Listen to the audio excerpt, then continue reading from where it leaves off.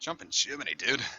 Had a lot of tech-based issues, but it is okay because we're back, we're live, and we're gonna jive. So let's get out of this. Close. Nope, that's not what I wanted to do.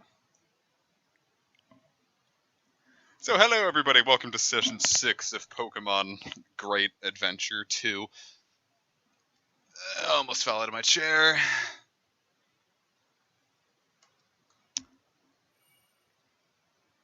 Lower the volume a bit. Okay. Smash! Well, I just got the, I finally bought the Fighter's Pass for Smash. So I've been, playing a lot of Hero and Terry, and they're both very fun. I also like Banjo a lot, and I ended up not liking Joker as much as I thought I would. So that's unfortunate. Now, which side of Diglett's Cave am I on? The wrong side. Lovely. How's Banjo? Banjo's fun. I thought Banjo was going to be the one I enjoyed the least. But I like Banjo.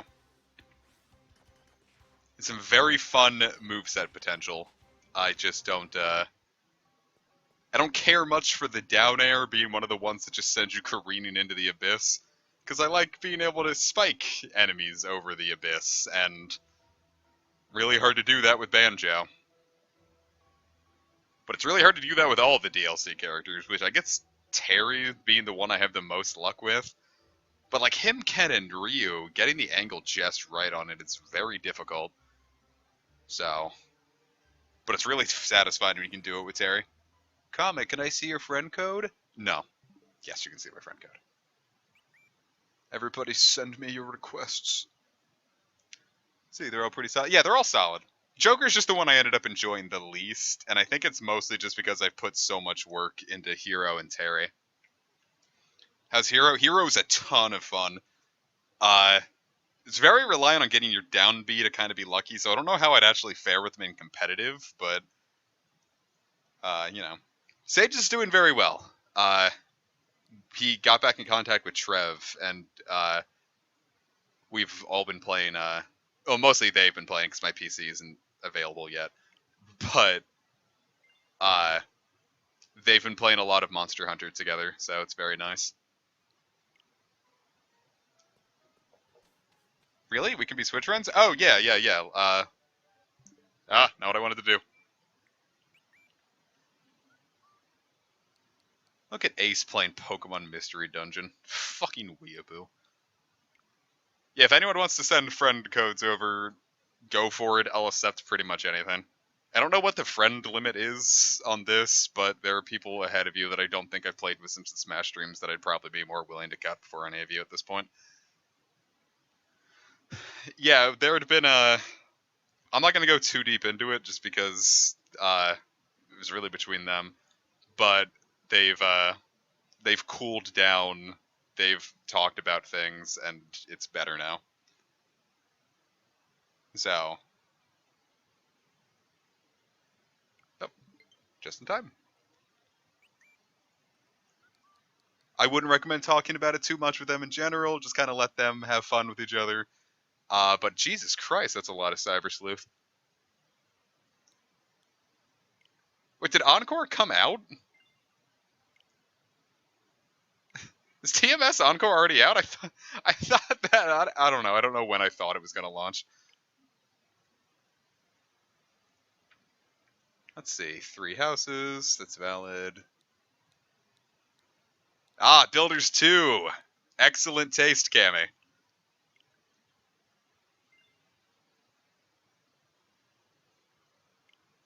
Cool. Alright, on with the hunt. Tonight, we're going to be hunting Kangaskhan. Oh, I thought the banner was just advertising that it was going to come out. Oh. I don't know. Point being is it flopped in Japan and I could not be happier.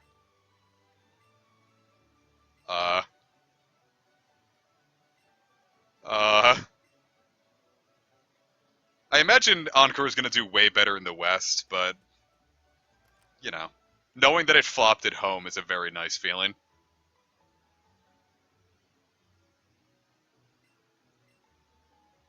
Stop! Stop! There's another child in there! No! He's flashing me.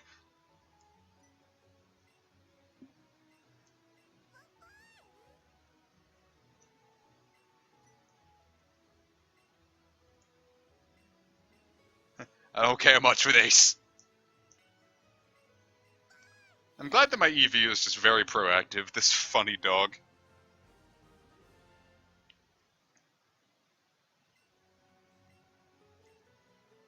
Cool. If Eevee ever dies, I can still use his corpse as a flashlight.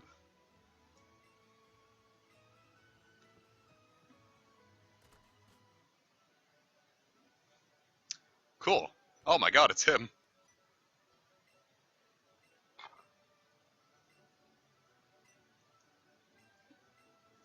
Nah.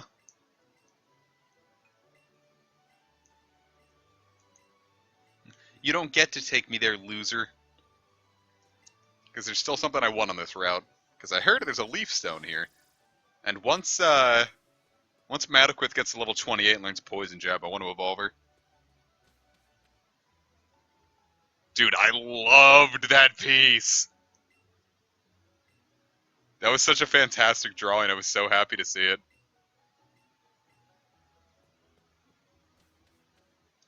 Did very good. Aha, we get the Leaf Stone! So now Mataquith can become a better shiny. I had a dream that there was just like some like I was just dreaming about like just trying to play the game, and it was like I couldn't get past here for some reason, and there was more grass around, and that there were like 5 shinies on the screen at once, and I had to let them go, and it was really upsetting. Opinion on Remind? I didn't buy Remind because I really didn't like Kingdom Hearts 3. But from everything I've seen about Remind is that if it was the base experience, I probably would have loved 3. Or rather, I would have thought better of 3. It still probably wouldn't have been. It still probably would have been below 1 and 2 for me, but yeah, Remind dropped. I think today actually.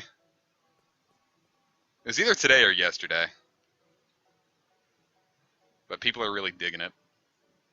What I'm digging is that they changed Master Xehanort's voice, so rest in peace, Rutger Hauer. But Jesus Christ, Christopher Lloyd is so much better for the role than Rutger Hauer was. Because Christopher Lloyd at least sounds like he's doing.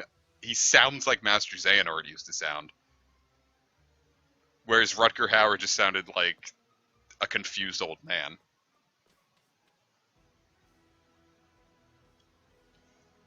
Yeah, I don't feel like dropping $30 on stuff that should have been in the game to begin with.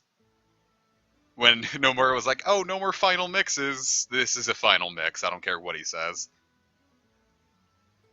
Hey, Jenny. How's Squirtle doing? I wouldn't know. It's in the box.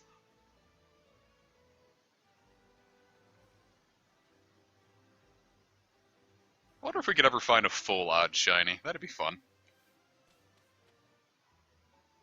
Christopher Lloyd did a fantastic job. Like, legitimately.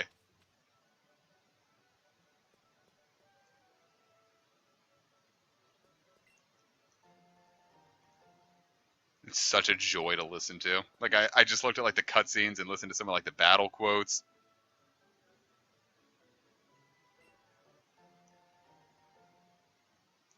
Yeah, I heard about that Xehanort mobile game, and God, I could not give less of a shit. I'll gladly watch the cutscenes, but uh, I miss the days of having weaker systems just because this is the kind of thing we would have gotten on like the 3DS. I don't really like mobile games. As a whole, I don't think they're very good. Games made for mobile tend not to be very good. I'm gonna come out and say it. Heroes is a fine time waster, but it's not really a Fire Emblem game, you know?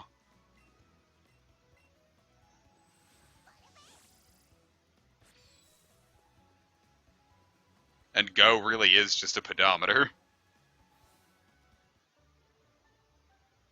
How is everyone doing here? I think my party's fully healed, yeah. Mataquith just needs... I think it gets Poison Jab at 28, so... I'll probably just keep catching the stuff up until 28, and then get them out of my team so they don't get too over-leveled. Not that there's going to be any real challenge in this game to begin with, but if we can hold on to even a fragment of it, that'd be lovely.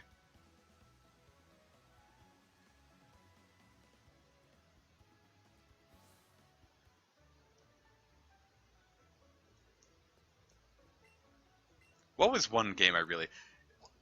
And the other issue is, too, is that when, like, games are, like, ported to mobile... Like, I got Dragon Quest 6 on mobile, and ended up getting a refund because I thought the controls just sucked. Like, it did not feel good. Man, I missed the joy of having ran out of my finals.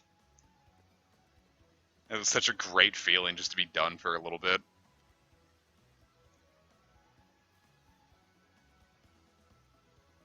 Enjoy college, kids. I miss college a lot. I'm not going to say they were my absolute peak or golden years, but I had a lot of fun there. And if I had the chance to go back, I would. On someone else's dime, you know? Like, I could go pay for my college now, but it's like, it's kind of cool when someone else paid for it.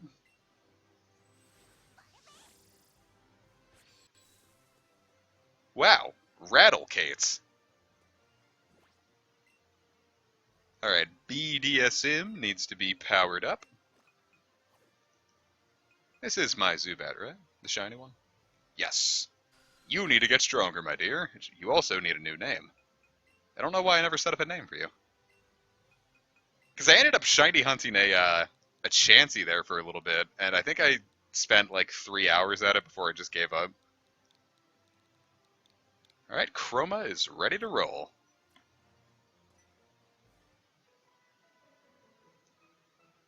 Yeah, I don't miss high school as much. Senior year was fun, but I don't know. As a whole, I am happy to be out of high school.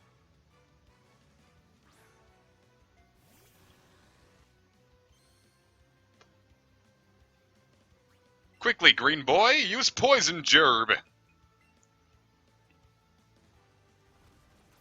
Haha, you got sludged. Battler would have worked for Zubat. There was a very specific reason I named that one Battler, though. Junior year is probably my worst one. That one was very difficult for me. Was not doing too well at that point.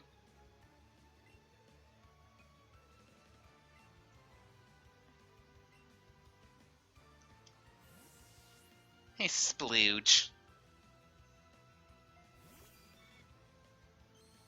Spludge. I like Gloom because that little drool from its mouth looks a little dirty.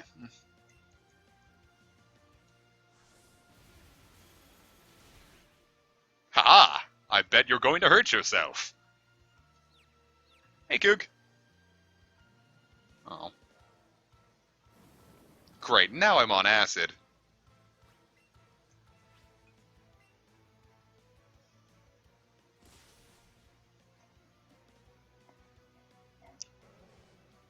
Yeah, it was just like junior year. I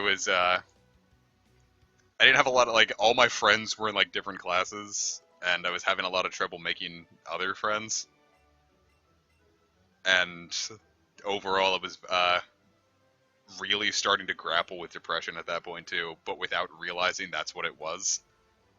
So, very difficult year.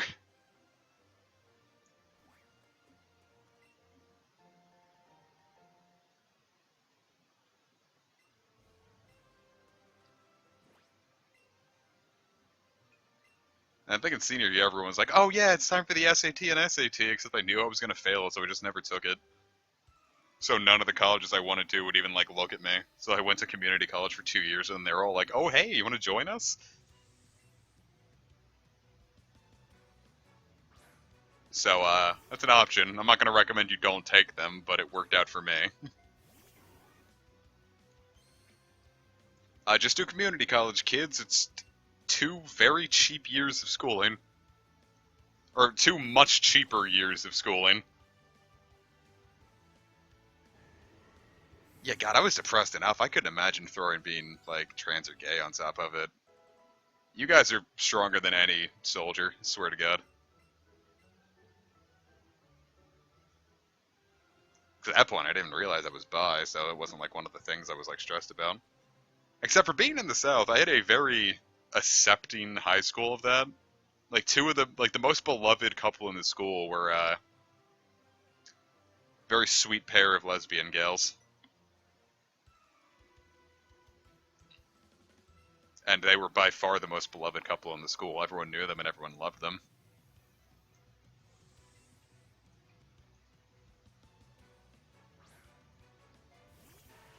So not what I would be expecting from that school, this area, but hey, any joy that can be taken in this world, I'll take it.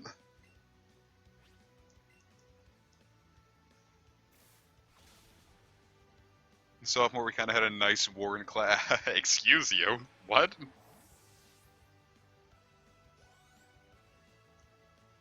Geodude.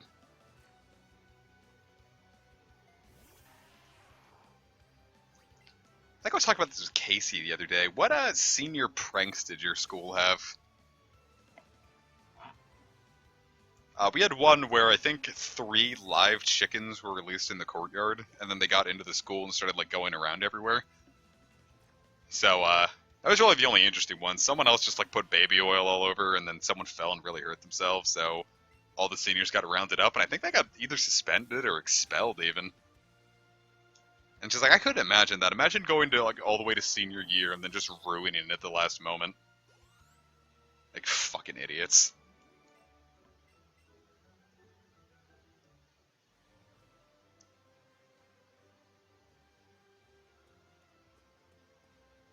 My idea for a senior prank that unfortunately never came to be was I wanted to get like a whole bunch of like baby doll heads and nail them to the trees outside of the school. But the issue is no one sells like wholesale baby doll heads, and buying the baby dolls just for the heads is very expensive and would probably put me on a list. So that never came to be. I still think about it every day as the thing that would have been perfect.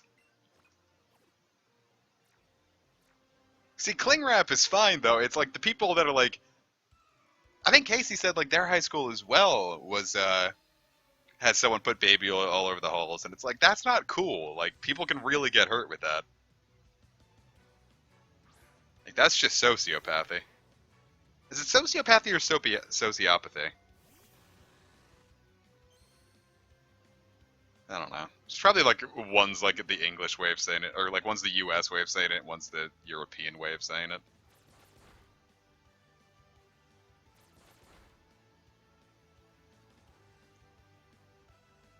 There he goes. What if you wanted to use dig on a bee, but Uwu Cannon said, "Go, come on back, BDSM." Second one would be the European. Yeah, sociopathy sounds like a very European way of saying it.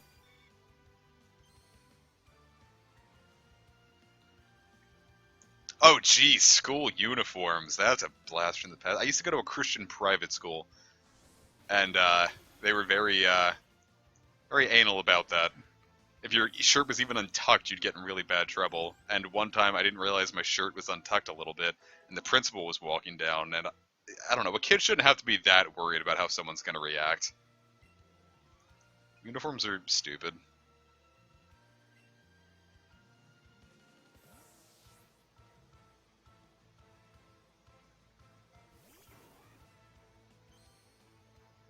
Yeah, uniforms.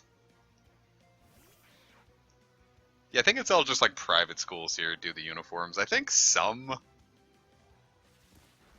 No, I think it's just private schools. Because I was gonna say like one I knew had them, but I also think that one was a private school. So I'm not the one to mention off the top of my head, because I just don't know for sure.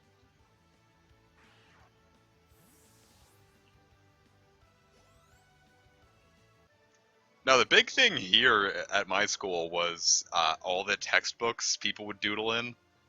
Yeah, because they had very funny, like, diagrams and stuff. I was about to say diaphragms. Diagrams and stuff. So people would just, like, draw, like, dicks on them and whatnot, because, haha, we're, teenagers. And we had this one diagram. It was like a, because it was for a psychology class, so the psychology textbook was there. And one of the examples was, it was like a hospice care kind of thing. So it's like this elderly woman sitting in the bed while young volunteer workers like caring for her. And so we always just like made it really cruel, and it was like, "Hi," like this social worker's talking to her, and she's like, "Hi, Grandma, how are you doing?" And he was like, "I'm dying." And like we ended up making like this whole thing about her that she ended up being this horrendous like racist of a grandmother, and we had this whole story, like this whole like lore set up for the dying grandmother, and it was funny. I had a good time. It was a very easy class.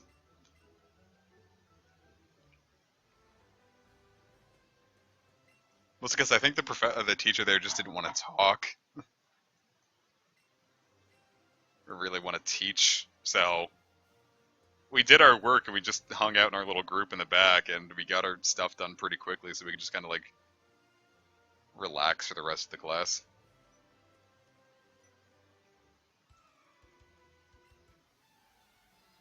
Dying grandma, dying grandma lore. The one thing that really sucked about senior year for me is that uh,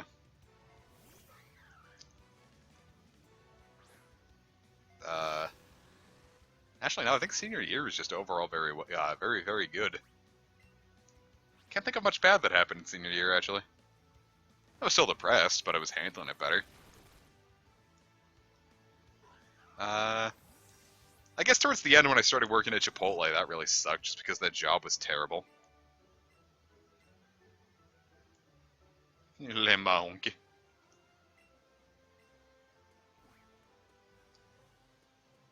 I'm going to Patreon. I'm going to donate to your Patreon.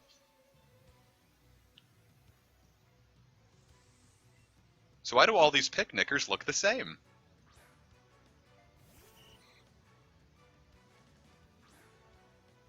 Psychology. Psychology.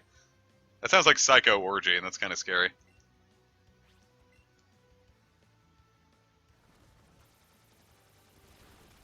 God, BDSM is so strong.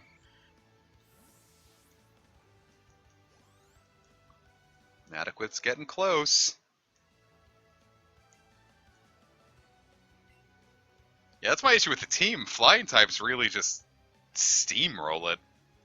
But that's why I have Funny Dog. Pokemon Let's Go Snom. I'd play it. I know Casey would adore it.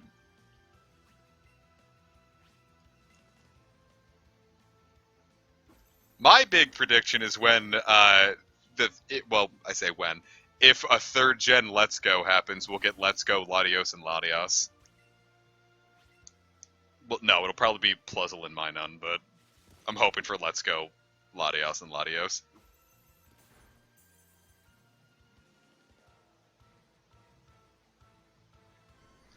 You think Nate's grandpa did something stupid to die? I don't know. At that point in time, I'm sure he just caught a cold and they didn't have any medicine. Old people die of stupid stuff all the time. When you're that old, your body just kind of craps out at the slightest sign of something weird. Hey, Chansey. Krabby! It's Crabbert!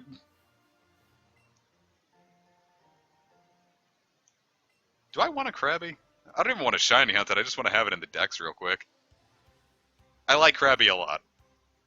I think it's cute.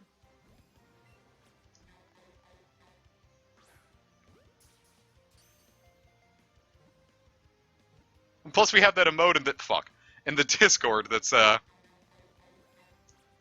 praise because of Krabby.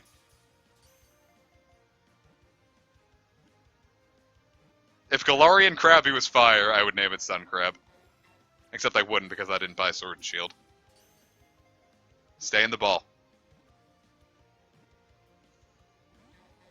I swear, catching things in this game is, impossible. I actually can't get the angle right on this either. There we go.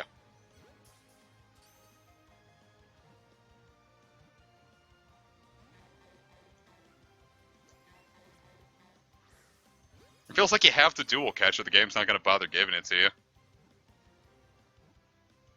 Like, this thing's going to escape.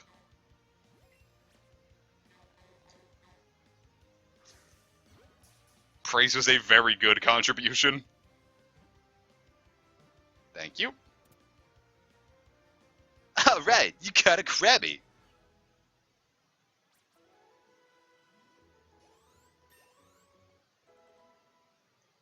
Nah, you're fast enough.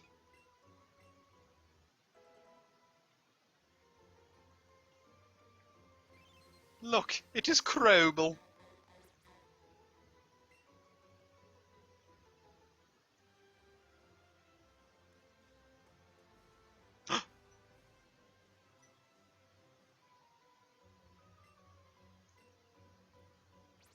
Who jumps up like that? Oh fuck, I'm gonna get mugged out here.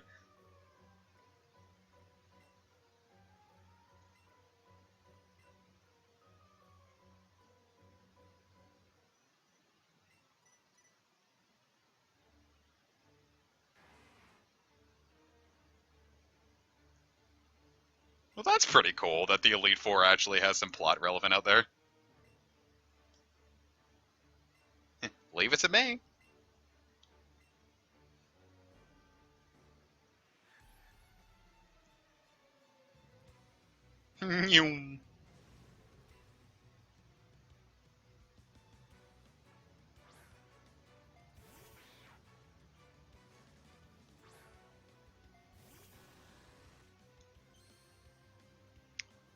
I really like her redesigns in general. She's a very good-looking character. But I can take you on right now, Lorelei. I know it. I have BDSM. And Battler's level 25, so you're not even, you're just no match for me. I'm gonna keep it real with you.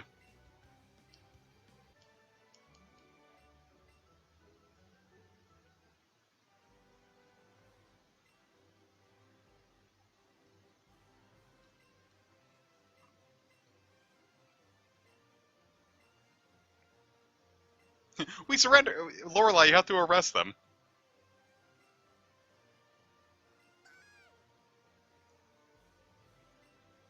Till then, I have to go slaughter 3 rockets in a dark cave where they can't escape.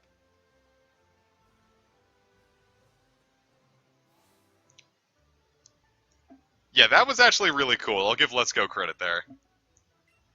Fleshing out the lore of the...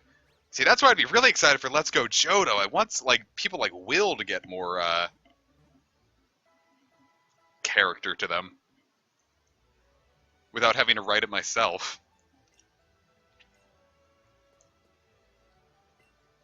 I'm an ace trainer. I don't have sex.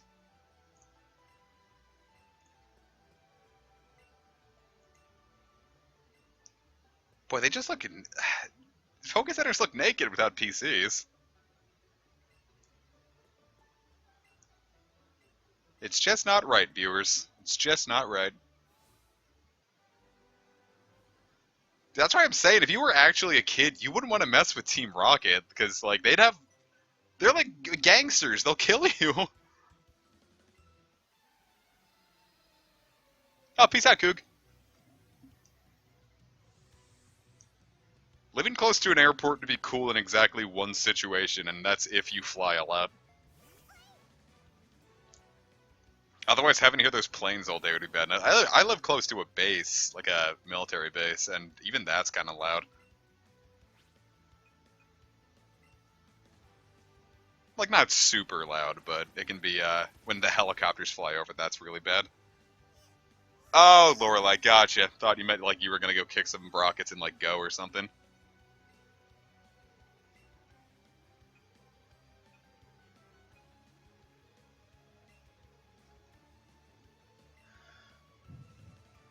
Flesh lore. Yeah, I'm getting. I finally beat Giovanni in Go yesterday. I finally. I didn't specify which base. There's a lot of bases in the U.S.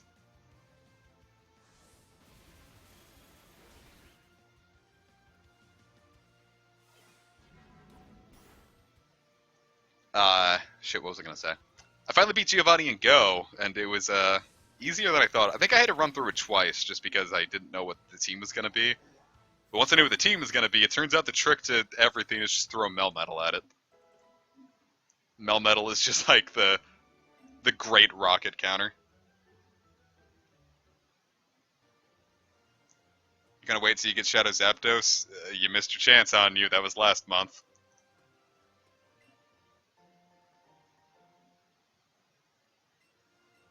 Like, I got Shadow Moltres, and that's the one I was waiting for.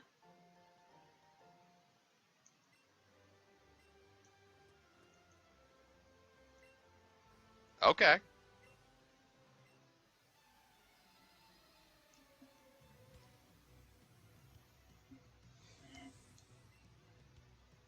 I'm hoping that the next one's like, it starts going to like the Shadow Beasts, because I'd really love one of all like the Shadow Legendary Beasts. And the Shadow Reggies could be really cool. Though the issue with the Shadow Reggies is you have to use a shitload of candy to make them usable.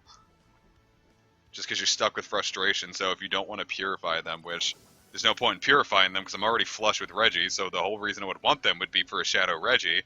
But that means to get a new charged move for them, I would need 300,000 candy and like 300,000 dust and 300 candy just to make them usable. And that's a kind of a big investment.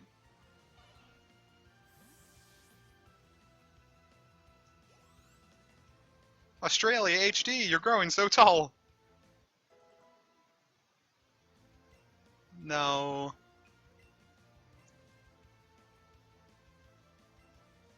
Primate, do I got something for you?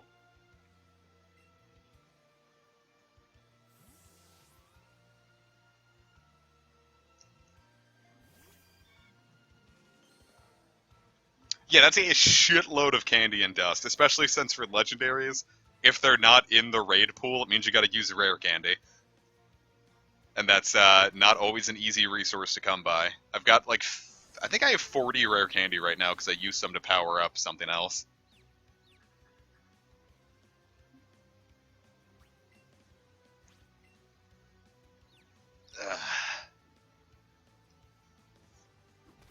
But with the event tomorrow, I can get more rare candy, so. Because we can start getting rare candy from gifts.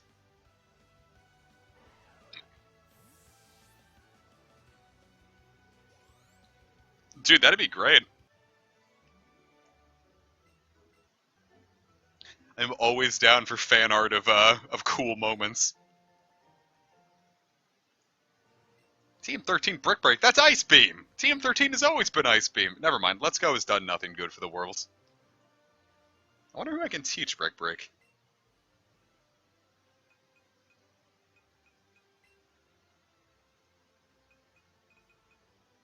What, BDSM can learn Brick Break?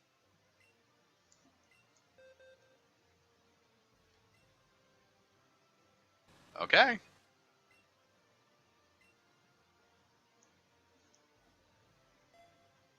But yeah, I actually use my rare candy as the thing, though.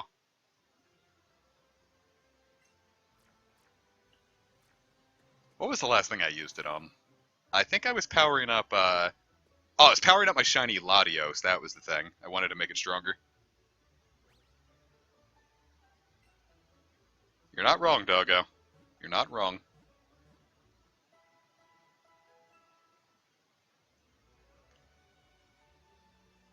We hope to see you again!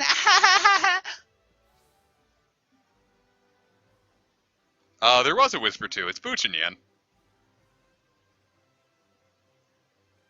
More like a cock tunnel.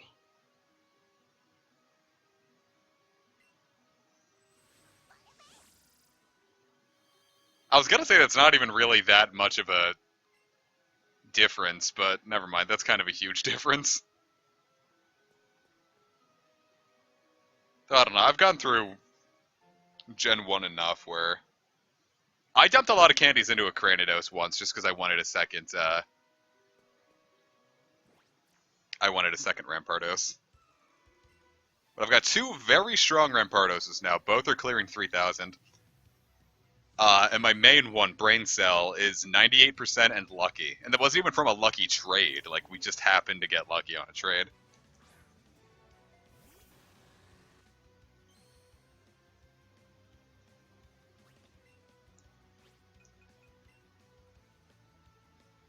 Dude, it is going to be so great when we can Mega Evolve this thing. You were the best surprise I never realized I wanted.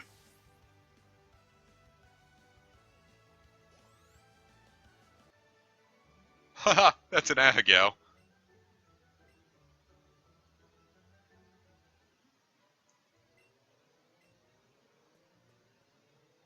If we find a full odd shiny, I'll shit. Okay, I think this is the place where... Yeah, this is the place where I saw people hunting them. You go up and down this ladder in particular. So what we're going to do is... Well, first things first, we're going to save, just in case I break a streak, I need to reload. Next, we're going to pop a lure. Probably should have bought more lures.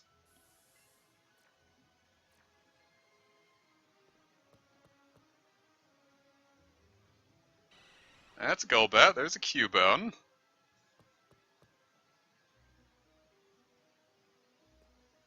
Because my boys, we've got to find Kangaskhan. Okay.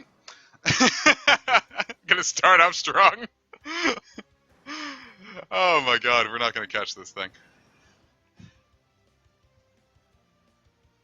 Let me open up my other Joy-Con.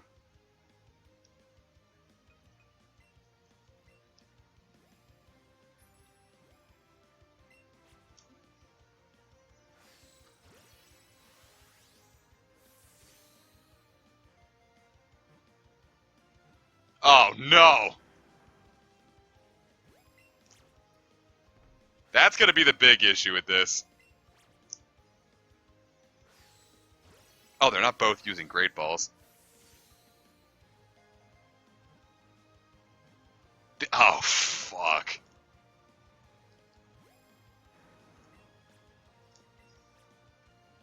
Completely whiffed that.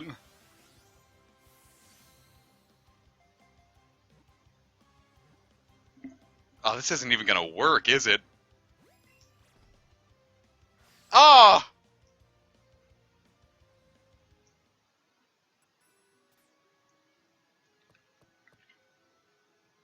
Oh, this thing's gonna be full odds in the end, isn't it?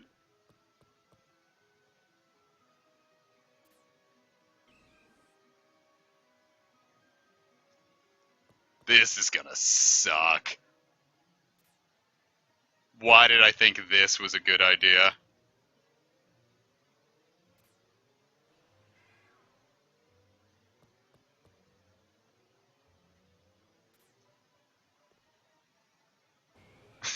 Oh no.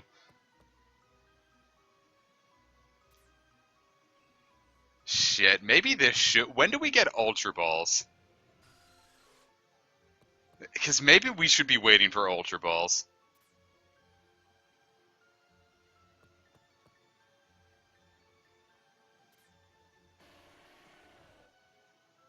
Or maybe... I don't know.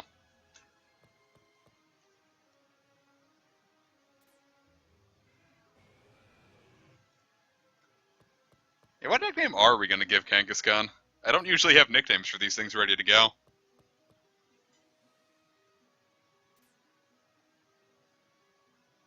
Look at all these Machops. Look at these friendly little dudes. No, Genghis is too easy of a name.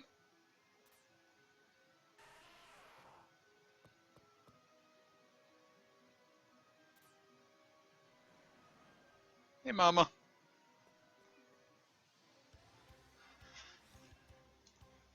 Okay.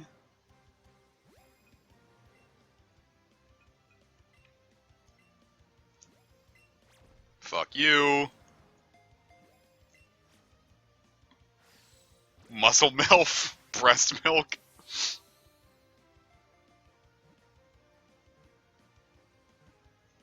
Yeah, we've done it. We got it on the very first ball.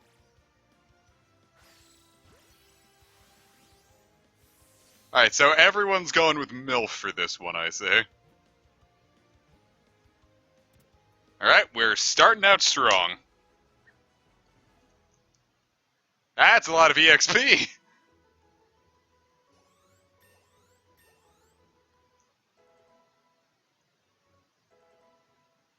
Razor Leaf. Was it Razor Leaf I wanted to learn? Yeah. Razor Leaf, because Poison Jab is, Yeah,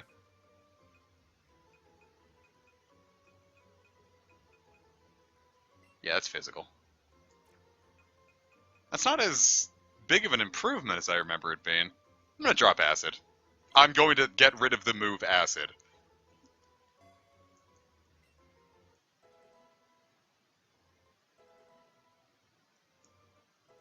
Alright, so some variety. It's not going to be named Rosa. Kangaskhan actually cares about her child.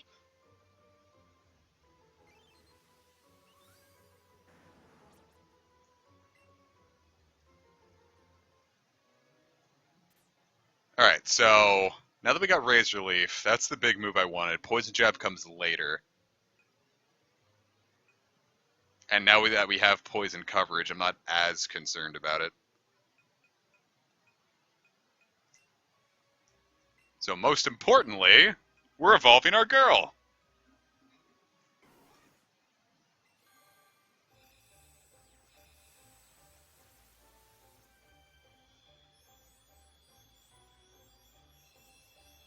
That's a good shiny. Oh, Mataquith.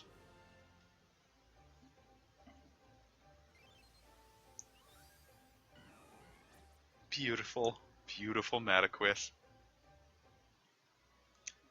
Okay, but now that we're there, we are going to put all of our babies into the Pokebox. Remove from party. Remove from party.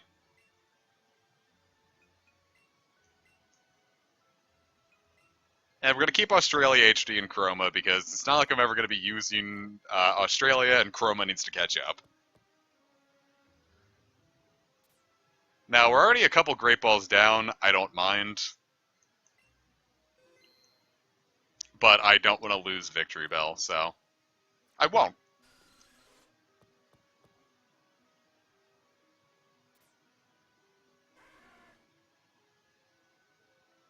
The lighting makes Charmander look very gold. It's true, Australia HD was named with your permission. I had to get an Australian's permission before I could be totally sure.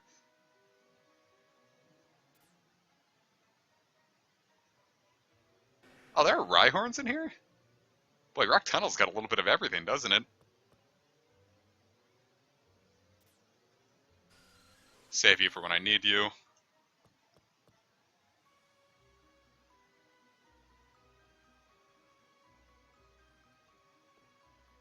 There were two Kangaskhan's! Alright, I need you.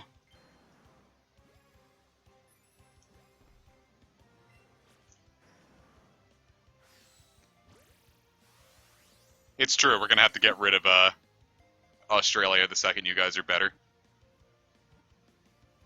I was really surprised that worked as well as it did.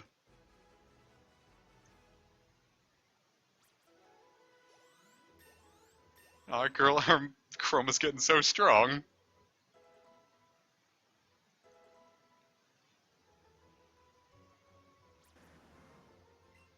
Plus, now I have a Kangaskhan in the party, and it's like, whew, what am I gonna do with that?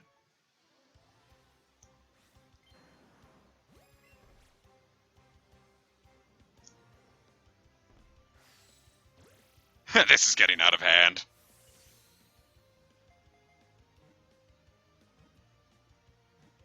I will probably keep Australia just long enough to evolve it for the Dex entry, but not much longer than that.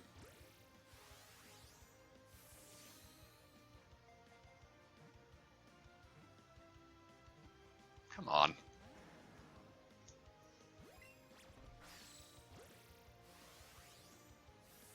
Maybe I should be giving it a raspberry, huh?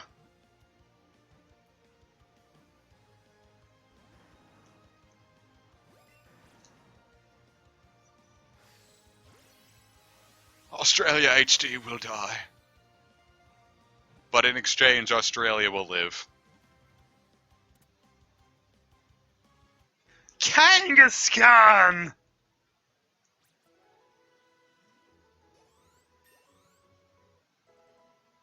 Kangaskhan. Yeah, get rid of Fury Swipes.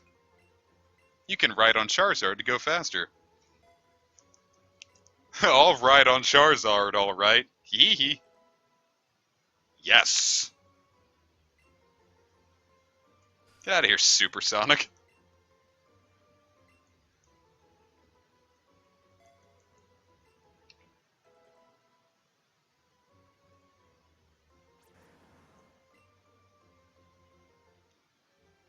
Yeah, but Kangaskhan's Mega Evo isn't really all that without its ability. Like, it's okay, it just gets a good power buff, but... without parental bond, it's like half the reason I would want to use it.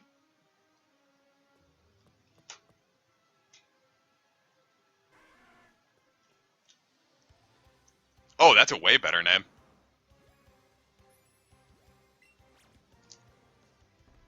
That's annoying as hell.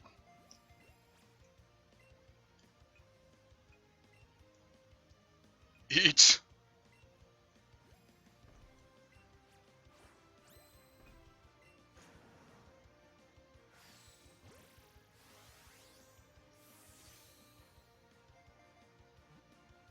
Well, a vaguely better name, given the... Anyway.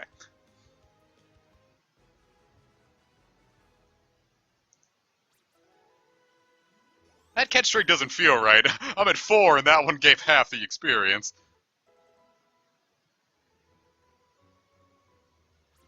Alright, only 27 more Kangaskhan's to go.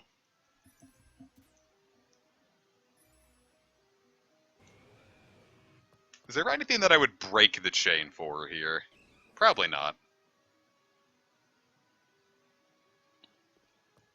No, I'm not breaking a Kangaskhan chain for anything. Someone could... oh, unless it was like a winning lottery ticket. I'd break the chain for a winning lottery ticket.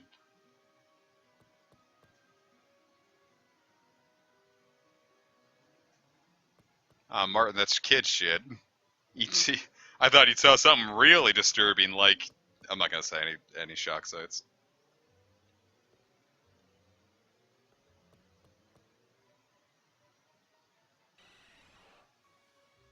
Well, if it takes more streams just to get...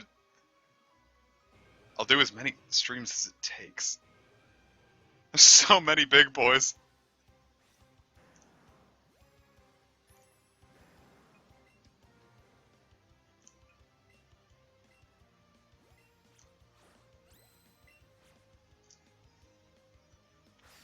Gotcha, bitch!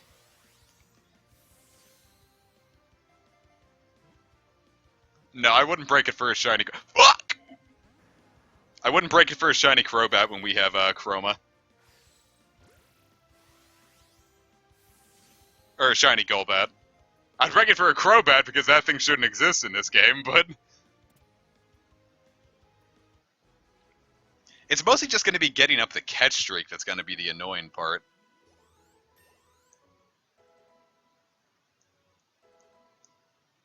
Like, once we get the catch streak going, I feel like we're going to find this thing. Maybe not, like, quickly, but... they're popping up very commonly. I've got the shiniest KC I could imagine. The rarest KC of all, of which there's only one. And they're mine.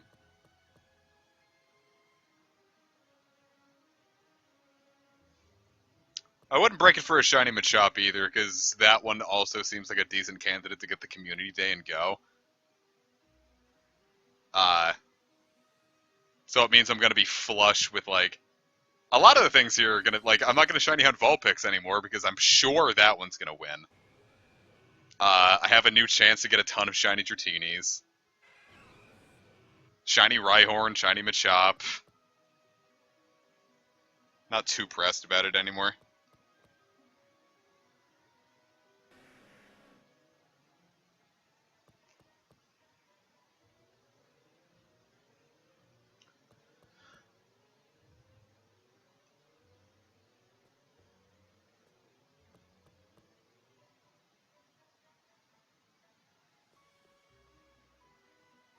Now, the only downside is we're probably going to have to walk back and buy more Great Balls. Or more lures, probably.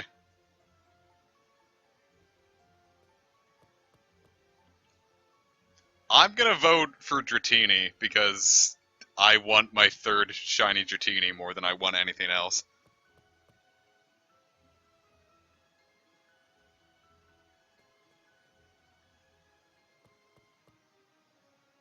Plus a superpowered Dragonite would be fun. For rockets. Yeah, we've got a lure on. That's why there's so many Onyxes popping up, I'd imagine. Speaking of...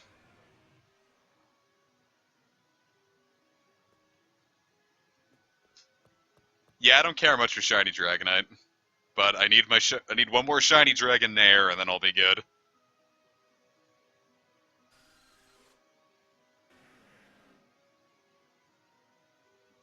But the way I see it is that Niantic's going to be like, wow, everyone got so many votes, we're going to have these be the next 4 community days. So that's probably what's going to happen. Either that or they're going to be like, oh, everyone tied, we're going to have a 4-way community day. Go nuts, kids. Or have it like a community weekend, even.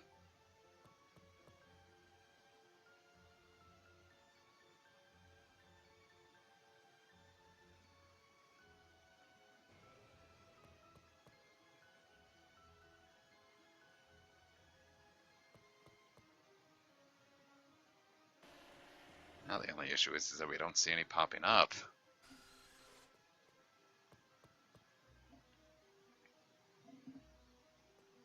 You got a level 1 Vulpix from the 7K? Those are decently rare. Gravelly looks silly. He's like, hoo-hoo, I'm a pimp.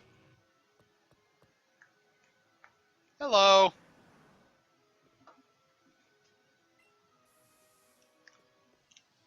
Jiminy Christmas. Keep that on hand, Hanyu, in case that, if Vulpix wins the community day, you're gonna want the, shiny Alolan Ninetales. To be that good.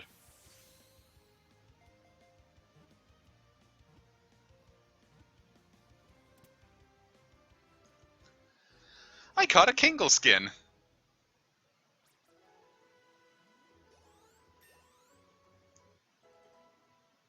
Chroma wants to learn Haze.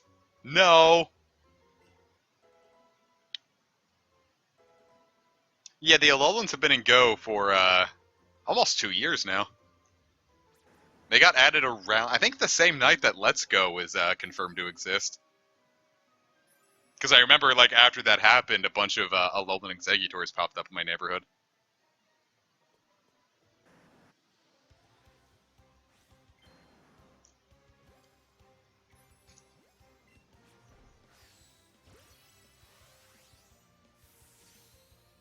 Well, no, Alolan Vulpix can be shiny right now. It's just, it couldn't for a second. The Hatch 7 Eggs quest was glitched, it wouldn't give a shiny one. But they fixed it, and now, they lowered it to 4 eggs, and you can get a Vulpix.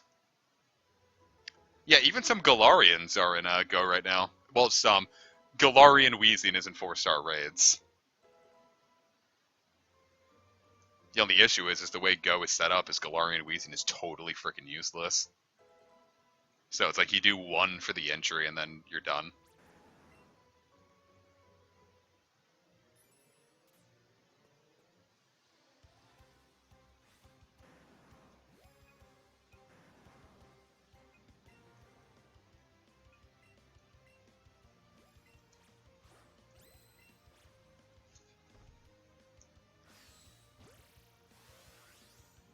Yeah, I think Galarian, Zigzagoon, and Linoon are in the data as well. It's just, there's nothing you can do with them.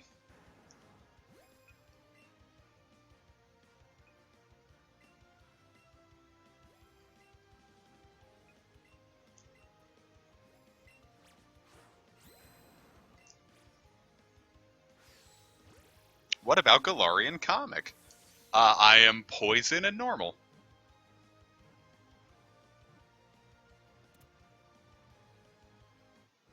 Galarian Comic is, yeah, there we go. See, because I always come up with a new Slugma form every time a new region is announced. So oh, Chroma's evolving. That was fast. Uh, my Alolan Slugma was grass and ground, and the lava is mud, and instead of a pillar of, like, flame, it's got a big flower growing out of its back. And then I put that in Project 3 as Marsh Cargo. And then I had an idea for a Galarian one that's Poison and Steel, where it's sludge, and it has a big smokestack. And so I'm putting that one in Project 3 as Slag Cargo. Ooh.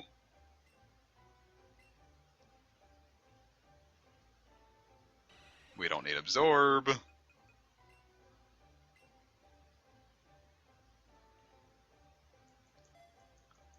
Cool, I haven't used a straight-up Golbat in a while. I've used Crobat, but...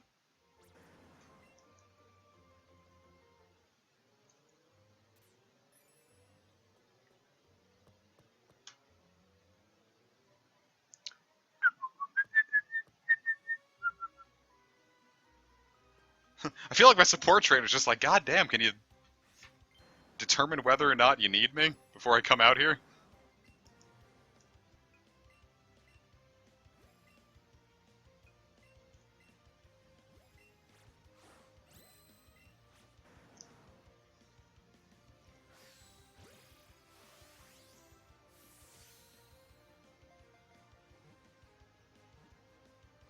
Nice. I misread Swish as Smash. 4,000? Jiminy Christmas, dude! Chroma's just about caught up.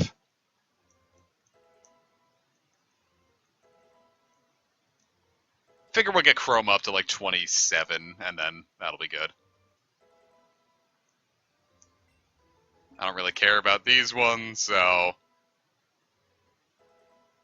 Oh god, we're gonna have to deny the Mega Punch each time.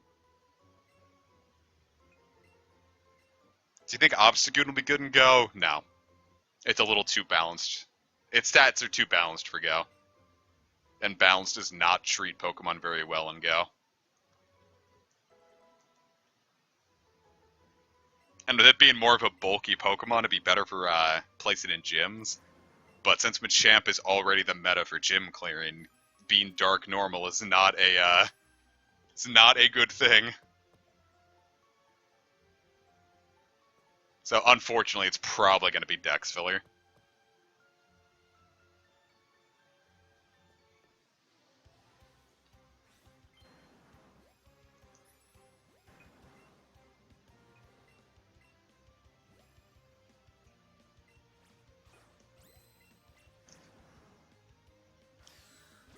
Oh.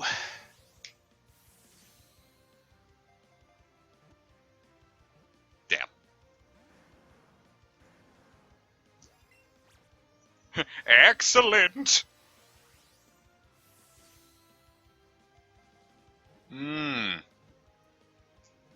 So me and my friend on last Friday, we did our thing where we watch anime and drink, and we got this. We tried new stuff. Like we wanted to just try like different types of like rum and stuff. And I got some sampler bottles of moonshine there. And I got two. One was apple pie, which I already know I liked because I've had apple pie whiskey. But one was just called Blue Flame, and I was like curious because I'd seen it. It's always in a blue like glass. And I was like, what does Blue Flame taste like? And we got it, and it was death. Blue Flame was fucking death. We finished it, but God, it was a struggle to get it down. Damn. Go through all this work to get an excellent throw, and it just breaks out. Yeah, I imagine that's what fighting Sans Undertale in real life was like. Just the way that moonshine tasted. The apple pie stuff was fantastic. I sipped that for hours.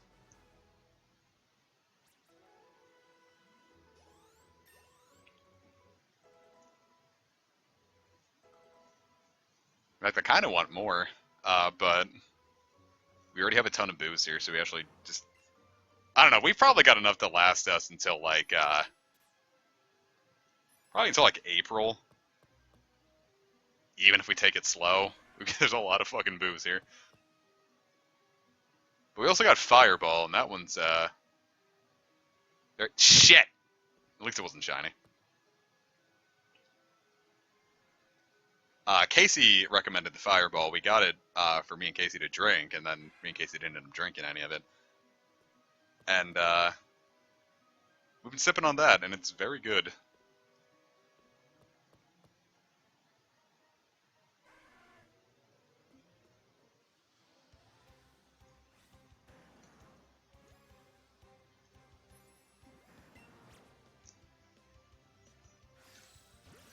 Balls touch!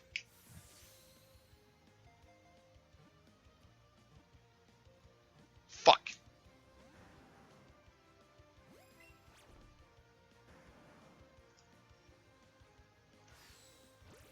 I'm making my balls touch, but I just can't get the mom to stay. We swing 2 balls at this MILF and she won't even stay in the room. What the hell's your problem?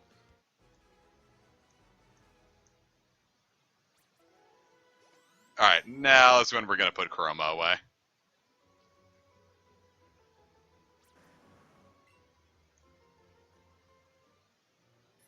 You've done well, my sweet, but I don't want you to get too powerful. The fact that it's already caught up, I'm very happy with. That's more than I could have asked for.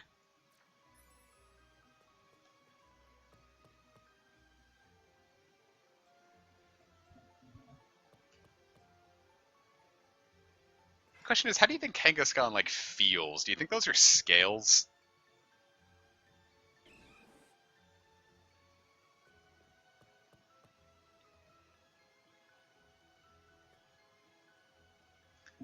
I don't know. At this point, I'm actually going to save again because I don't want to have to worry about getting Chrome all the way up. I'm willing to lose the progress we've made if the thing breaks.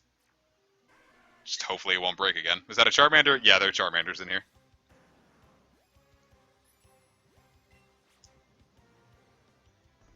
Jesus Christ, that was awful.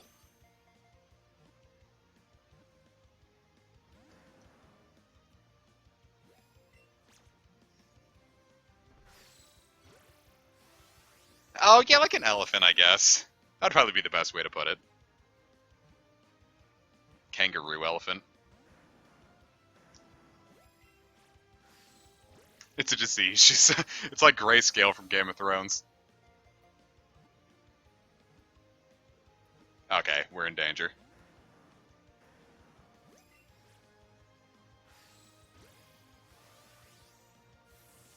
Oh.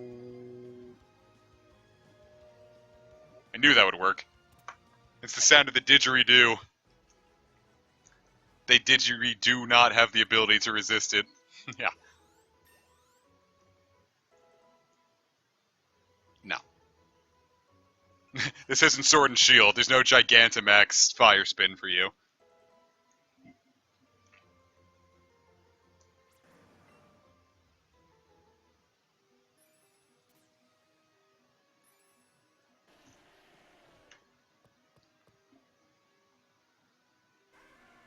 And I wouldn't break it for a shiny Charmander either. I don't have a ton to spare in Go, but I do have one to spare. So if I was gonna really be pressed about it, I'd just bring it over. Because the only Charmander I care about is this one, because now I kind of have an emotional attachment to it. It was suffering, and now I'm giving it a new life.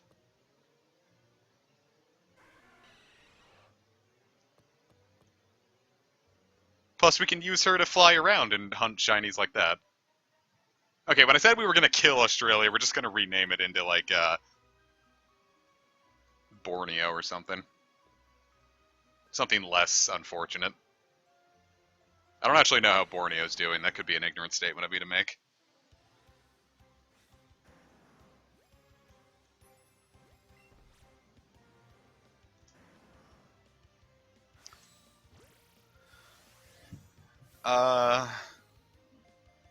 Name it Boomerzard.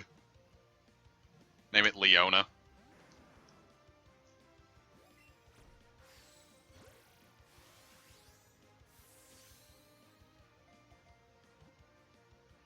Come on.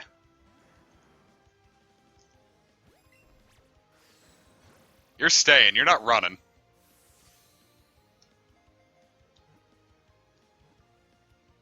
It's running. Fuck, we're gonna lose this streak. It's gone. Fuck! Ugh.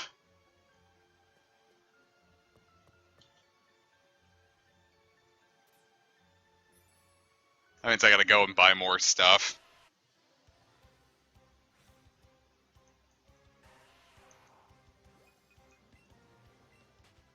I don't want to reset. We put all that work into evolving Chroma.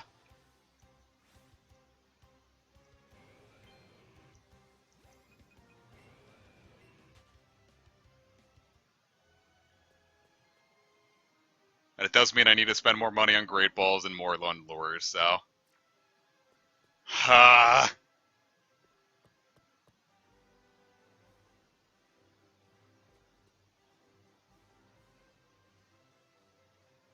Back to Cerulean. This would be easier if we'd got enough of a streak going to get Charizard.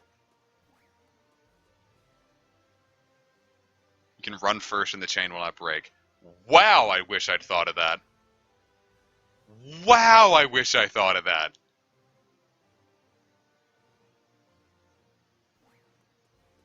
Well, on the bright side, it won't ever happen again.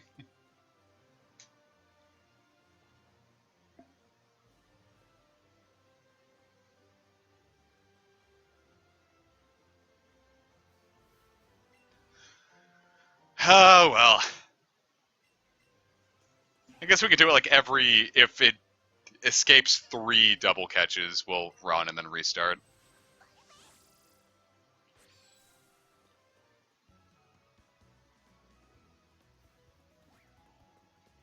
Is there something worse than F to press? Truly, is there anything worse than 2 Fs?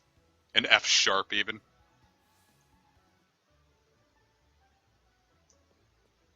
Welcome, can I help you? Yes, I'd like a lure. Let's get 15 lures.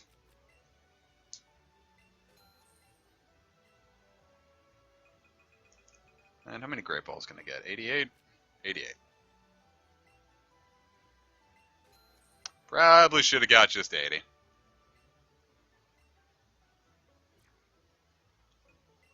I have anything I can sell for good cash? I do not. Oh well.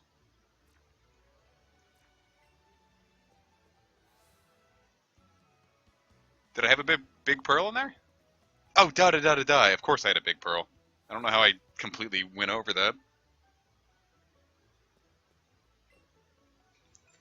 Did I get an email from Discord? I did.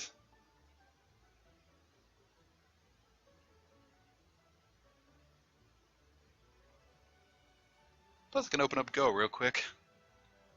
Big pearl. You can at least buy her a big pearl. Sell me for cash. Sorry, Martin Myers. You're too important to the plot. I can't sell you. What is the most recent shiny I got in Go? I got 7 Piplups during Go Day. So that was pretty good. It was very, very cold out, fitting for a penguin. But it was a very nice day.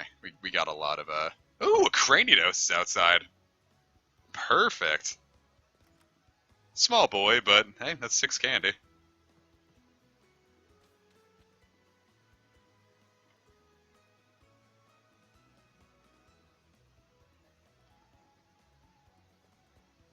Good thing I checked. That's good for my Rampardos. Alright, now what is this Cranidos' stats? Maybe they're good. They're alright. Lucky trade that, maybe.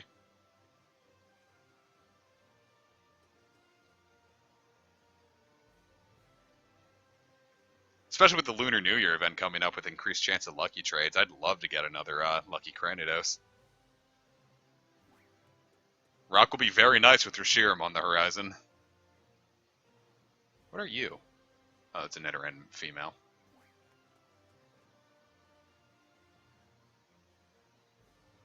I wish there were more Carablast in the area. I want more Escavaliers. I'm not at all looking forward to Darumaka because I'm sick of Niantic. The Shellman ran.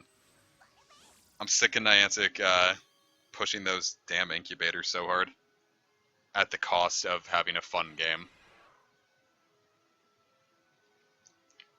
I mean, very greedy with the incubators. Plus, incubators are just goes gotcha, and that's no fun. We'll never purposely spend money on incubators.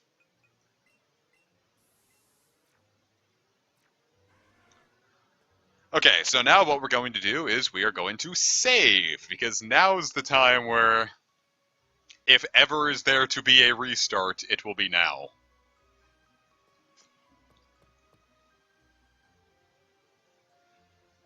Time to begin the streak anew.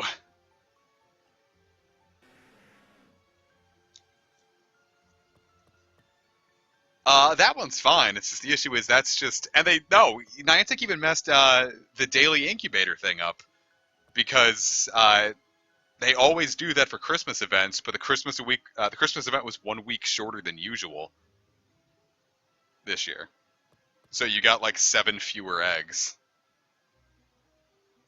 that you could hatch.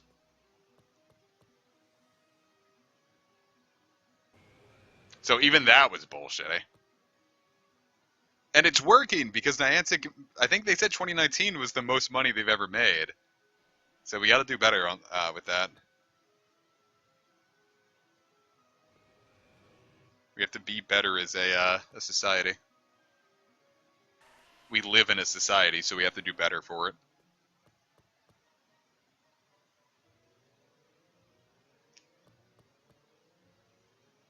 The shiny luck isn't even really the issue. It's just making sure we get that streak.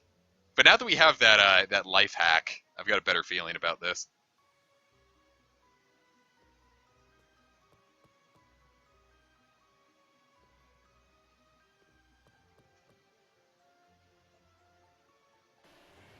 What if I just, like, on the 30th one, the streak broke, and I just immediately, like, quit out of the game and started playing Grandia HD, and then just never said anything for the rest of the stream, and then it turned out to be another 13 hours of me just silently fuming playing Grandia.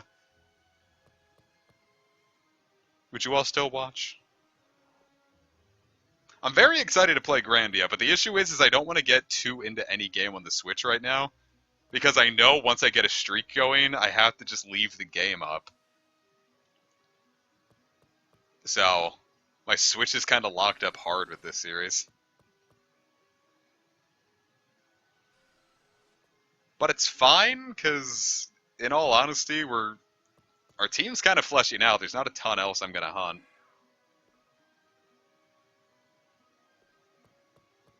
There's well, actually, no, there's still a lot else I want to hunt, but... Well, no, plus then I can give myself a bit of a break, because the bank finally approved my credit card, so... Yeah, I never did ask. What are you hunting, Cammy? My bank finally approved my credit card, so I get it in a week.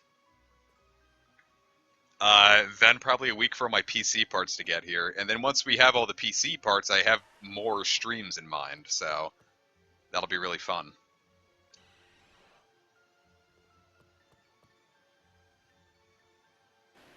For example, we've got some Iceborne streams planned. Well, some standard Monster Hunter World streams up front, because I never got too far into World, and now I have it on PC. And then just anything I need a beefy PC for, like, I have a special series planned. I won't tell you what it is, though, because it's a secret. But it is something I'd say completely unlike... I have a single video even vaguely like it on the channel. It is unlike most other things I've ever done before. And then I know Brad wanted me to do, like, Fallout New Vegas, so... There's a lot more stuff I can do. Plus, we have the Kinky Ball going. Duh.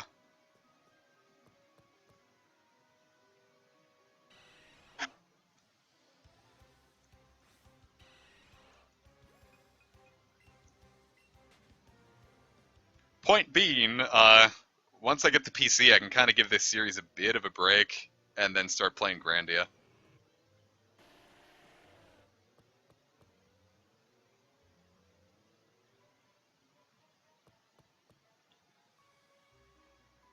Well, it was based off of this one picture where it was just like a fish, and it said kinky, and then next to it was the translation, which meant idiot. So that's what we're calling the mall in Minecraft. Because I was at work once rendering a video, and when you're rendering videos at work, that's like 5 minutes of downtime where you're just like, alright, that's all I can do. I can check my email or go on the internet for a second. So I'd go on Discord. And I was thinking about malls just because I was like on like... I think I was like on a subreddit called like Dead Malls, where just like old malls that are like abandoned or just no one's going to them anymore. And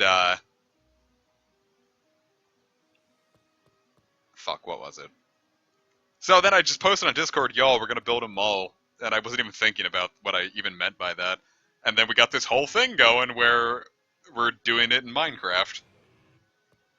And then we came up with like games based on it. Like we have the first season rather is once we get the mall actually going, we're gonna have like gold nuggets as the currency, and then each stream the person who makes the most and the least money are the losers. So you have to be good, but you can't be too good. So there's going to be like an even more element strategy for it, and the winner, they get something. To be determined. We'll see what the winner wants the most, and then we'll see how feasible it is.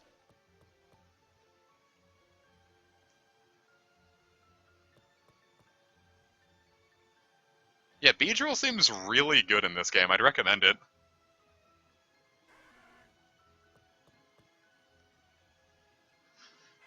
Great, now we can't even get the fucking Kangaskhan to Kangaskhan. Minecraft is a lot of fun. I think people are really going to be happy once they get into it.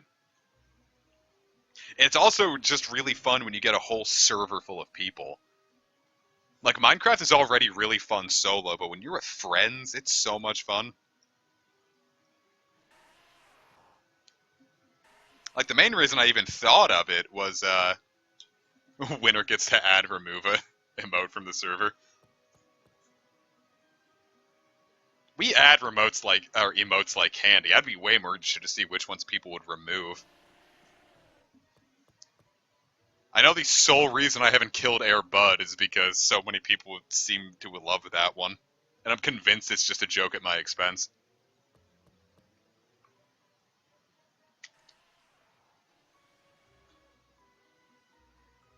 We have the lure up, right? Yeah, there's a bunch of crowbats spawning. Golbats.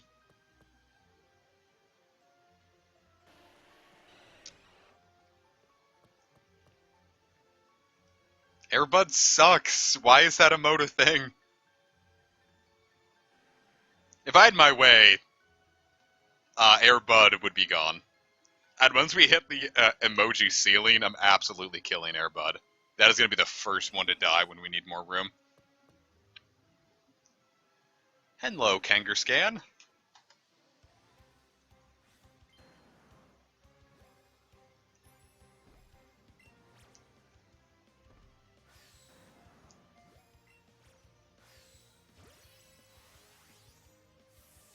No, Suncrab is gonna stay. I love. Well,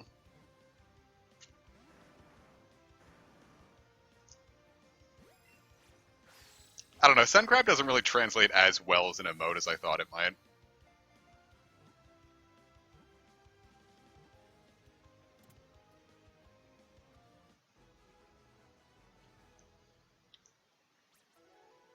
But yeah, we'll see what we can do. I think we picked out what a reward might be. I've just forgotten.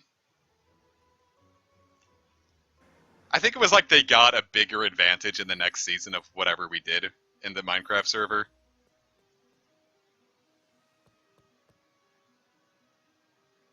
Like they start out with like more material.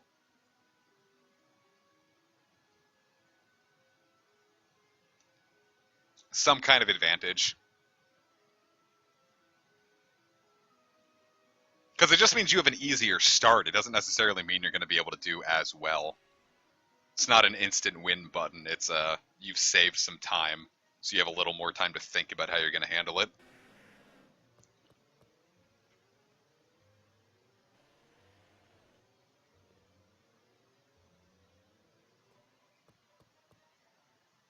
Or you could choose to give everyone else the advantage, and then you'll be the one at the disadvantage. I don't know. I feel like there's a lot of ways we can go with it. Damn, a whole lore. You give me your mailing address, and then I mail you a picture of me.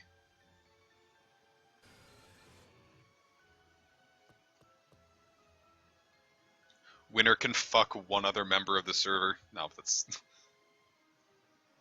It's no bueno. I'm sorry. That wasn't even a funny joke.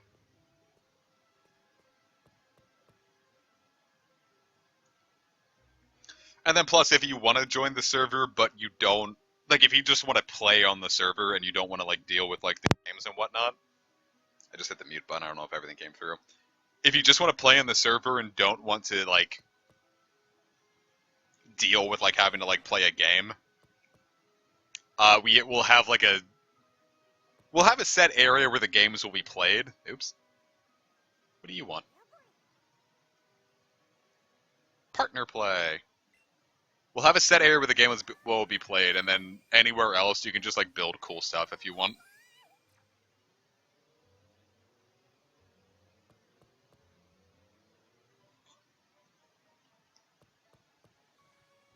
Same way for people who lose, they'll be kicked out of the playing ground and have to go build elsewhere. So then we can have like a nice little road trip of seeing what everyone built while they weren't able to play the game.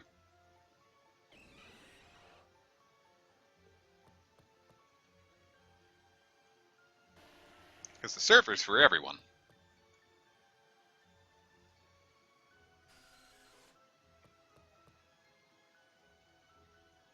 So I think it'll be cool.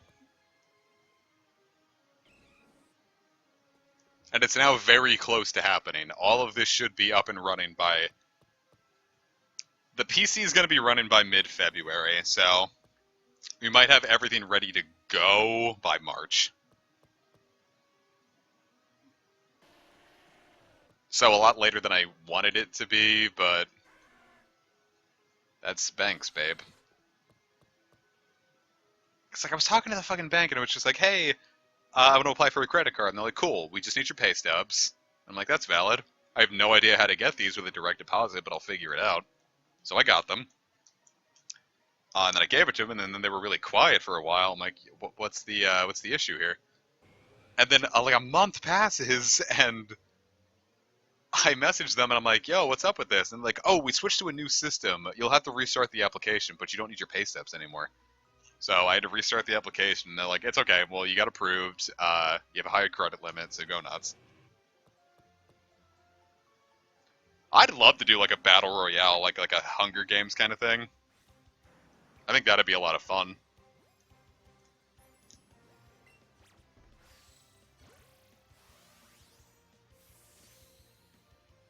And like we can do a thing where like if a winner wants to go back into it, they can have some kind of advantage. Like they start out with a piece of armor or a sword, so they don't have to risk themselves immediately. Because like that's not like an overwhelming advantage. It's you're a little safer to begin with, but you're not like completely. You've already won.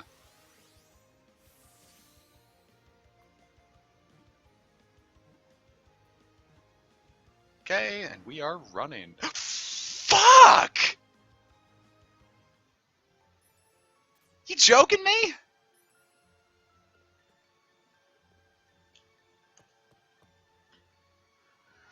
All right. Yeah, if the non-participants want to bet and like have like bigger advantages in future games they might be interested in, that'd be something fun.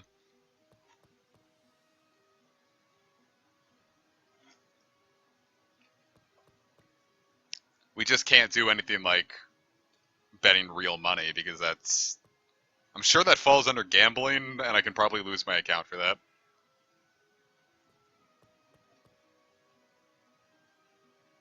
So, yeah, no.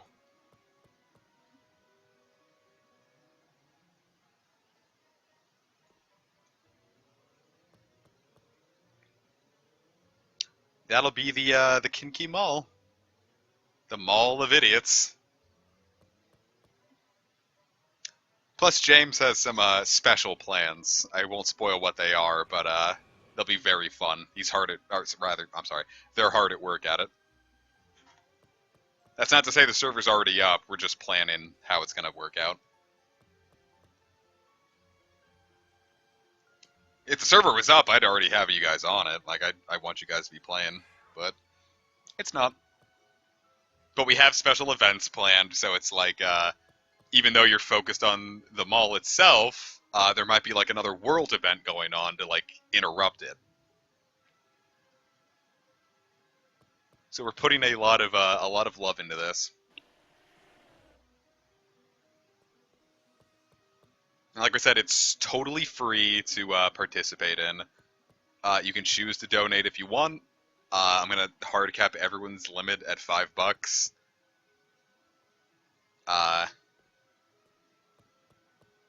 So even if you do donate, you're not gonna be breaking the bank.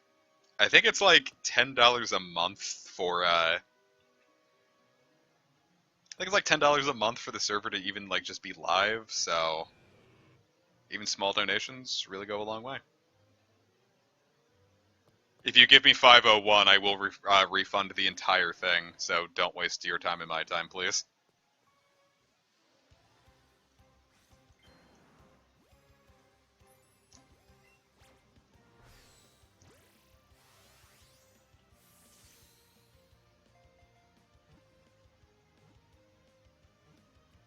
Alright, we take that. 420 works.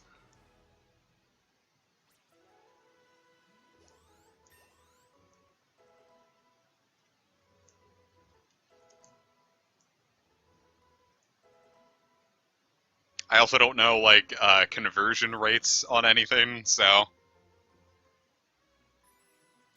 don't know what Europels would donate.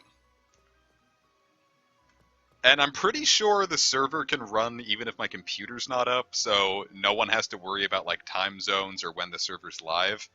If it can be up 24/7, I'd like it to be up 24/7. You're all free to hop on it at any time. The only hard and fast rule is please do not touch what is not yours. Don't grief things.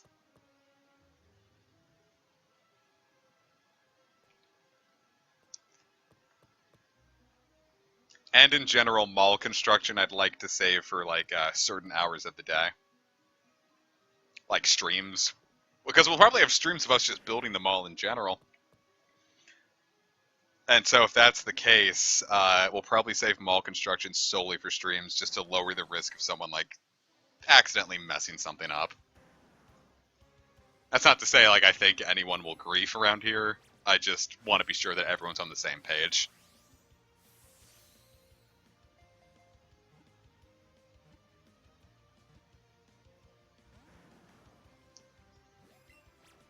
Because that's my biggest concern. I want everyone to have fun.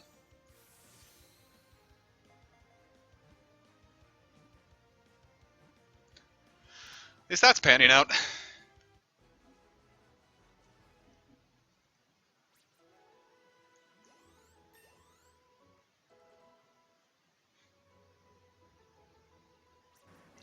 I think I might be busy tomorrow, but if not, we'll likely have to save catchy because I feel like the rest of the stream is just going to be getting the streak up.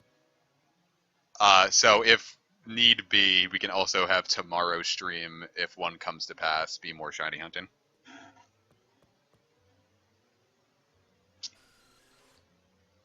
But I think I might have plans. My pal said he wanted to go to a casino, and I'm not going to gamble because I don't care much for gambling. But he said there's some really good restaurants there, and I am interested in that. Overall, I'm a lot more interested in the casino area when I know he's going to be the one driving. Just because I hate driving in the harbor. It's the MGM Casino.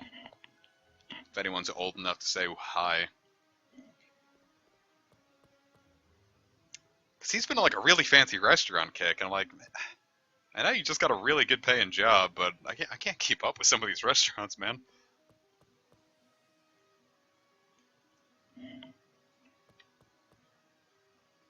It's not like I'm one to judge. We go to this one Mexican place where the bill runs up pretty quickly. But it's really good food, so I don't really mind so much there. Because at least I know I can get stuffed there.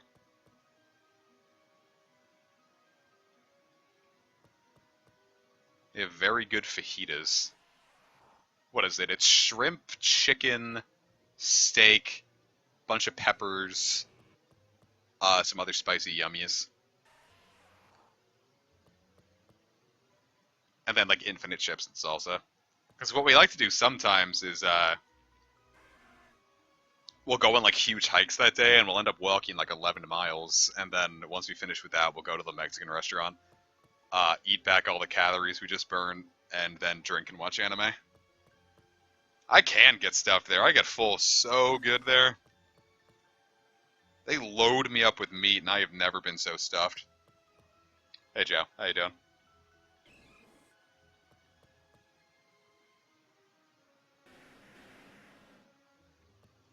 Hey, Joe.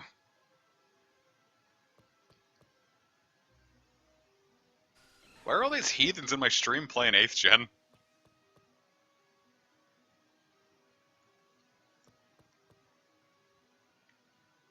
I think Casey's shiny hunting a Snom right now. Or just, I don't know about like right now. Let me see if it is right now. No, Casey is not on, but they were...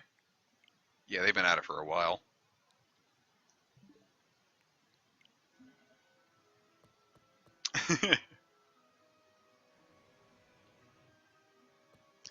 I don't know. I'm still banking on them doing an Ultimate Edition release of 8th gen when a third version, if you will, of 8th gen once 9th gen is out, or out for a while, or they either need to get the last money out of 8th gen that they can. Like an Ultimate Edition that has the base game with the DLC packed in, probably for a little cheaper. Because as it stands, even if I buy it used, it's probably $40 used and then $30 for more DLC. That's still $70 for a full experience, and I'm not really about that.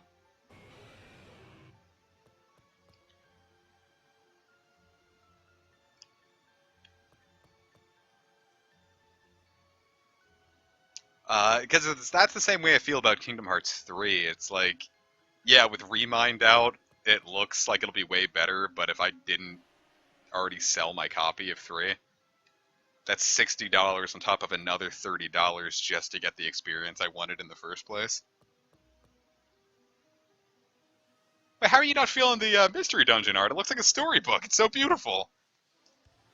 No, once Mystery Dungeon got confirmed, I dropped... Like, I wasn't going to get Final Fantasy VII Remake after I saw that Mystery Dungeon DX was happening. It looks like a storybook, and I think it's beautiful.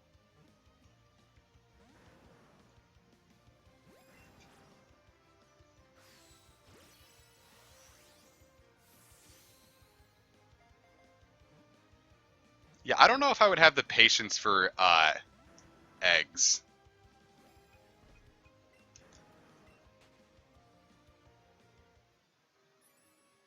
I was told that they wouldn't run away. At least the streak didn't break. I'd rather lose the one than break the streak. Hey, look, there's another one.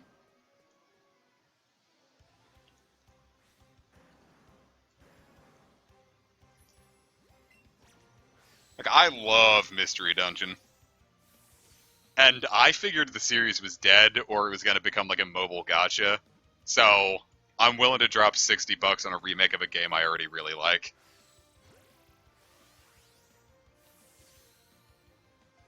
Dude, I'm going to dump so much money in March. Because I'm getting that, I'm buying Casey a copy of New Horizons, I'm getting myself a copy of New Horizons. But, YouTube just finally paid me, so at the very least, that alone is covering a good portion of it.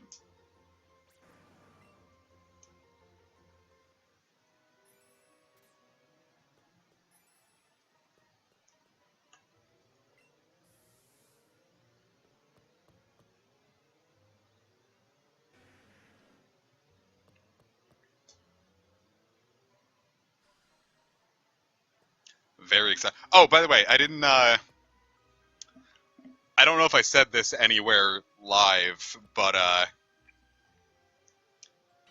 on the day Mystery Dungeon drops, that's going to be a full stream series. We're gonna stream all of, DX.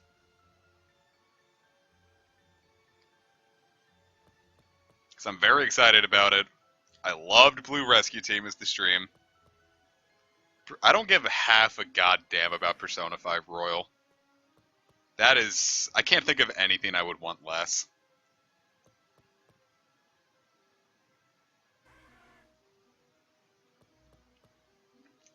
Because I've seen what it's providing, and the answer is, I don't even know why anyone's excited for S&T 5 if current Atlas is behind it. Like, fixing none of the problems and just adding the standard Persona 4 Golden problems? No. I couldn't give half a shit about Royal.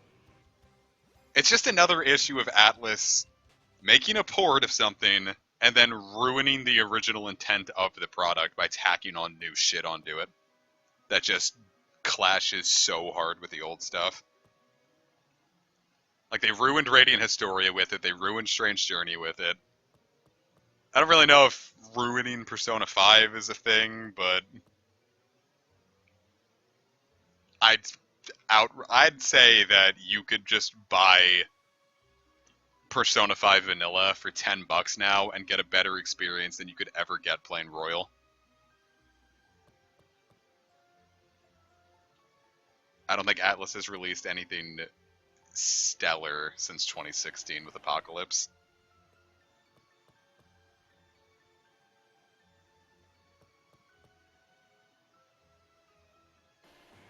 For some reason, I thought the game glitched and that Cubone was just a tiny Kangaskhan.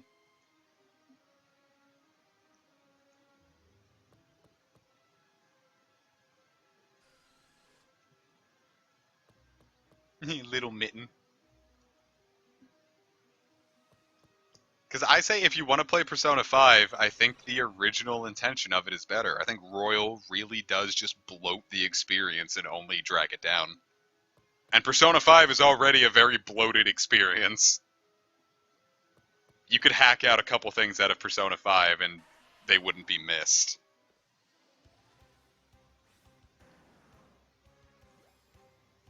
So Royal just adding more onto that is, the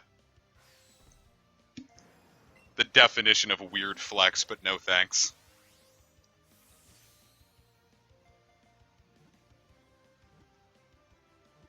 Nice.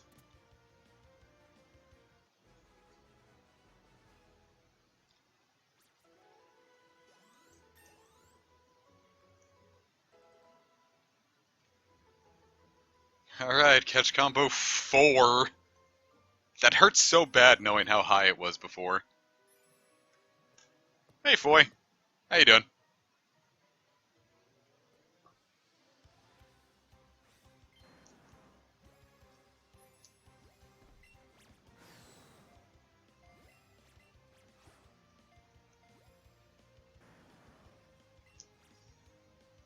Just wasted a ton of Great Balls there.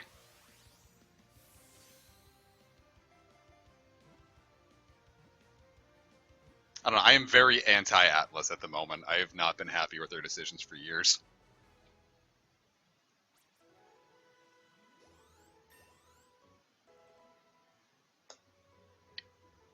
Very excited for the DX streams, though. I'm very much looking forward to that. Especially because the next Mystery Dungeon stream otherwise would have had to have been Gates. And, yikes. Yikes, yikes, yikes, Gates. Oh, Rab, we've been shitting on Atlas for like the last 15 minutes.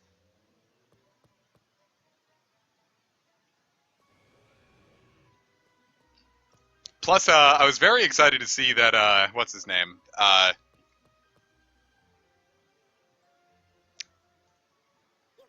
Tokyo Mirage Sessions Encore, failed in Japan.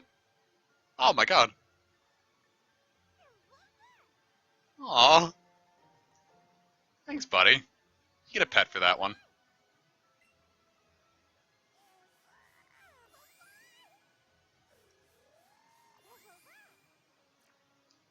Kish, we had a recording session going the other day, and then Discord screen share fucked up on me again after we'd fixed it, and I couldn't get it to work again. So I was gonna have an upload for you on Sunday, but now I don't. And it's very likely going to have to wait for the new PC, so we're kind of pushing the time limit too, because they're going back to see Aya in March again. And once they're there, I'm going to lose access to them for a fourth year, so we're pushing it, but with any luck.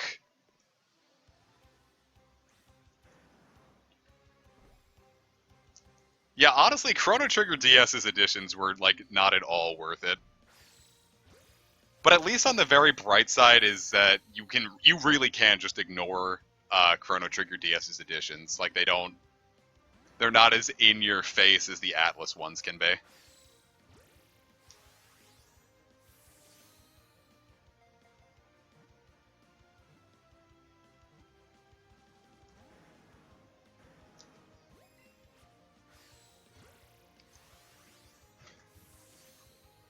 Stay in the fucking ball. Right, run.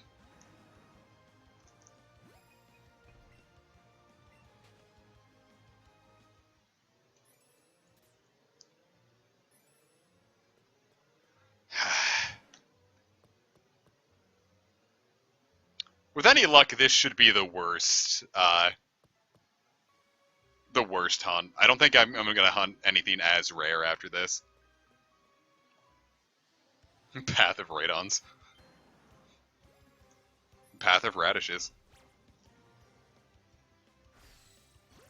But yeah, I had Sages and Kish in the same call, and we were ready to record some Path of Radiance, and Discord was like, but what if we didn't? So that was fun.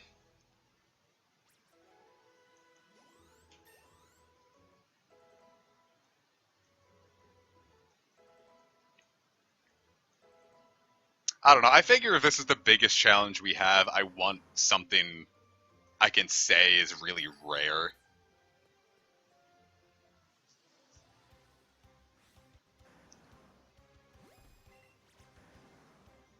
If anything, just for pride.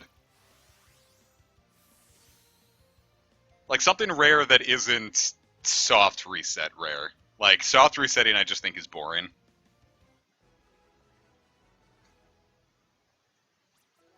Yeah, if it wasn't for Go, I'd shiny hunt starters.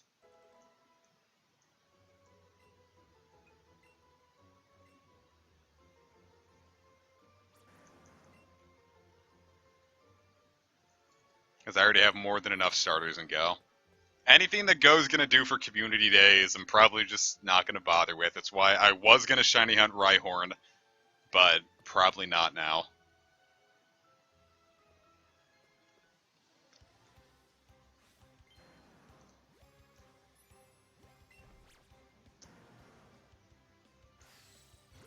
Same with Machop. Now the issue is now I don't really need the fighting coverage now that I have, I'll have Mega Beedrill with Brick Break. Oh, who knows? Maybe Mega Kangaskhan. I could give it some coverage.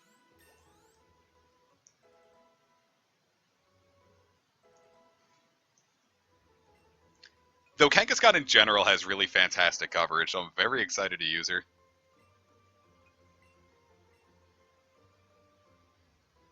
Australia HD is evolving!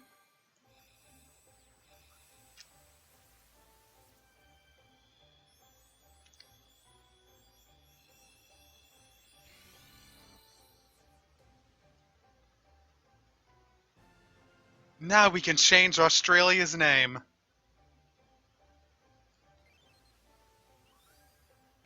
Super Hot Fire. Sure, why not? It's not like I'm ever going to use you anyway. You're just here because I felt bad for you. Hold up. These stats are amazing. Well, it is level 36. I don't like Donkey Kong Country games. I'll probably never stream that one. Tropical Freeze would probably be the better one for me, but the issue is the Super Nintendo ones give me really bad motion sickness. So I just tended to not enjoy the series as a whole because I have really bad memories with it.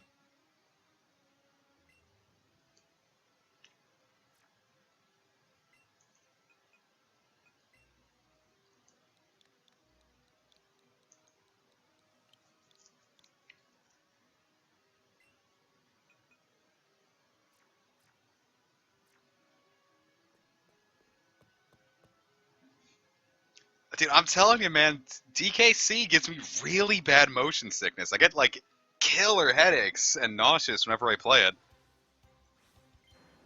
I have a good reason. It's not like I'm just like, oh, a video game is dumb. This one is, I get legitimately ill when I play this game.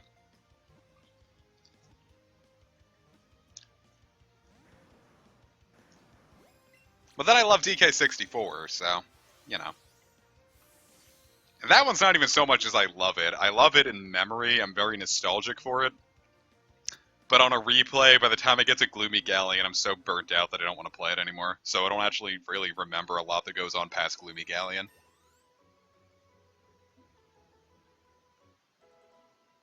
Any games planning on the near future? You really did just come in like right after a conversation I had about that. That's not your fault. But Monster Hunter World with Kish and Sages, ideally. Kish, Sages, once Kish goes, we'll probably get Trev in on it. I think Christie's even in on it, so at the very least, definitely Sages and Trev. A special stream that I can't reveal yet.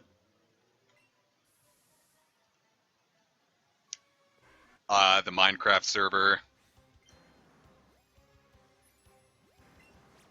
I don't remember, Joe, were you in for the Minecraft server?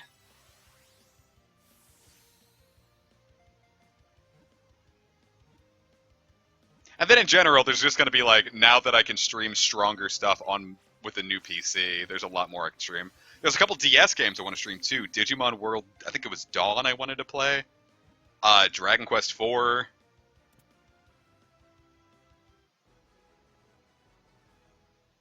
Is a special one the one you're thinking of? Yeah, you probably know. Everyone in the church ought to know.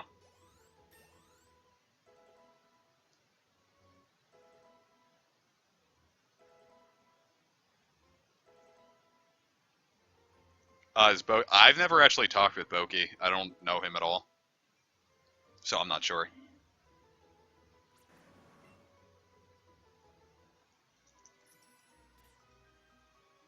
He was a little before my time. The only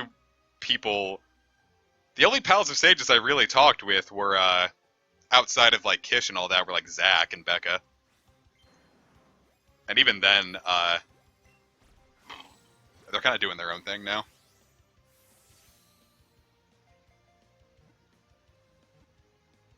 But like a lot of those earlier people, I was never really in contact with.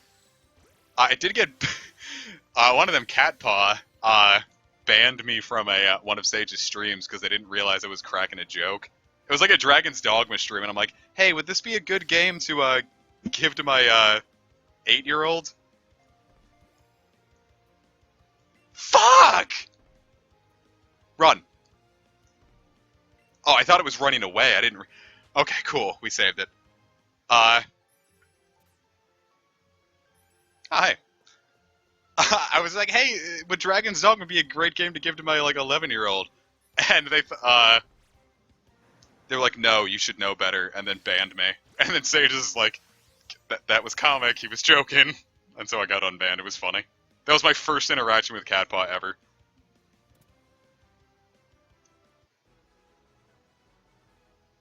Yeah, no, it's not your fault or anything. You couldn't have known. I just never got the opportunity to meet the guy. I'm sure it would have been great, I'm sure he was a nice person. I just don't know where he is. Dragon's Dogma is kind of, how would I explain Dragon's Dogma? Is it Monster Hunter meets Skyrim?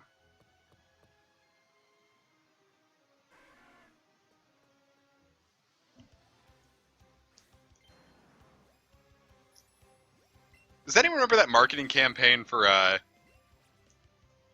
Far Cry 3 where it was like, it's like Skyrim with guns?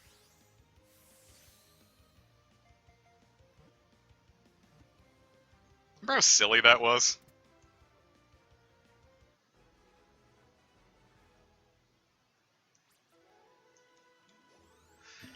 Whew. Boy, I feel like Leon with my strongest Pokemon being a Charizard.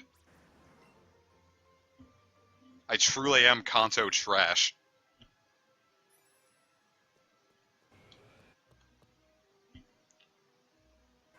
Monster Hunter is amazing.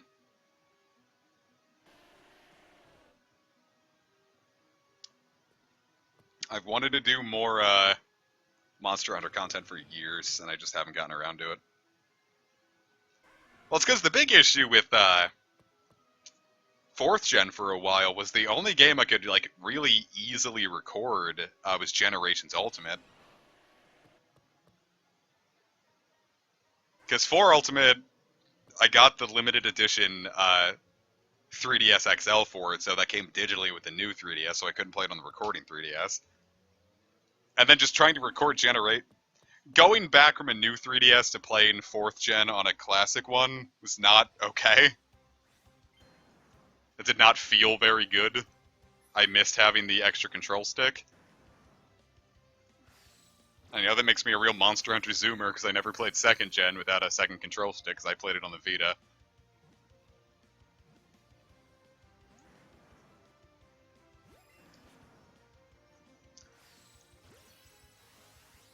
But in general, like if you had a new 3DS, 4th gen Monster Hunter was very good. I dumped a lot of time into 4 Ultimate. I also dumped a weirdly high amount of time into Generations, like just vanilla. I didn't realize that I dumped like 200 hours into it. I thought I got bored of it way faster.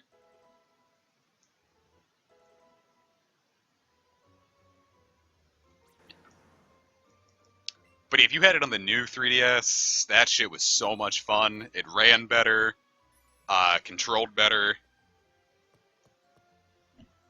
Yeah, Ace, it feels like you pick up and drop Dragon Quest IV like every 4 seconds. It's not a very long game. You can beat it in 20 hours. In fact, from what I remember, you were decently close to the end.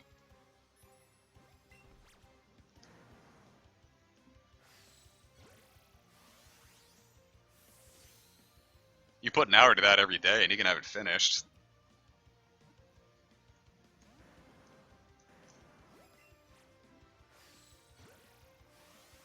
Dragon Quest XI-S is fantastic. I haven't played S yet. I have it, but my Switch has been...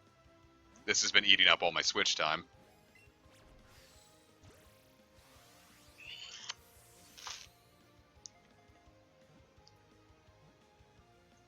Nice. What I really want right now is a Switch port of 4 Ultimate. Because, I don't know. I just really liked 4 Ultimate. And it would be kind of nice to start like a new vanilla stream series on it, like over. I could probably tell you exactly where you were if you log in and tell me the last thing you did. I can probably tell you.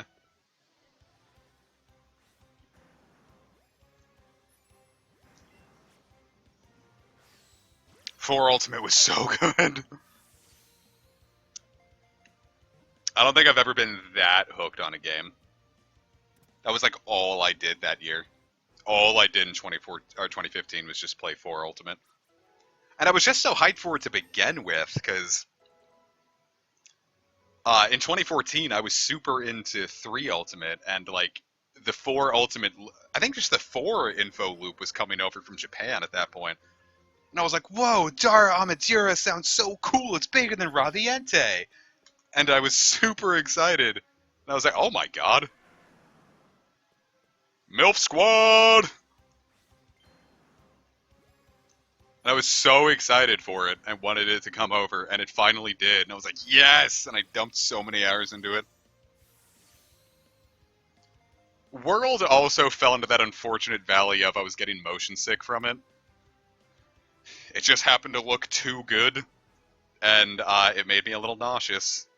So I'm hoping it's better on the PC. I could probably just sit farther away from it. Or I could probably fine-tune the settings more, so I don't fucking vomit every time.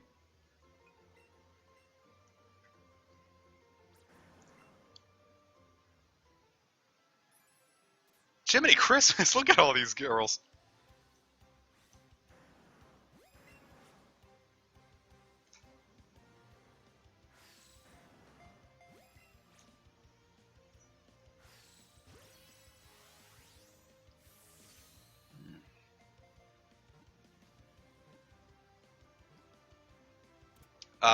God, I really wanted to play. Rad played 10. He got it working on a Switch.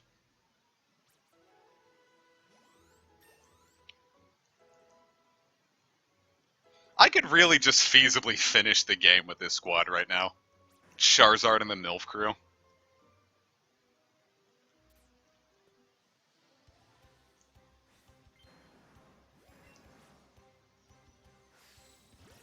Who is my favorite Umineko mom? As a mom, I don't know. My favorite would probably be Spoilers. I really just want to like sexually bully Rosa though, just like fucking like ruin her as a person. Like not like rapey, but just like get her hooked on me as a person and then abandon her like she abandoned her kid.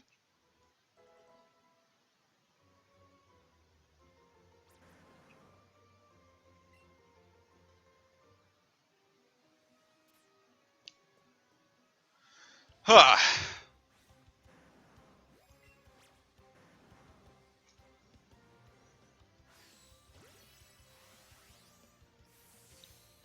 I don't know. After Stardew Valley came out, I stopped caring about like the official Harvest Moons because this thing was already perfect to me.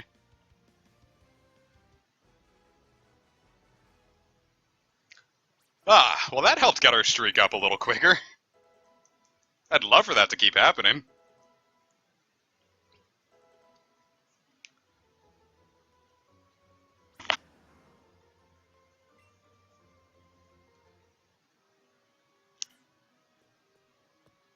Stardew Valley's issue with me is the same issue I have with games that give me a lot of choice, in that I get too nervous about it.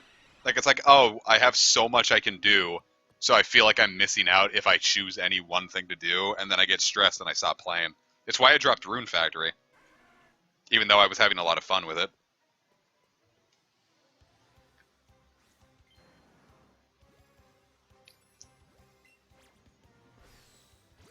But Stardew Valley's multiplayer is so good because it's like I can be doing one thing and my pals can be doing something else, and it's like cool. It's like I really am playing all the game at once. Stardew Valley's multiplayer is fantastic. I love Stardew Valley.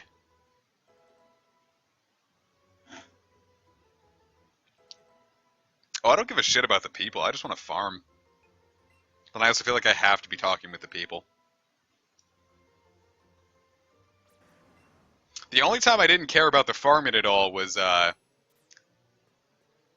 Wonderful Life Special Edition, because the PS Special Edition was the PS2 one that ran at a crisp 5 frames per second.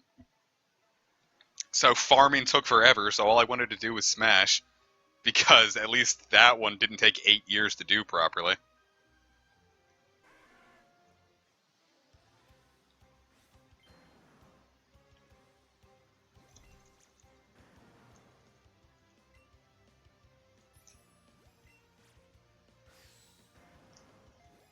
this one doesn't work, I'm gonna run immediately. I'm getting a little nervous with this one.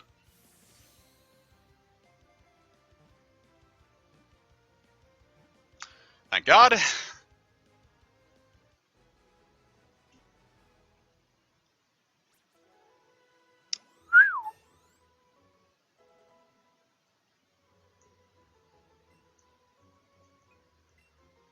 Yeah, these girls are getting strong. Girl squad!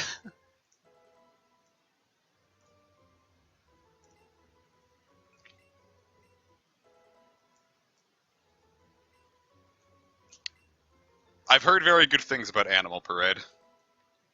But my only really experience with the series is A Wonderful Life Special Edition. And I loved it when I was younger. Just because it's what I had.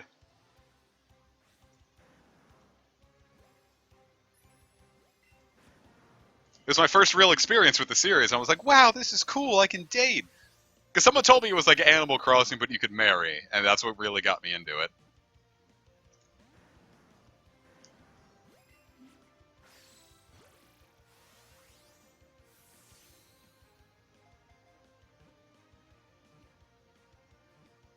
So, I liked it a lot. Going back now, it's really painful. And I guess with the new PC, I could probably emulate it and make it run smoother. So that'd probably be the best way to experience it. And if that ends up being the case, I would love to do a stream series of A Wonderful Life Special Edition.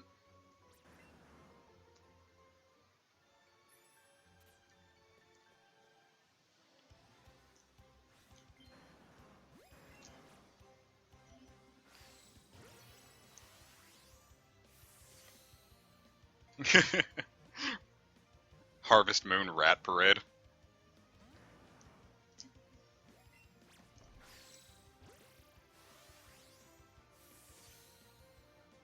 I heard Friends of Mineral Town is. I heard 64 was really good, but I don't feel like I would enjoy 64 or Back to Nature nowadays. Didn't Doraemon get a tie-in? When I played Rune Factory, I mentioned it before. It had the same issue of I really liked 4, but there was too much to do, and I felt like I was missing out by not doing it all, so I got too stressed and dropped it. All right, only 8 more to go.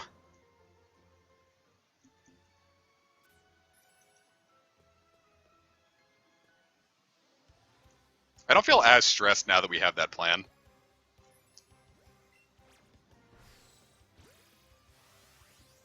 I think Doraemon has a lot of games that just never came over, right?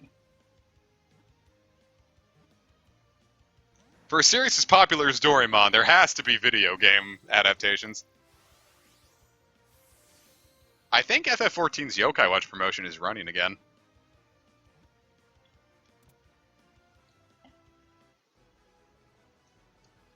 I think Harvest Moon DS is just a wonderful life with, like, more shit on the go. I can't imagine DS would be much worse. There was one, I think it's Harvest Moon 3. It's one of the Game Boy ones that lets you be a girl. And, it's really sexist because when you get married as the guy, it's like, cool, you can just keep going, now you've got a wife. But if you're playing as the girl and you get married, the game's over. You get the credits. Bree, if you need to sleep, go to sleep.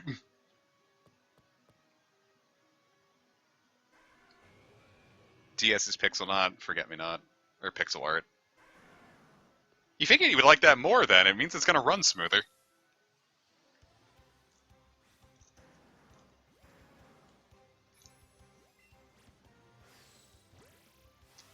Yokai Watch 1 is, like, really bland, but Yokai Watch 2 and 3 are some of the best RPGs in the system. It's only 6 p.m. Oh yeah, fucking Westerner time zones.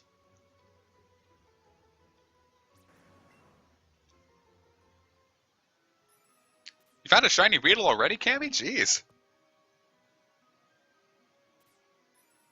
MILFs! Alright, real talk. Is the plural form of MILF MILFs or MILVs?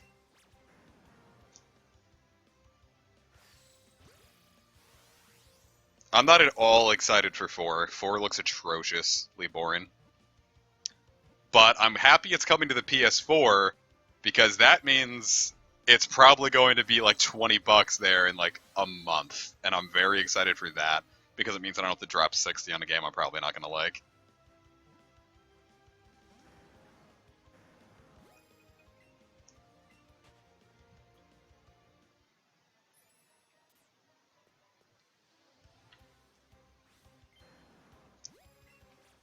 But it's like wolves, right? You have a wolf, you have a MILF, you have wolves, you have MILFs.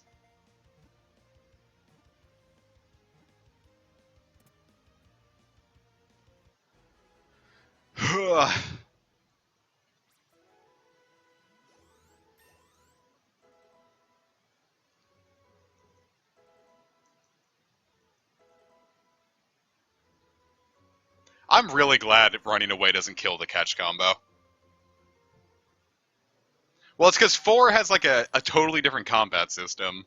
And that part at least looks interesting, really bland. Like, it just kind of looks like your standard Namco Bandai anime adaptation video game. But all those redesigns look like shit.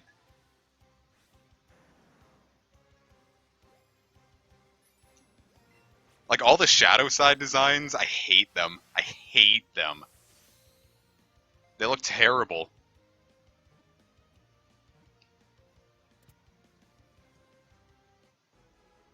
I'm upset that I'm going to have to catch Kangaskhan in a Great Ball because I'm not going to risk the shiny on a Premier Ball, but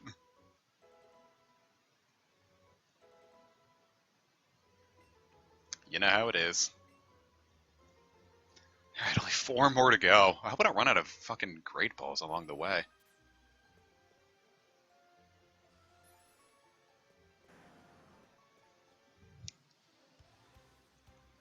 I think that's going to be my biggest issue, is I'm running a little low on Great Balls.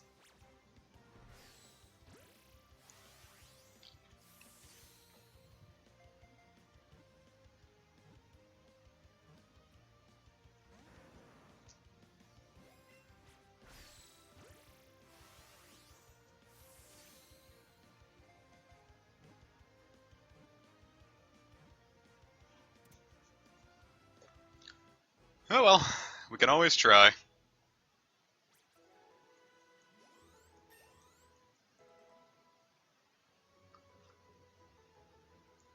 Only 3 more to go. I thought that Charmander was shiny. Like I said, I'm not going to break the chain for a shiny Charmander, but...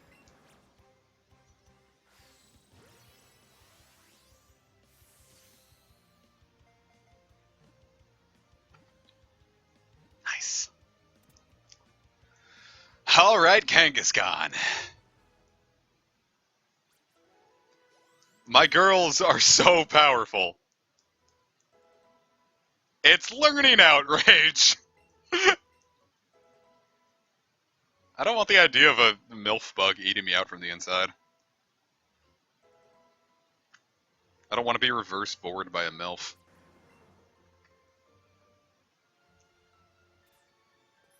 Right when I shake it away, another one pops up. How many Great Balls do I have? 19, huh? We gotta be careful with these then. I don't know, 2020, I feel a lot of it is just going to be me picking up games I didn't get last year. Like, I really wanted Death Stranding, but I knew it was going to be a game that was going to be like $20 by February. So, if I'm going to pick up something new, or if I'm going to pick up something, it's going to be Death Stranding, and it's going to be really cheap.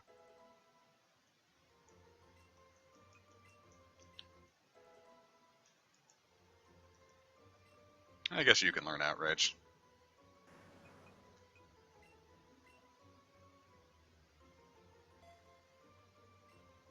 You know what? I'm going to call the shiny Kangaskhan Ava. Ava seems like the perfect name for this.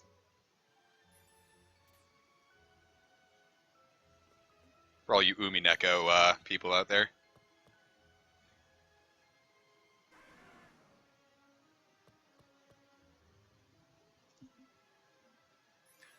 Alright, with any luck, I'll get you and not ruin my streak.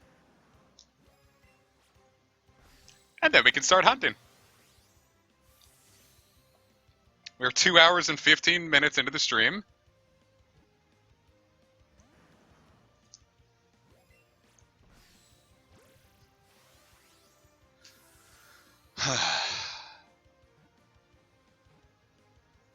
Alright, the hunt begins. 2 hours and 15 minutes in. Ava Adora sounds like a porn star. Is that a porn star?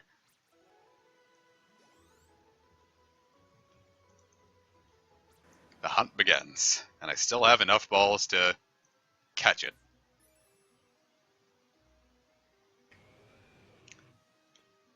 Ha!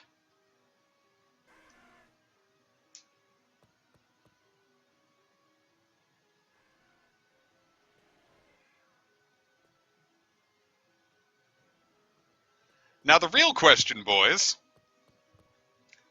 Alright, but tell me that doesn't sound like a porn star name. The real question, boys, is how long do you think it's going to take for a shiny to pop up?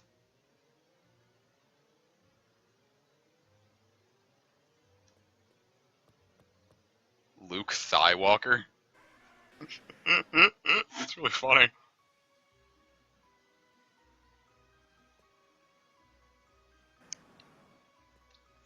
$25 mins. I like your can-do attitude. Because we got this Zubat really quickly, but I feel like I used all my good luck in declaring that one was going to take a... Cherry Poppins is disgusting, Jesus.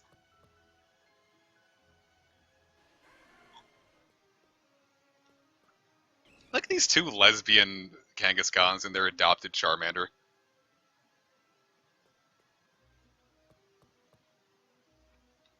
Goals AF.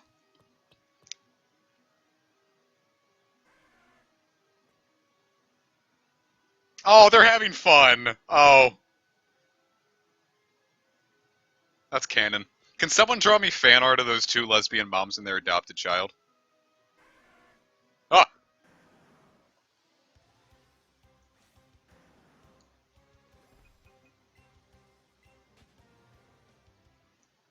Oh, Cherry Poppins isn't a guy? I thought that was just like some like gross like dude is like, I'm Cherry Poppins.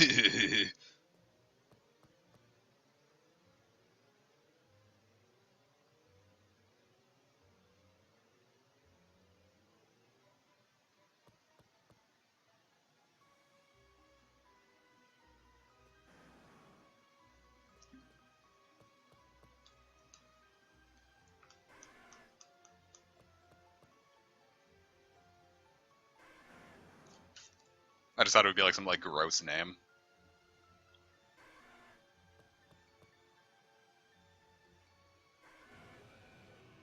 Comic, bring back a dead meme.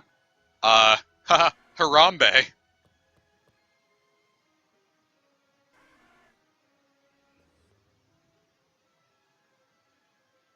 Why isn't anyone laughing? I said Harambe.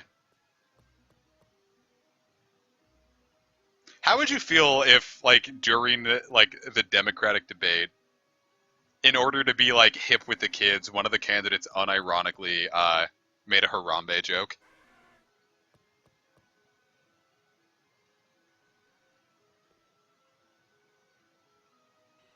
Because lest we forget, 4 years ago, Hillary Clinton said, Pokemon go to the polls.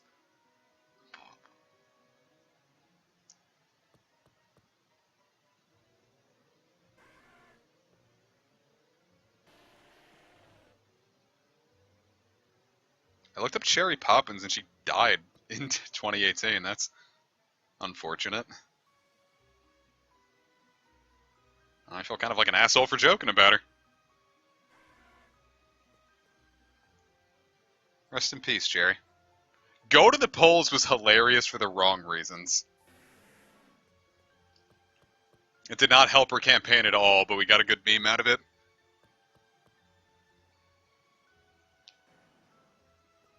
No, if Joe Biden made a meme, he would he'd post a rage comic where it would be him epically trolling Donald Trump, and Donald Trump would go "fuh" in the last panel. And he'd be like, look, I made a hit meme for the kids. And then he'd post about why he's basically a fucking Republican.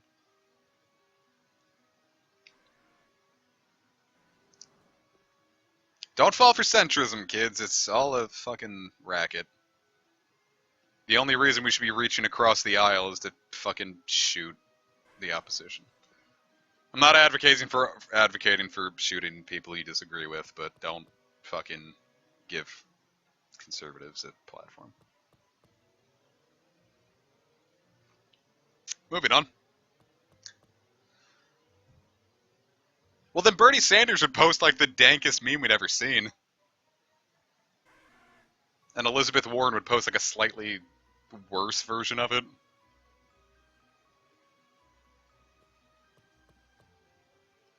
Centrism is just conservatism, but afraid to admit it.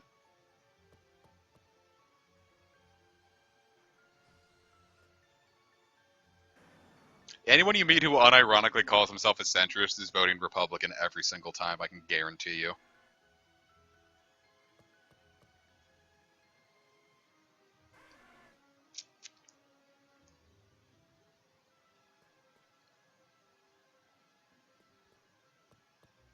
You see, my biggest issue is we're gonna find this thing and we're gonna get 3 deep and I'm gonna have to run from the shiny.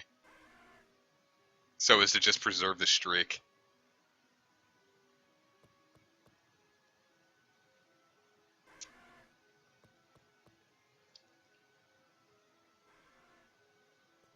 See, that looks shiny.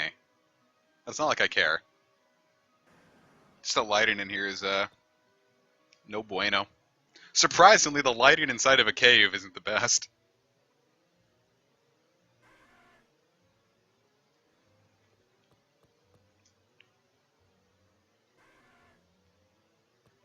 So I'm going on a camping trip soon. We have a family property in a mountain range. Won't say which. And we got some acreage up there. And I'm going to build a lean-to out in the woods and survive for a weekend. Would you like me to record as much of it as I could?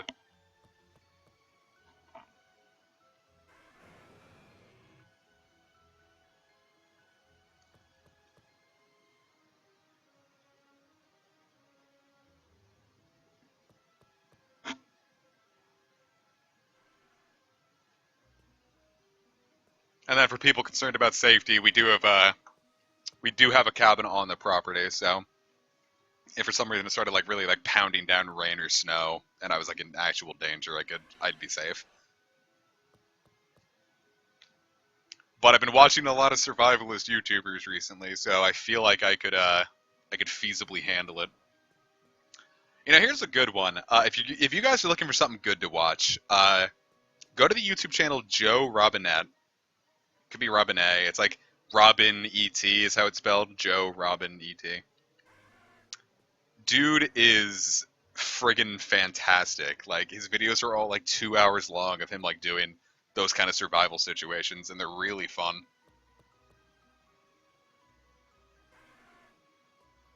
Well, I was gonna apply to like get a handgun or something for safety up there, but my friend recently bought a gun, and he said it's really difficult to get a handgun, especially in this area. So, probably not gonna get a handgun. And I also don't want to buy fucking like heavy steel for up there. I just would want something to scare bears away. Because there are bears in the area. I've seen bears. But they're all black bears, so it's not like they're any real concern unless I stumble on their cub or something.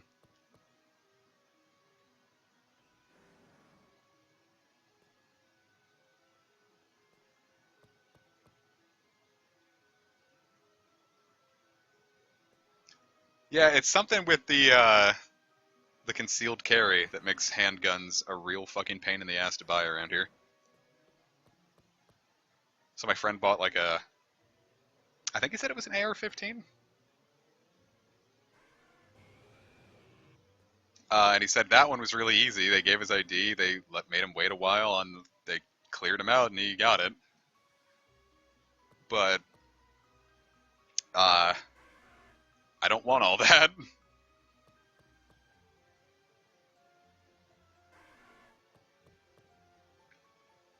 And I have next to no experience shooting guns bigger than a 22, so I don't think I'd ask to borrow an AR-15 for a camping trip. It sounds like a great way to get myself shot on accident. I have shotguns. I just, that's not to say that I have shotguns. I have fired guns. And it was fun.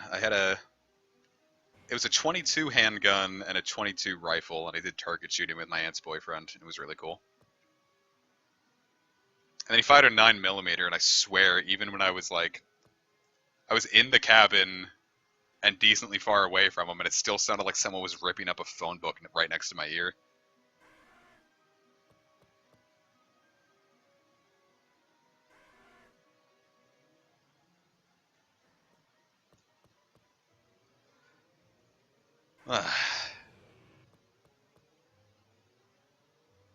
MILF Squad! Jiminy Christmas, look at all of them!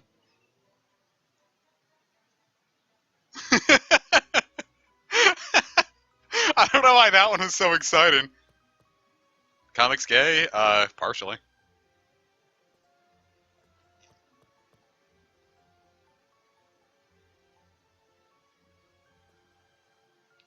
I'm like 15% gay, I'd say. My standards for dudes are a lot higher than my standards for women.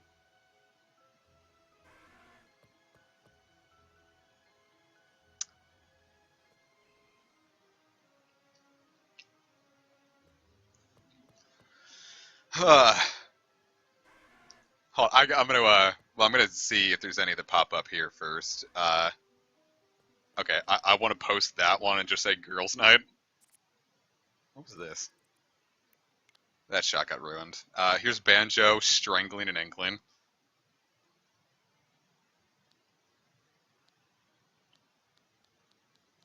gonna post this with girls' nights. Yeah, I'm bi. As you can see by my Twitter handle here, Bido Kuzunoha. I need to fix that. It's not Christmas anymore.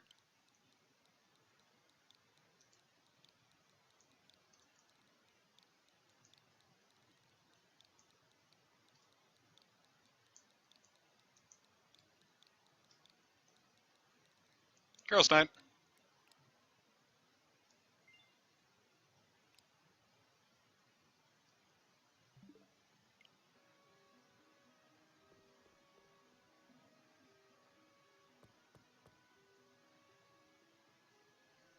Oh, it's ladies' night. Oh, what a night.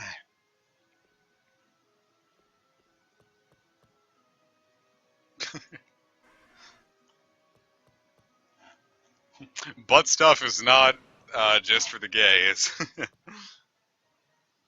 I get a... No, I'm gonna keep that one to myself.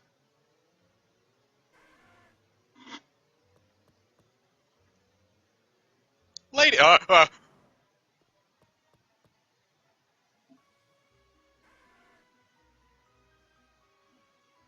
Well, it's like I tweeted the story. Like, I didn't realize it until I had a class, and there was this one dude who was this overweight guy. Like, not like monstrously overweight, but dude had that wagon, you could say. It kind of looked like Caleb Hyles, the YouTube singer. Really just like him, beard and cargo shorts and everything. And I kept staring at the guy in class. I'm like, why do I keep looking at this guy? And he came in one day and he shaved his beard. And my heart starts hurting, but like not in like a pain way, like I just felt like someone rejected me. I'm like, what the fuck is this? And I realized that I was attracted to the guy. I'm like, oh god, I'm bi. And that was a very liberating awakening for me. It's like, oh, dope, now I know.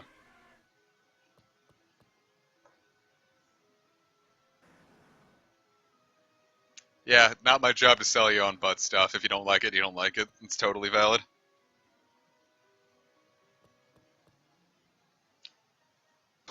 I only really watch Caleb Hyles when he does stuff with Rashad Eevee. I'm not I'm not gonna say I'm not a huge fan of him in general, but in general, I'm not super into like vocal covers of video game stuff. Mostly because when you translate a Japanese song to English and I can understand it, I lose interest in it. Because now it just sounds kind of cringy. Like the English translation of Bad Apple makes me want to just like fucking claw my ears out. It's sung very well, but the lyrics are so I'm 14 and the boy I liked didn't look at me today. That's a stupid question. I've never done a threesome.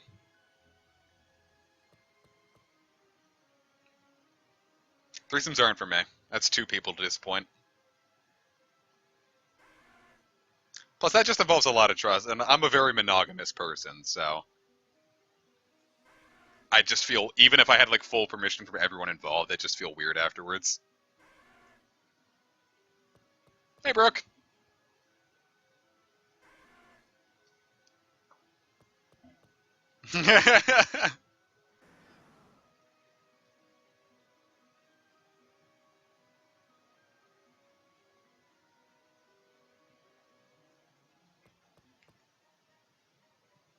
So, Brooke, now the question to you: have you ever had a threesome? No, I'm joking.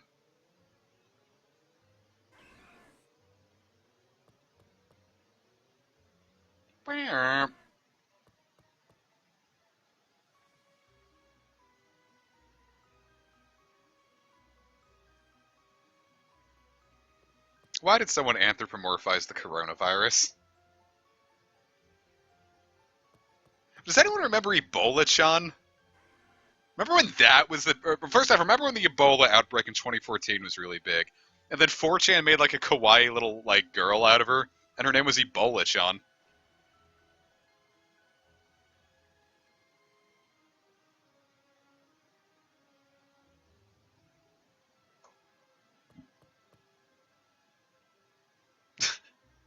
Does anyone remember that? I think it was the first time I'd see something on the internet that I was really just like, what the fuck?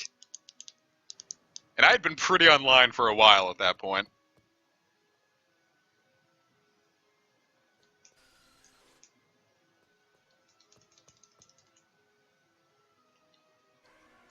I remember when the black hole was confirmed, there was so much porn of Black Hole Chan.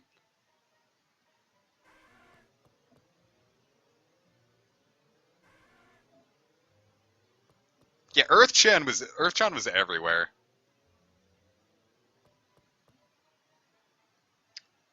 Real question is, does anyone remember Bowsette?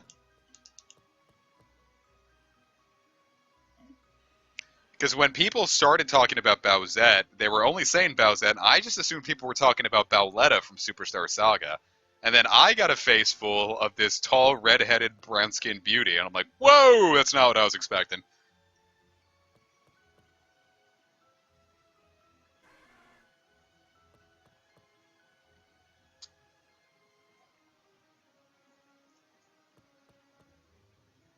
Not saying it was a bad thing. I vastly enjoyed the Bowsette art, because I think people were just having so much fun drawing her. It was very entertaining.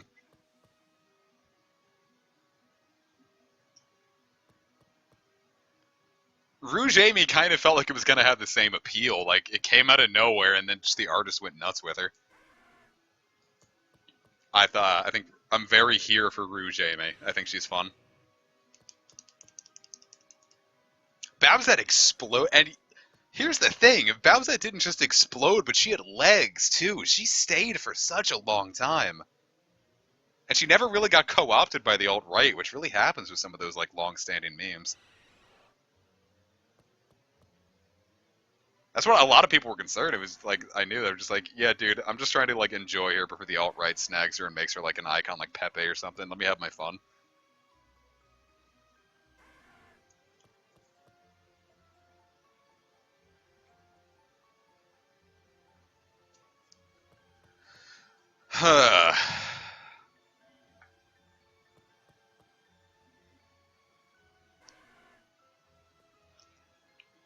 The alt right, they like far right extremists,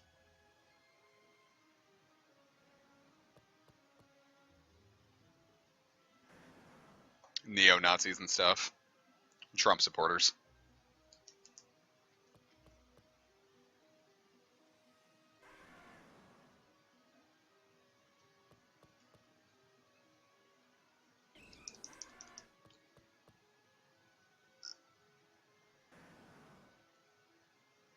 I'm really happy that we just got this catch streak going in the first place. I thought that was going to be the hardest part.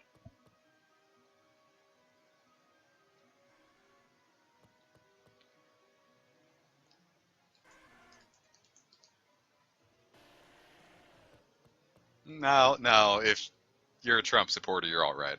Let's go there. You can't support the guy and not be like that.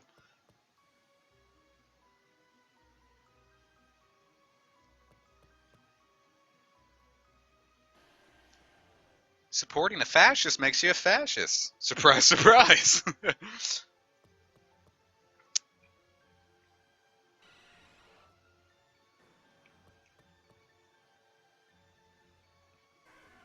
Mama Kangaskhan, save me from the political discussion. I don't know if I want to see Vorshan. What would that even be? Is it just like the personification of Vor, or is it just like some little girl that's also like her mouth extends really far and you get bored?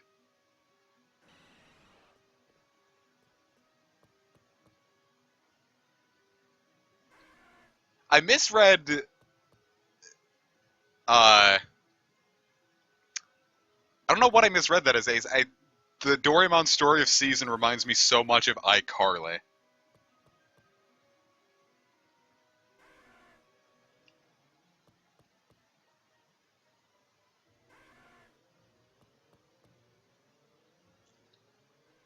And I was really curious as to what you meant by that. Check my DMs. Oh god, did you send me Vorchan?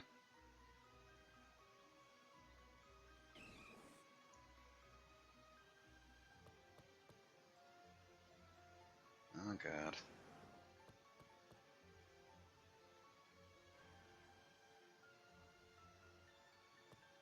Oh yeah, wow, ain't that something? It's not Vorchan.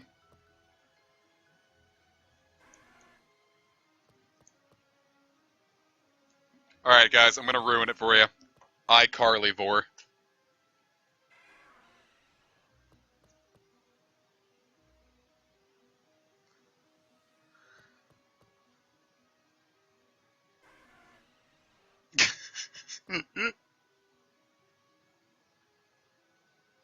Have I ruined the stream for you yet? Vorfield? Well, that's just like if you go to Reddit/r/ I'm sorry, John.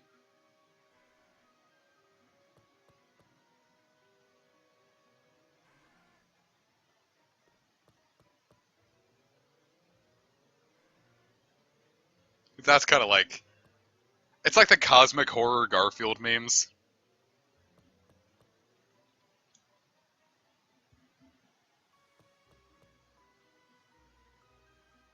Yeah, reaching S supports in games that have them is kind of my favorite thing in doing it. That's kind of why I liked that,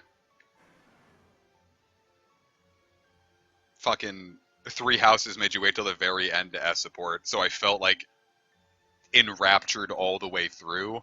Whereas in like Awakening or Birthright, once I S ranked everyone that I wanted to S rank, I kind of lost interest in the game because I was like, well, I shipped everyone and got their babies. Now I don't care anymore.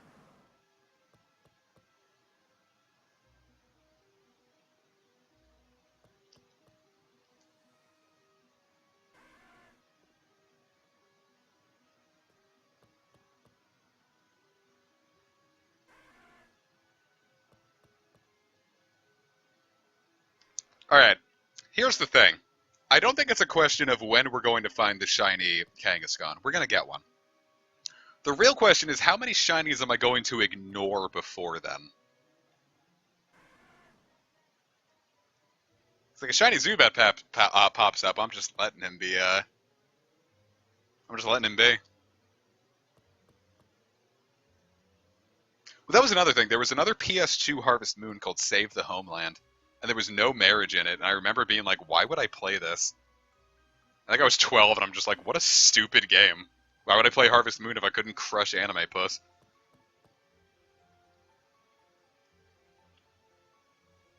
But like, didn't like the Super Nintendo Harvest Moon not have marriage either? So it's not like marriage is not the biggest part, but it's the part I have the most fun with. Because I think the issue is I cared less about farming in a Wonderful Life Special Edition because the game ran like shit.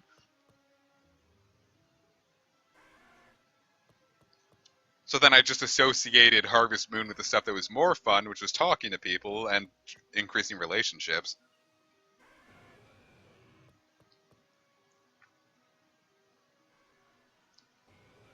Yeah, I think I am going to stream a Wonderful Life Special Edition with the new PC.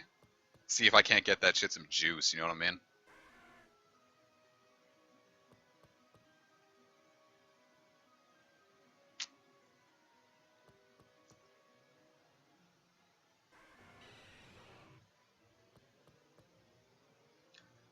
All I know about Harvest Moon is that I farm and my child has a disease. Imagine a Stardew Valley mod where everything in the game is the same, except your child has like a, not even necessarily Stardew. I don't know if Stardew has kids. Like a Harvest Moon mod where everything is the same, except your child has like a 1 in 3 chance every year to come down to the fatal case of cholera. And if you don't get enough funds by like the end of the month, your kid dies. Shiny MILF is kind of gray with greenish plates. It's a very noticeable shiny, so I'm not worried about losing it.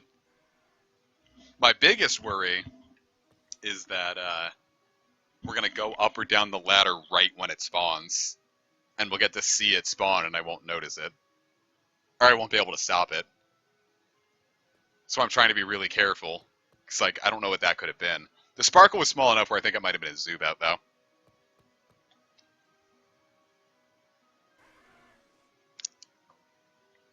Shh, lazy, I'm keeping it a secret.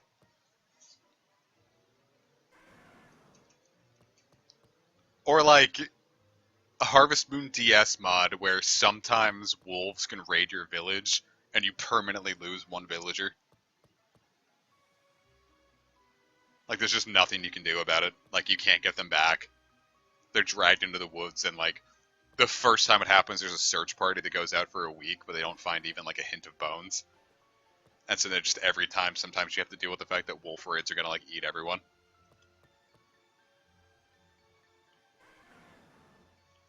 Can it be you? Yes, but it'll be the last.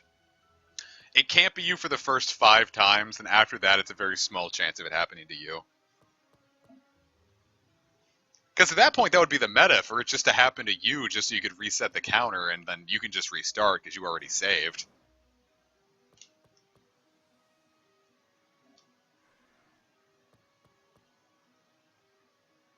Wait, Animal Parade is a bug where your child disappears if you mess with the sound settings, and it does.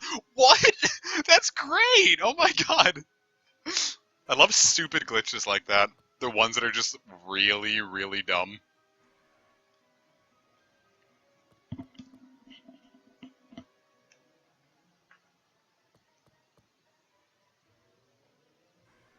Also, and all right, well, this will also be in the Wolf mod. That your wife has a let's say a 1 in 20 chance of dying during childbirth.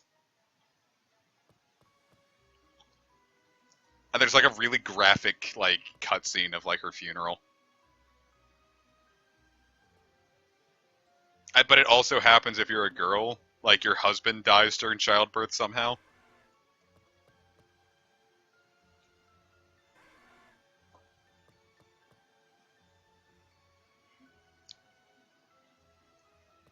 Giving birth to a wolf child.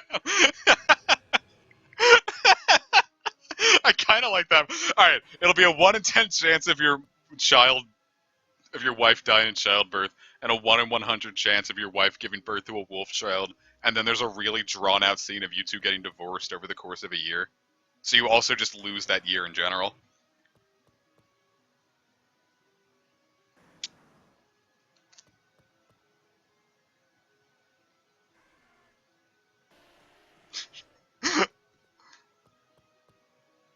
One in 100 chance of getting cucked by a wolf.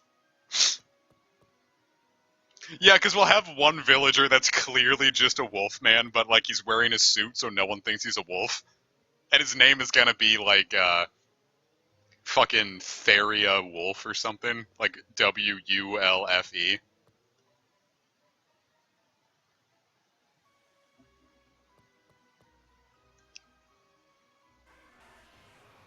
Oh, peace out, Cammy. Congrats on the shiny Weedle.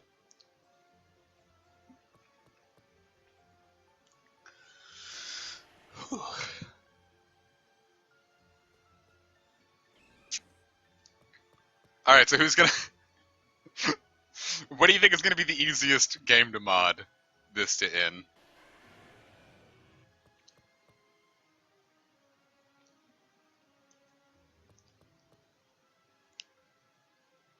Yeah, there's like another like eligible bride that's actually just like a seahorse with legs, but kind of like Theria Wolf. You can't tell that, or no one realizes it's a seahorse. So when you get married, she gestates the kid and then puts it into you with the ovipositor, so then you give birth. So if you give birth to the wolf child somehow, then you get a.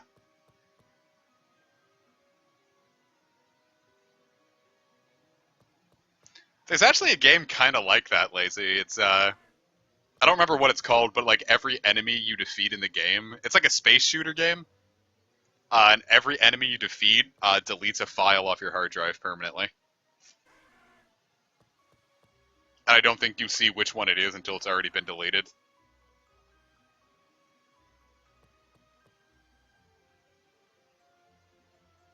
Yeah, I think it's lose-lose. That sounds right. I was thinking it was called something like Bad Choice or something, but lose-lose sounds right about it. So yeah, lose-lose Minecraft mod where every brick you break is deletes a file off your hard drive.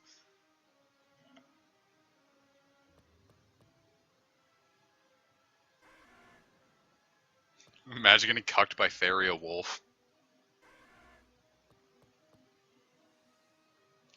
You don't have to imagine if you play Harvest Moon.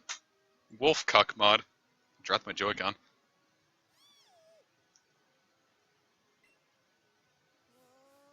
Well, I usually love that.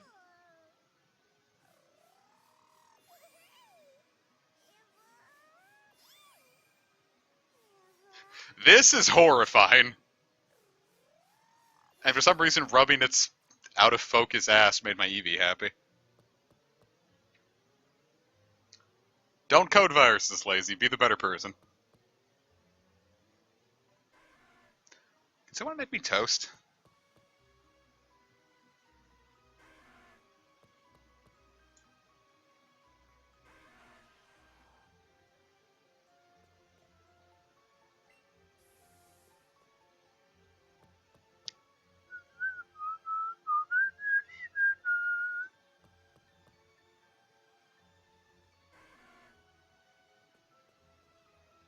Whoa, it's a ladies' night, and it's a fright.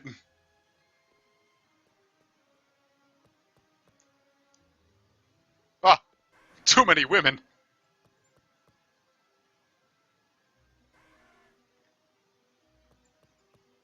I mean, if you want a game that has a chance of breaking your laptop, just download all, like, the 30-cent games on Steam during the Steam sales.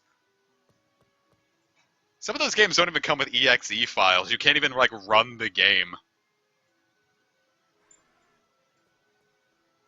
You pay for the game and you just get a folder that has all the stuff in it, but not the thing that lets the game run.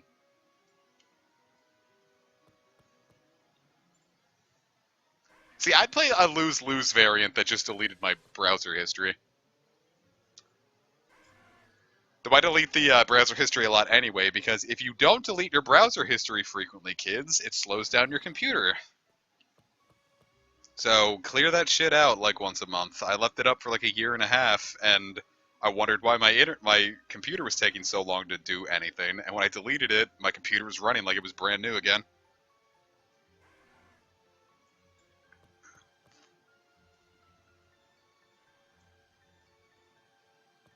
But you should never have to worry about your browser history in general, because if you're looking to I'll open up incognito mode even if I just ask stupid questions. Like, how do I boil an egg? I've asked that question like 3 times, and I always go in incognito mode for it.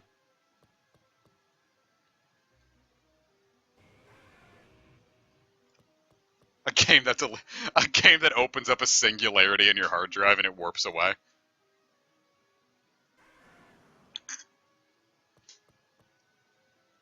Was the answer satisfactory, Laser?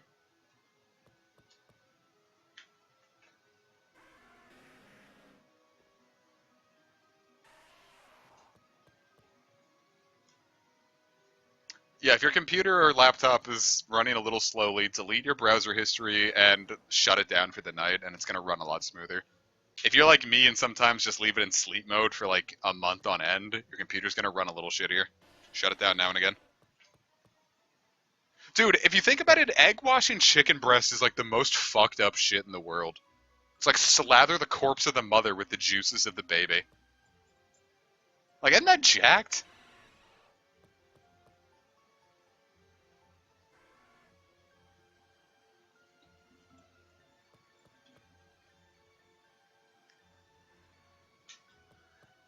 But I think I have to do an egg wash recently because I think a chicken wing recipe needed it. I've been wanting to make chicken wings for a while. I got some recipes for like Old Bay wings. Is it really called Parent-Child Bowl? That's amazing! Oh my god. That's fucked. It's amazing. It's so fucked up.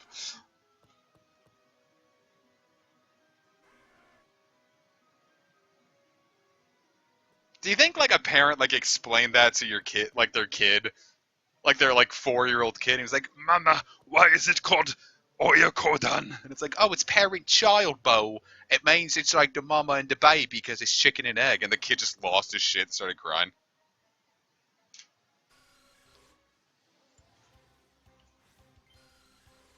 Wait, your computer has 692 viruses? The fuck did you do to that thing? You know how many computer viruses I've had on this thing in the last 7 years? 0. Oh, customers, that makes sense. I think my pal had like 3,000 viruses on his. He's like, "Why's my computer running like shit?" I'm like, "Oh, let's give it a quick virus scan." And it was like 3,000, and I'm like, what the fuck? And he'd been going on like really sketchy sites to watch anime. Like, I'm like, "Fucking dude, just go to Crunchyroll and put an ad blocker on."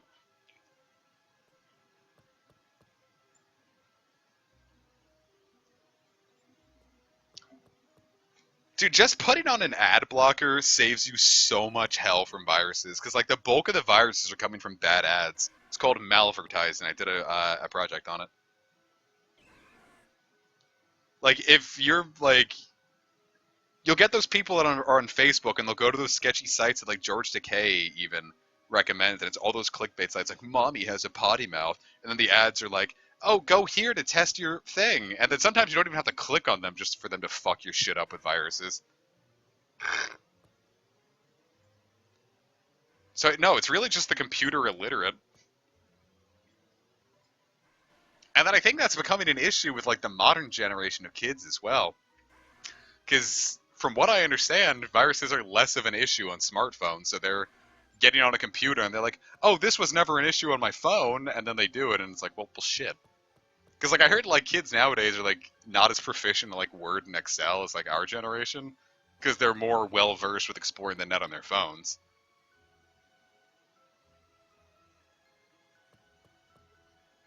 Lazy, it's not worth it. If you date her, she'll fuck your computer. She'll fuck your brand new PC up with like Candy Crush ads or something.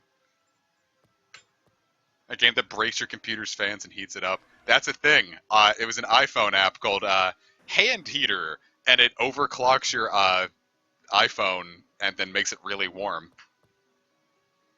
So you're really fucking up your phone. Aren't you in a committed relationship, Brooke?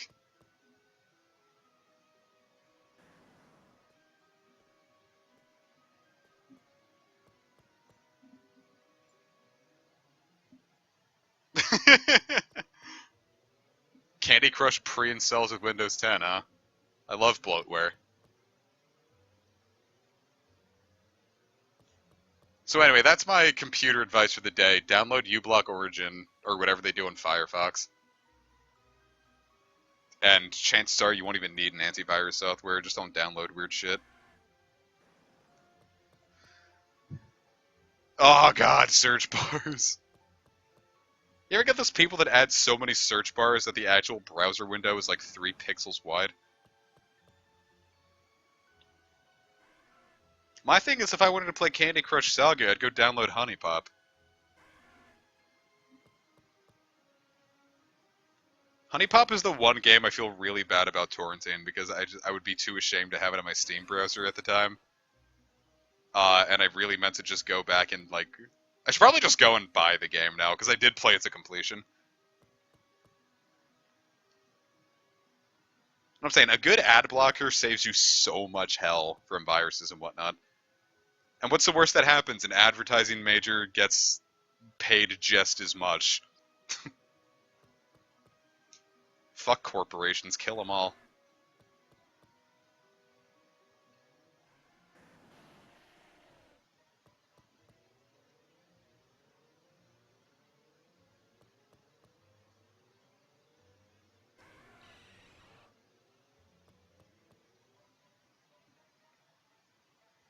I miss Yoka.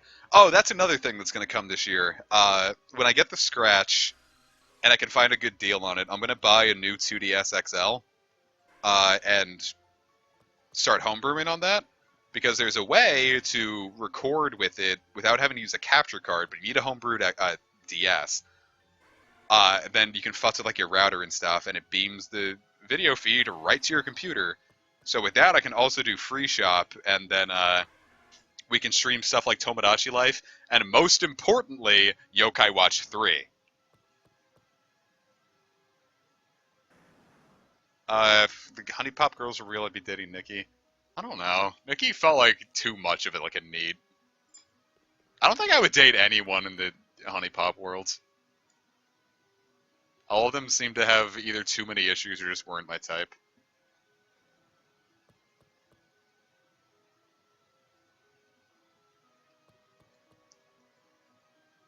Well, no, we would have had a Tomodachi live stream sooner if I wasn't an idiot. Brooke Chafee there is a very, very nice friend and bought me Tomodachi Life for $40. And I was like, wow, that's really great, thank you.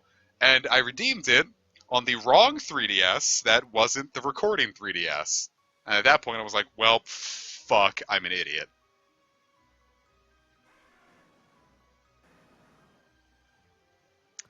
So, once I get Free Shop going, I also need to pay Lazy back, because that was stupid. In fact, I probably should just pay you back right now. Lazy, what's your PayPal again? I can get you the 40 right now. I could also do Metopia. Once I get Free Shop going, I can, probably shouldn't be admitting I'm going to be using Free Shop. Ah, fuck it. Once I get all that going, I can record anything on the 3DS. And since it'll be on the new 2DS XL, it'll be nice and fun.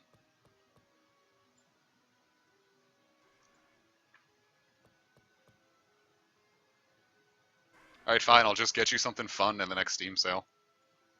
There's nothing you're going to be able to do about it. Isn't Free Shop dead? Fuck. I'm sure there's going to be some other way. Worst comes to worst, I can always just get Citra running. How hard could Tomodachi Life be to emulate?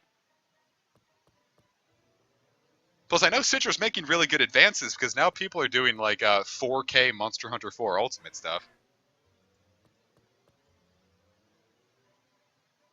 We can definitely bring Tomo and Neko in.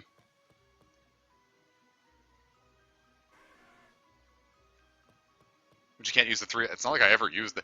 3D mode also doesn't matter when it comes to recording. Hitting the 3D button actually has not ruined some recordings I've made, but it like messes them up a bit.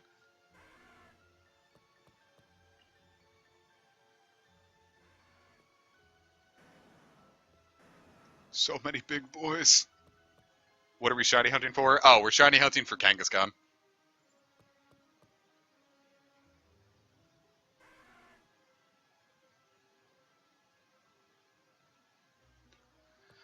We're shiny hunting this big thick bitch. Now you may say, comic, why is Kangaskhan in Rock Tunnel? It's because in second gen, where there was no Safari Zone, in Kanto, you could get it here. We're probably going to name it Ava from Umineko. Because that's like the one clear evidenced good mom that series has.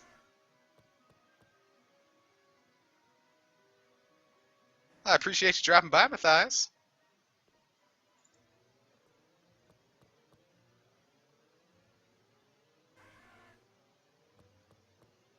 I do kind of want to name it like Oyakodon Bowl, though.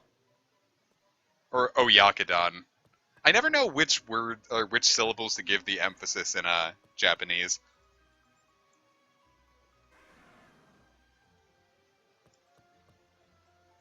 And then plus I straight up didn't know some of the pronunciations for a while. Like I called Tsundere, Tsundere for like a year before I realized.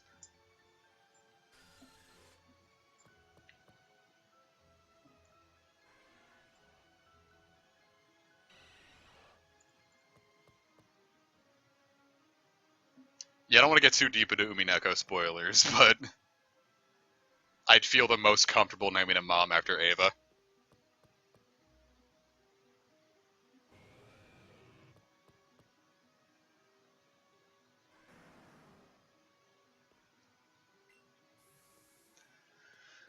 Oi, Josuke, I've turned into a meme.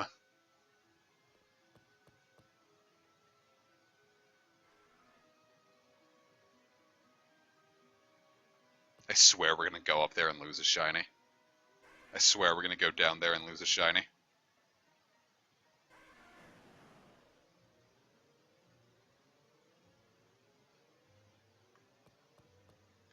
Imagine being born in your mom's... Well, that's a thing that can happen. But imagine...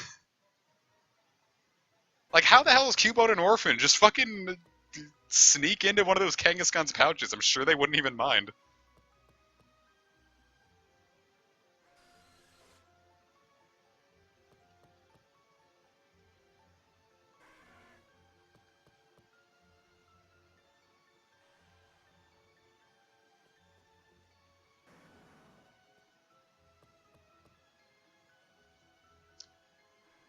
It's gonna be a shiny, I know it. Now that you're here, Casey, you're my good luck charm, so it's probably gonna happen, like, right now.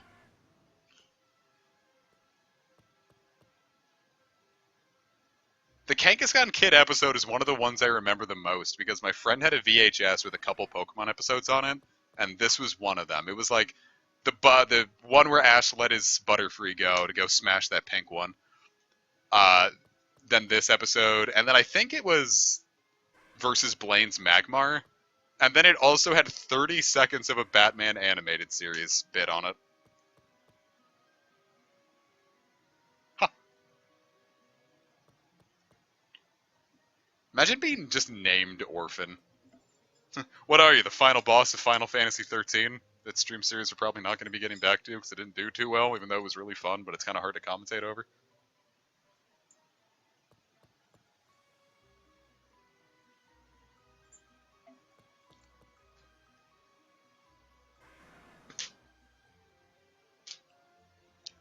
My thing is right now, I want to have my Switch and be at a Mexican restaurant.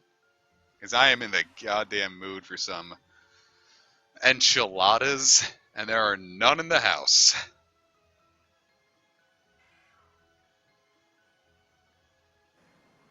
And I don't think that's fair.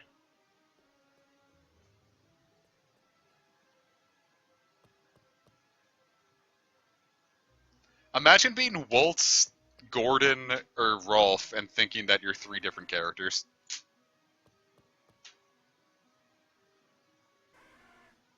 I don't think any of the places are actually open right now. Let me look up their hours. I don't have the calories for it today either, but...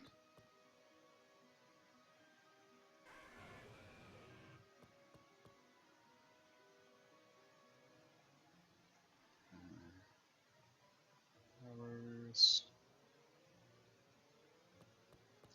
Nope. They all just closed down. shit.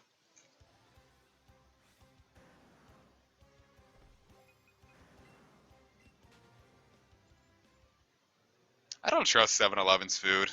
Oh, maybe I'll go to... Oh, there's a convenience store near me that has decent food. Maybe I'll walk there and get some chicken strips. Or at least some fries. Or even just a little apple pie.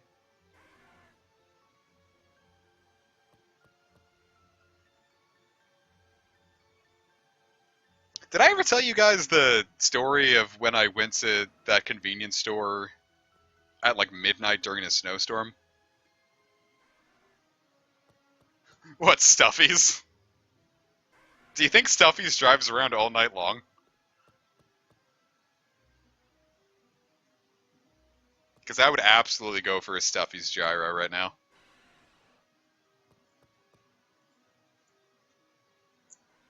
I don't know, if you eat anything after it's given you food poison once, that's kind of on you. I got food poisoning from a hot dog at the Redskins game, and I've never had a hot dog at a restaurant since. Hello, Jay Valentine. Alright, so, around this time, yeah, it was around this time last year. Around this time last year, it was actually the first time we found that shiny Squirrap, and it got away because we didn't have any Pokeballs. I told my friends in the Go group, like, the next time it snows at night, at 1 a.m., I'm gonna go get a pizza from the convenience store down the road. And they're like, alright, cool. Let's all join you. And I got, like... Golly, how many people? We got, like, 7 people to agree to come. And most of them bowed out by the time came around.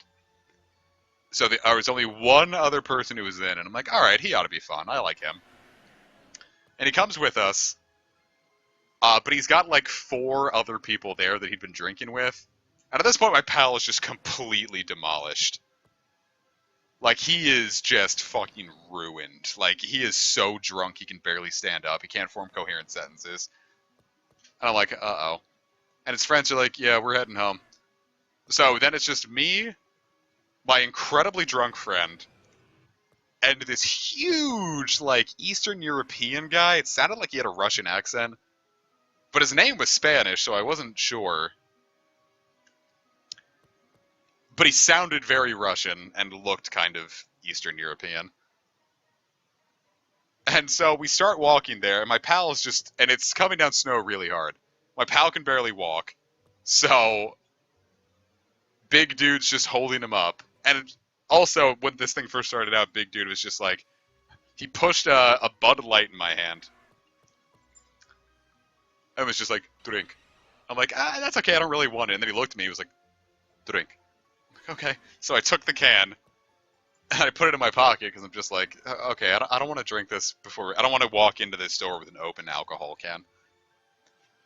So we get in there, and then my pal is just like, okay, I'm going to get some nachos. And I've never gotten the nachos here. I'm like, oh, that sounds good. So he gets it all set up. He pours the nachos into the little, like, plastic snap pack. And he puts them under the cheese dispenser. And he starts pouring the cheese.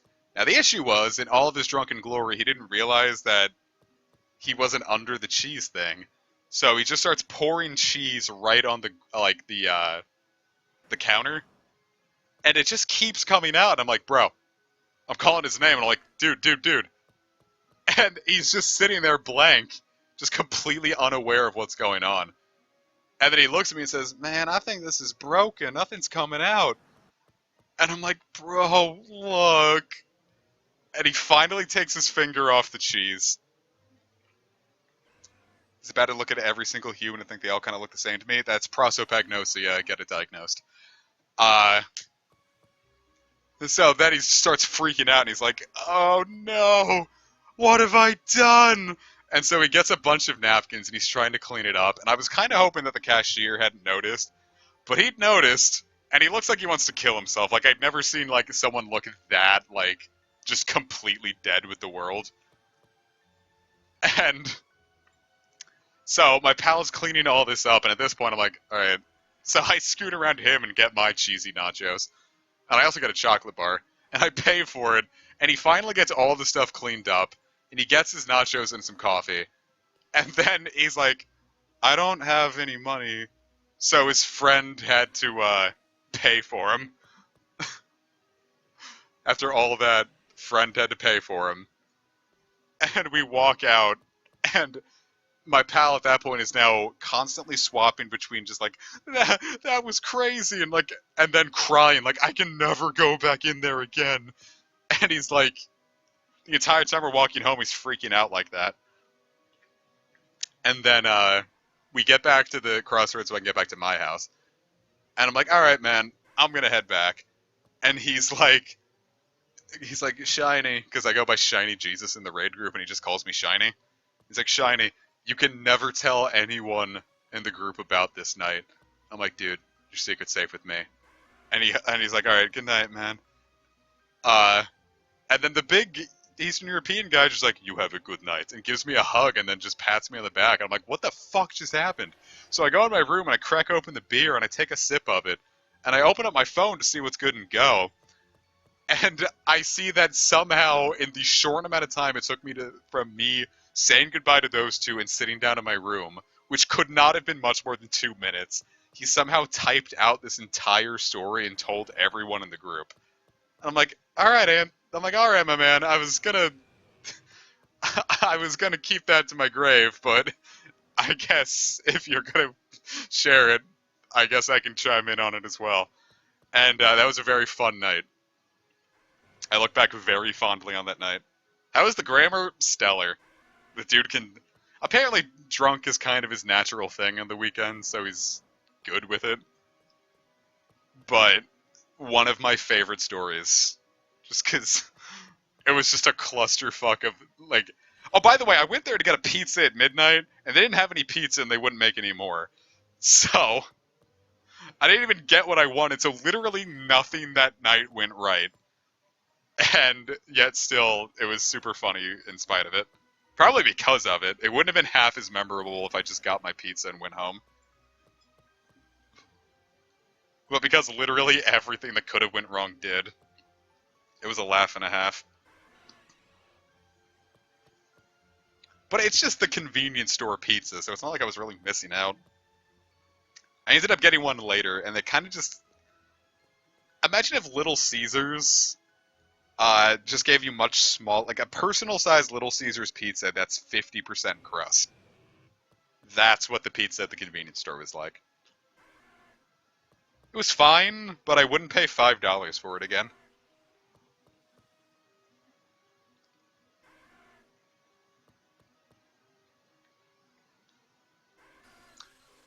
Yeah, some restaurants, like I worked at a Panera, and like an hour before close, we weren't supposed to, but like an hour before close, sometimes we would start getting things set up to close early, just so we can get out a little quicker.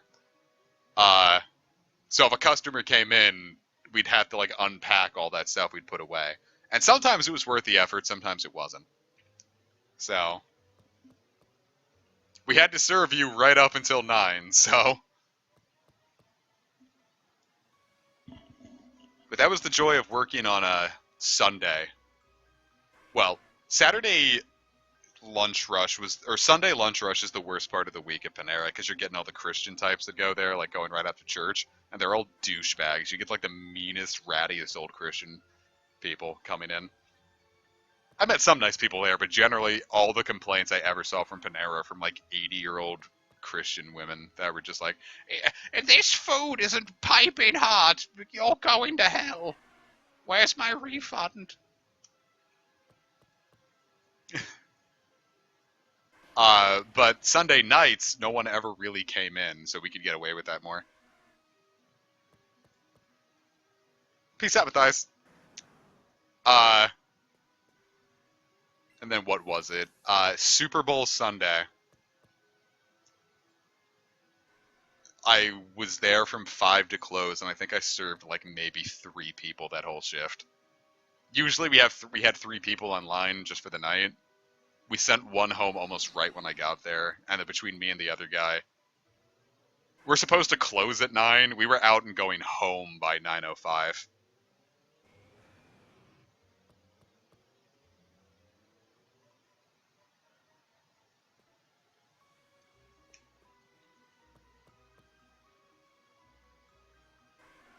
I swear I'm gonna lose a shiny.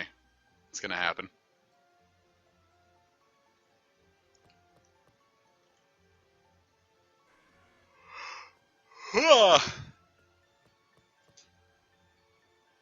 Bow.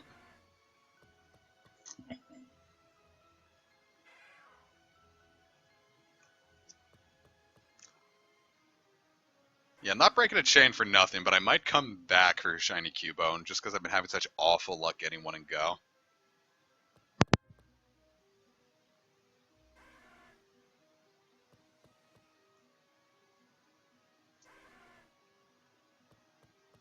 Which shiny we're trying to find now? We're trying to find Kangaskhan.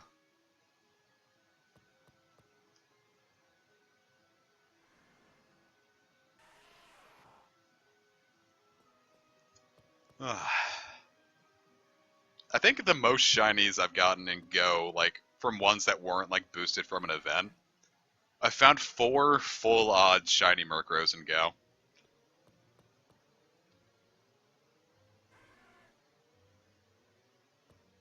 Yeah, that's about right, Bandit. Lady On, don't come to school tomorrow.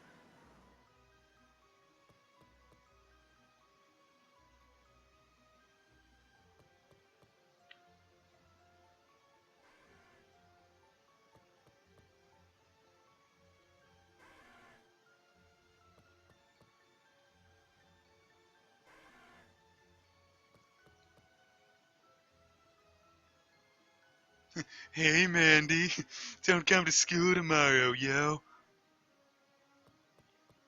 Every time I do that voice, I want to slip into Valoria's voice. It's like, Daddy, don't come to school tomorrow, okay?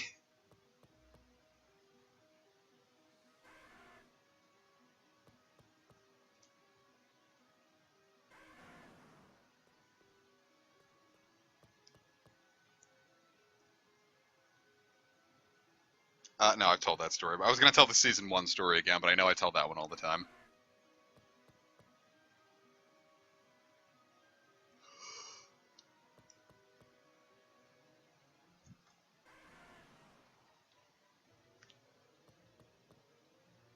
Valoria would totally be a school shooter.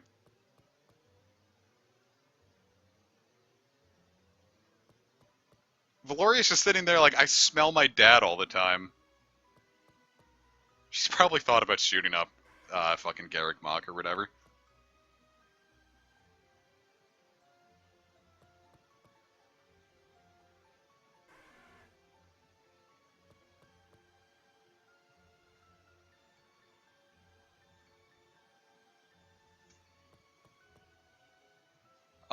Okay.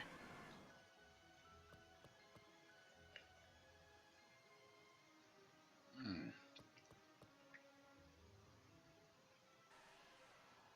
Machop? Why aren't you Kangaskhan? Why is this fucking small child?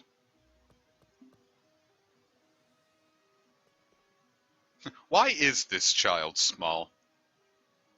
If I were you, I'd simply grow larger.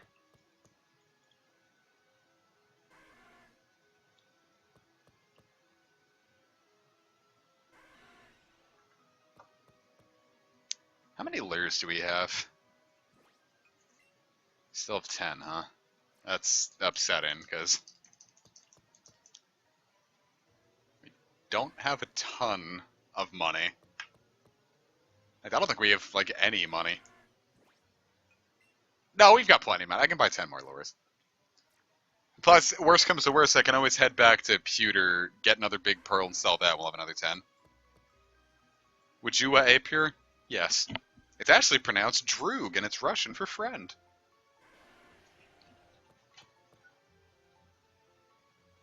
My dog was just yipping right outside my door, and now she's not there. Could it have been a yokai?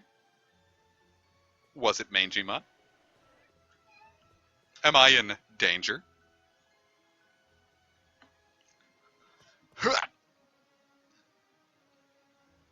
Well, it's like I like to make fun of babies for not having object permanence. But my baby cousin, I think, recently developed it.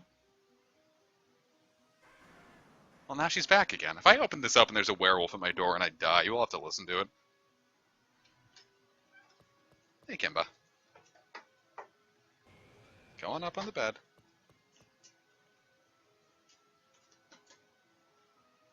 Come on. Up you go. Jump.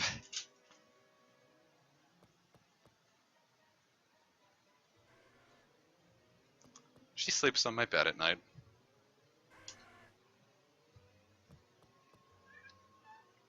When I'm not using it, she is.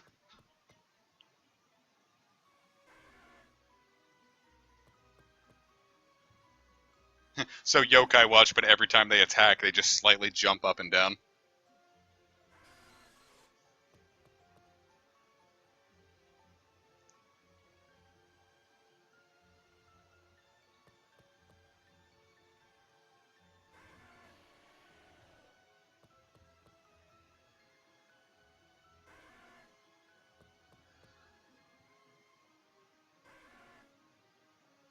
I like that when Kangaskhan is shiny, it's also born with a shiny baby.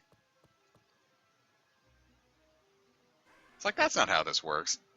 Or when you breed Kangaskhan, it's born and it already has a baby. Like, how does that work?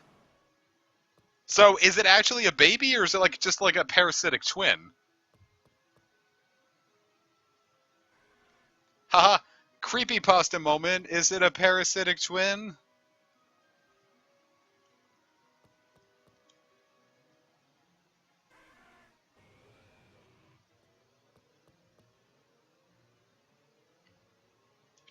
Oh. Oh, that one's not as fun. It's not like parasitic twins are fun either, but...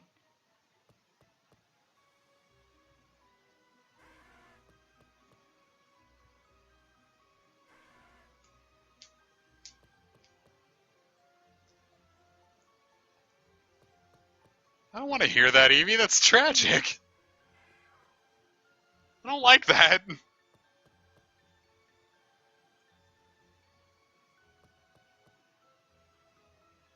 I don't like when babies suffer. They didn't deserve it. Nothing a baby has done. Like, they're an innocent. Like, once they're born and wanted, and I'm like, if you want to abort your kid, I'm all for it, but...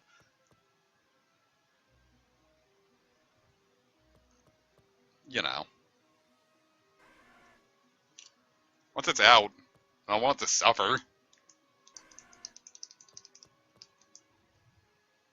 Hop! I know, but like a baby being born pregnant means the baby's suffering, probably.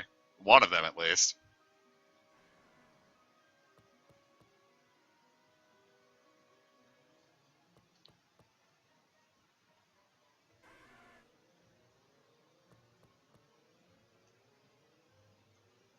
I don't know, this whole stream is taking a weird turn into Strangeville. Who knew trying to recruit a mom would be this hard?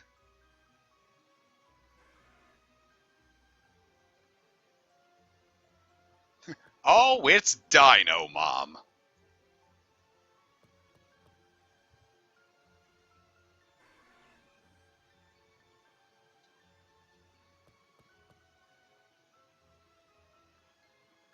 Yeah, I think I'm gonna get me some chicken strips.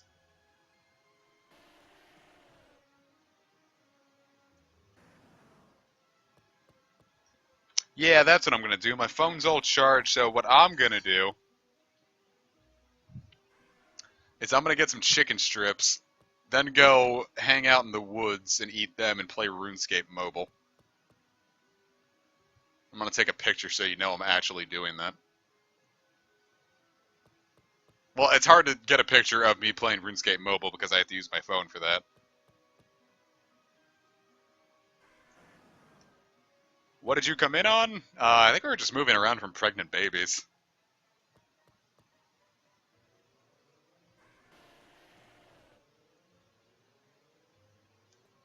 Just bring a camera. Shinies love the bets. No, because if I have to bet every time, it's going to lose its power. A bet should be like a rare thing. There should be something we really want, and it shouldn't be like something that the stream is totally about. The content of this series is the hunt, so we shouldn't make bets to make it shorter unless it goes on forever like Maddoquith did.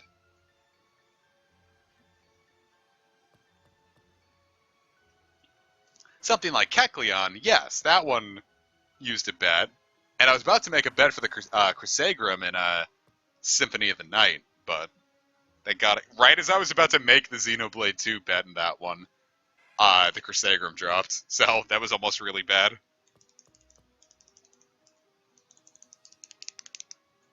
If any of you are like, you hear a clicker to train yourself to be happy, smile.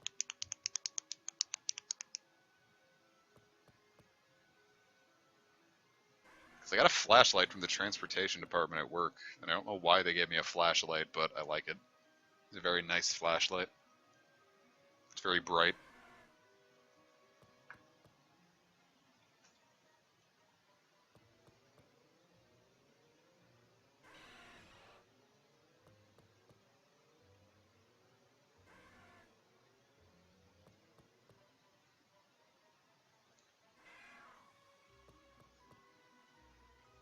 Yeah, you've all got Pavlovian conditioning.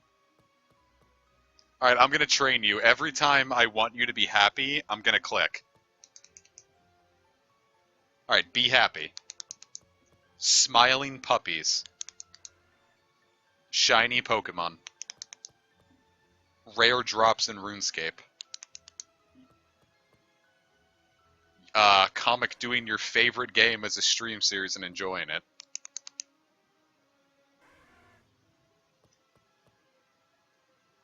Weed 2.8 HD Remix.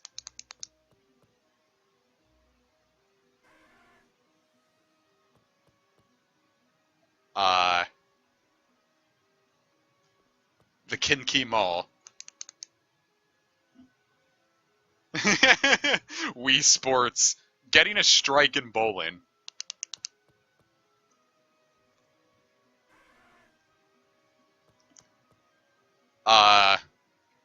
Fucking...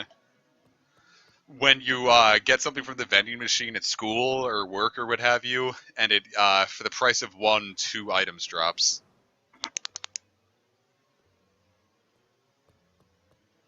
Are you okay? Buster Wolf.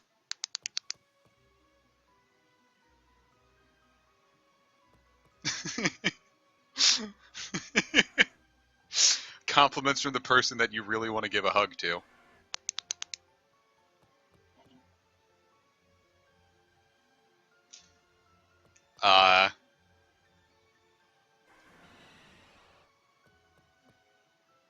When the nausea passes and you didn't actually have to throw up.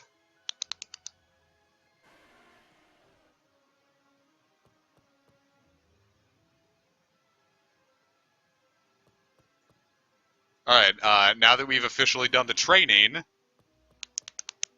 you are now happy. I've cured your depression. You guys didn't need pills, you just needed me to click a flashlight into a mic.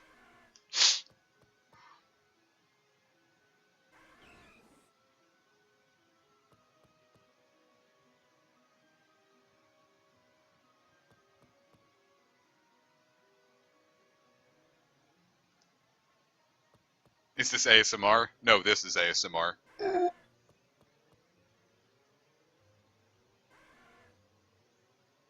Therapy speedrun and therapy speedrun 100%. I'm gonna fix all of your problems right now.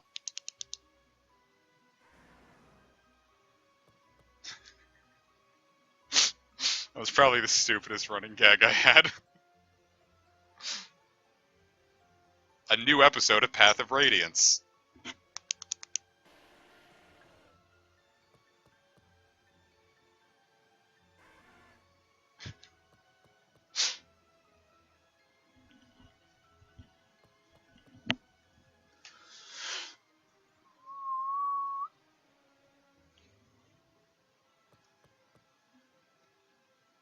You should bring it back from now on. Just like randomly click and then anyone who is in this stream just breaks into a smile.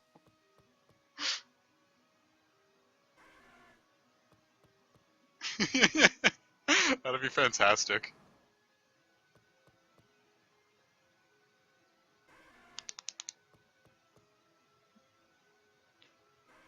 Dude, those two thick mamas were rubbing their bellies together, and that means their babies were hugging.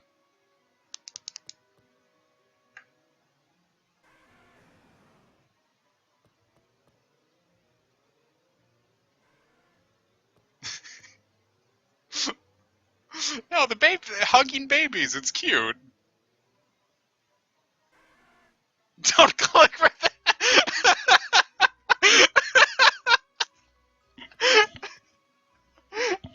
Sad face there made it so fucking, like, actually sad.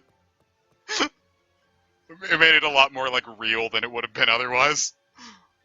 Like, that was a pure emotion there, and it wasn't happiness. Comic, my dogs hear the clicking. How are they responding?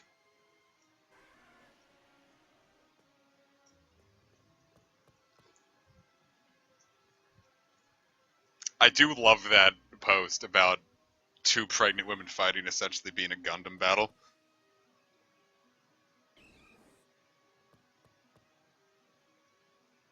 Han, you know. Aborting babies is not the goal. We're just fighting for the option and the ability to have it done. We don't want it to happen all the time. One growled and the other engaged in hugging the other. At least one of those is cute. I'm achieving yin. There is a Steam sale right now. You can get all of Umineko. I think each episode of Umineko is $12.49 right now. It's either $12.49 or $15. Either way, very good prices for a lot of hours of entertainment. I finished the episodes 1 through 4 in 41 hours, and then the second half in 36. Though apparently, if you like get the voice mod and listen to all the voices, like they run for like 80 hours a pop. So if that's your dig.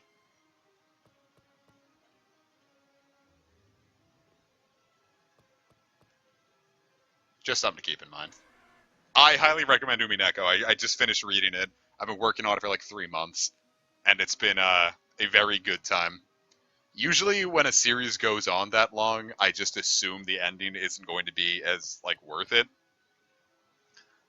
Like, the longer something runs, the less excited I am for the ending, because the ending isn't going to live up to the journey. But Umineko's ending was so worth it. And the voice acting is very good. I didn't install it because I very rarely let voices ring out anyway. Like, even in Persona 5, there was probably, like, a handful of sentences that I let ring out all the way. But, you know.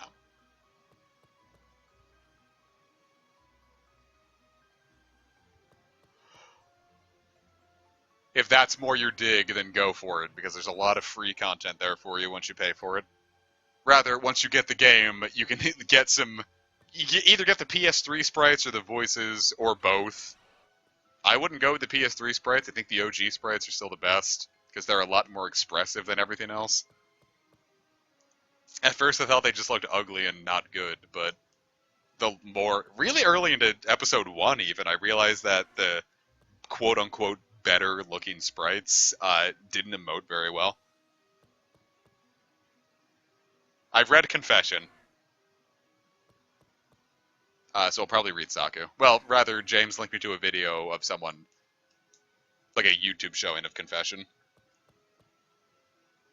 Talking about confessionals. Well, they're Japanese voices, doggo, so you're still gonna have to read.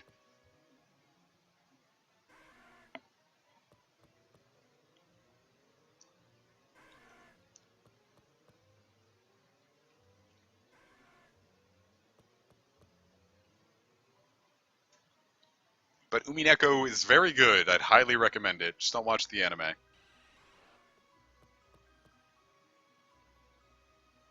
I don't know. My thing is generally I prefer to read over listening. Like, I'll put subtitles on even English movies. Because I don't want the off chance of me missing something and having to go back and, like, hear it again. Because sometimes in movies, people just, like, they slur their words, they're really quiet. I'll put subtitles on for anything, because I want to be sure I got the full experience.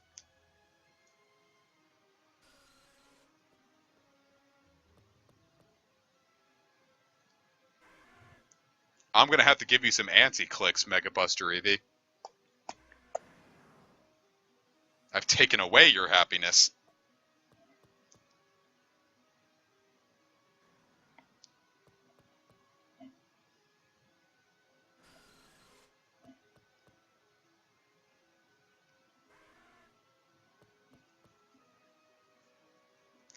I remember when in like my Spanish teacher, like if like sometimes teachers don't really want to teach, so they wheel in the projector.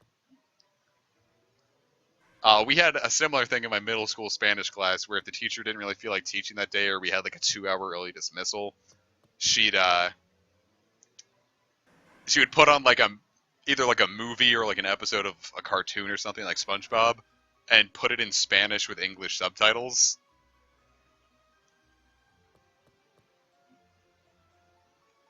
Yeah, I know. I'm actually part of the Umineko dub. I voice Zapar and Furfur.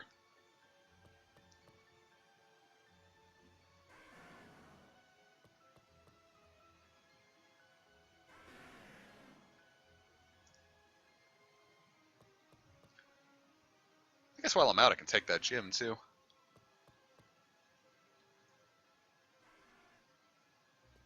we talk about Inside Out? I did not like that movie at all. I get why that movie is important, and I get what it was going for. But my big thing about it was if I just got kind of nihilistic about it. I'm like, okay, so this movie's just proving that if sadness never existed, everything would be better.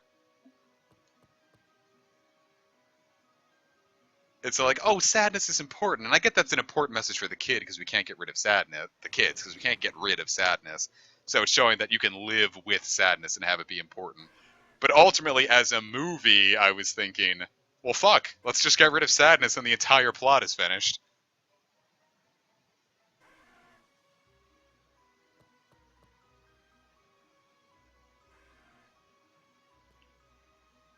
So unfortunately, no, I did not care at all for Inside Out.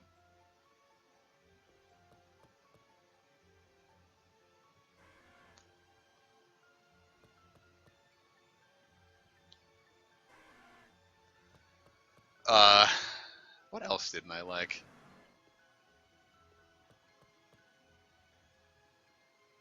Well, that's another issue as well. It's like if your character is only supposed to express one emotion, then it just doesn't work when they express other emotions like joy expressing like regret or being upset. I'm like, that's not how joy should work.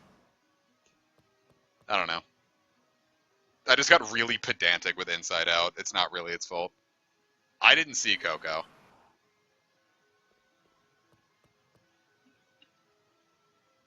Not for any real reason. I didn't feel like going to the theater. Because the issue is my favorite theater around here is kind of a big fucking drive. It's like 45 minutes away.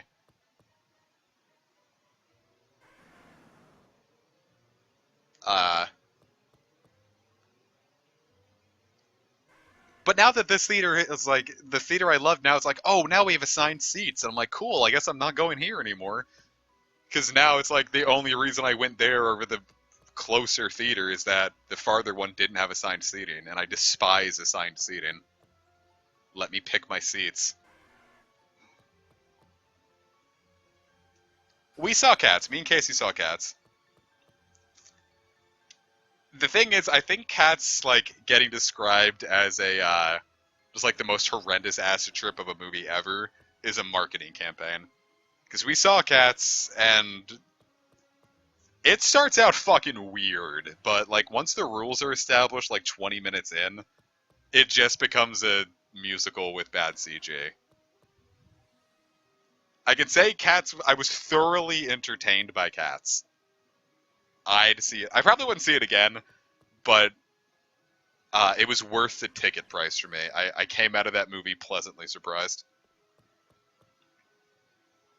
Well, it's like you pick your seats or whatever, but first off, like the way picking the seats thing was laid out was weird. So I accidentally picked first row seats when I wanted to be as far back as possible.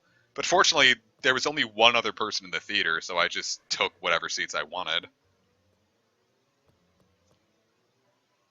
I'm like, all right, if anyone has an issue with that, we'll just move to another set of seats. But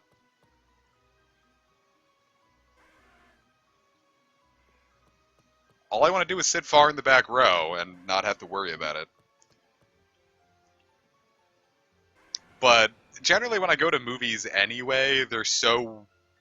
I go when there's no one there. Like, I'll go on like a Thursday morning when no one's there. Like, I saw The Last Jedi like 3 days after it released. And at the time I went, I was one of 3 people in that theater. And we all sat in like totally different parts of it, and no one made a peep. It was such a great experience. And then you go on the weekend, like I saw it with my dad, and like it's packed, and the whole thing is just full of teenagers laughing at all like this quote unquote scary scenes because they don't want to. They want to impress their friends. Like, oh, I'm not scared, so I'm gonna laugh at everything. And it's like, go the fuck home. Like, quit ruining my theater experience just because you want to fucking show off how tiny of a dick you have to your friends. I despise movie theaters so much. They can be really cool for like seeing like movies like Star Wars on like the big screen where I think they should be watched. But overall, I don't want to be in a movie theater with like hundreds of other people.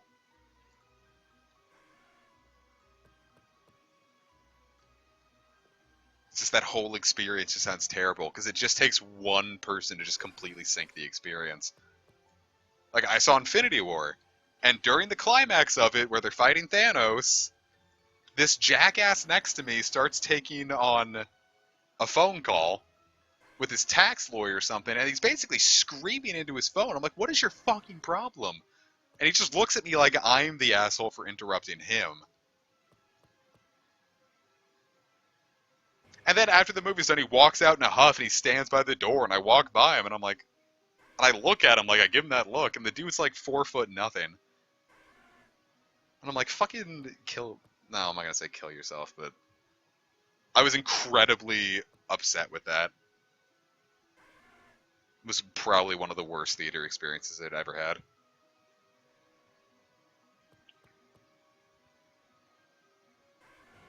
And go see movies no one else is gonna watch. There's always someone in the theater.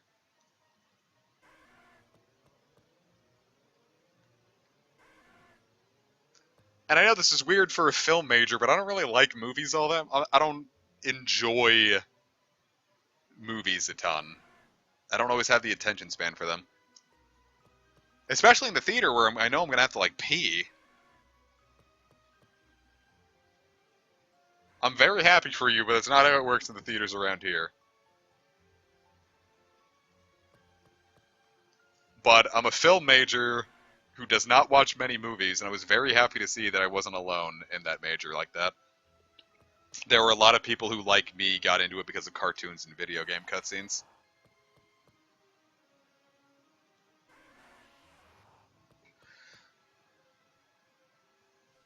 But then there were people there who were just like super movie buffs, and they got like really hipster about it.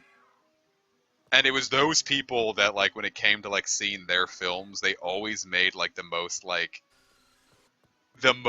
movie movies, you know? Like the kind of like European drama where all anyone does is want to kill themselves, drink, and have sex. That's all European movies are, I swear. Like anything Lars von Trier makes is just depressed people drinking and fucking for 5 hours. And that's like all the movie was. It was just like, alright, you clearly have some fucking like depression you need to work through. Why do I have to watch you try to work through your depression like this?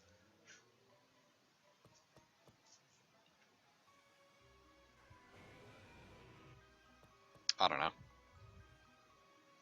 I generally dislike films that only exist to make you sad. Or it's like, oh, it's real. I'm like, really? Because most of the people I know don't just sit around tickling dicks and drinking all day long. They have shit they have to do. They try to make their lives more interesting, not just wish they were dead 24/7. Even if they did wish they were dead 24/7, they do something. You want a realistic movie? I want to see a guy playing RuneScape for 5 hours and get up and get some lasagna. I hate movies like that so much. I get the appeal, but holy fuck, you've seen one, you've seen them all.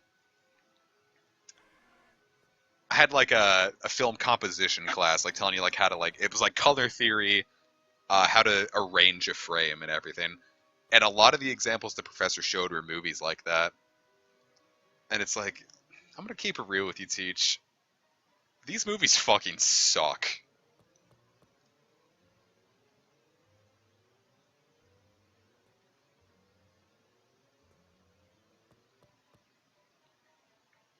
It's like, yeah, I hate Pixar movies. They're always so happy, and it's just like none of that's real. And I'm like, oh god, this class is gonna be like this, huh? And you know what? I got an A in the class, but towards the end, I kind of stopped paying attention because I disagreed with him on so much stuff. Like he was giving me amazing, uh, like I learned more in that class than I think any other class. But it got to a point where I just started like leaving out halfway through because I was so sick of listening to him talk. I'm like, you pretentious motherfucker. You are teaching me so well, but I can't listen to you for another second.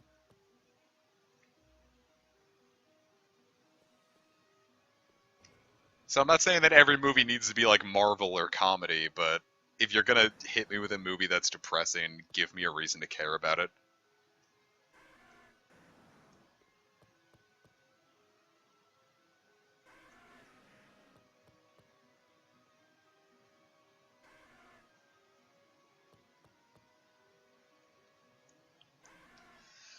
So anyway, that's my rant about my major. I watched a lot of really boring movies about European people being depressed.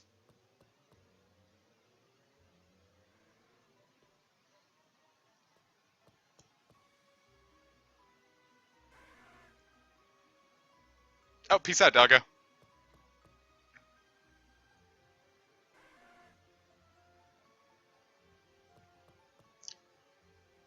Though either way, I would rather have done my major even with all the boring movies than my original major of mass communication, because that shit was so boring and not for me.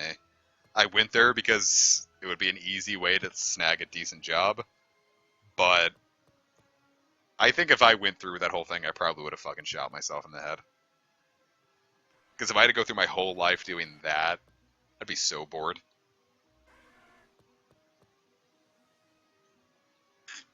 This is the Comic Fire podcast. That's all this series is. This series is a podcast. It was the same with the Dragon Warrior Monsters series. It was just a podcast.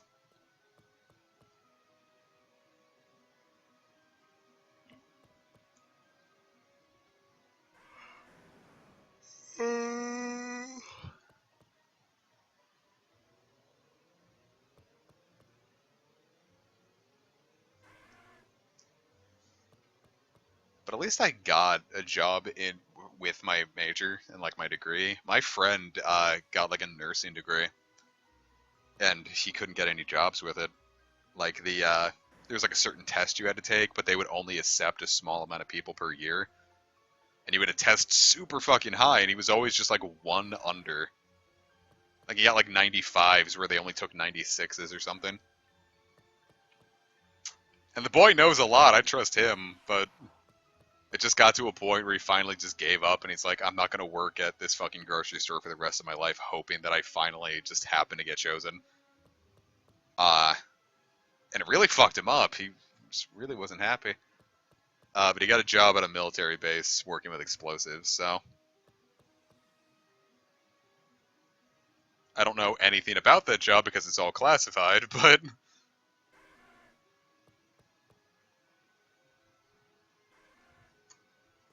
yeah, what would this podcast be?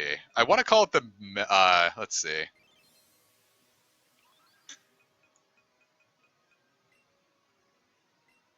Yeah, I'd call it the Meta Podcast, but that's already taken.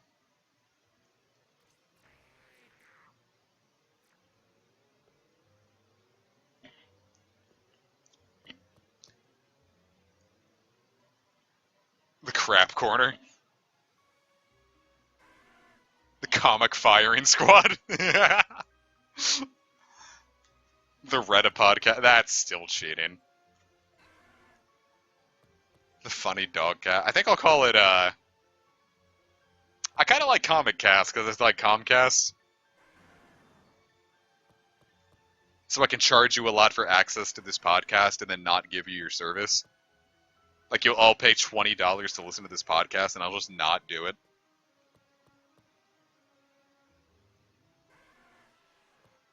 Or give you a half-assed one. It'll be just like dealing with Comcast.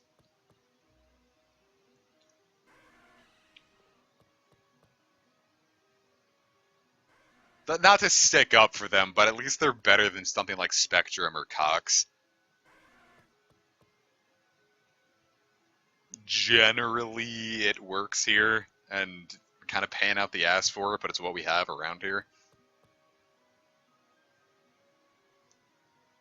Because we had Comcast at the apartment at Towson, and we had to pay for it every month. It was like $80 a month, so we split it up between the four of us.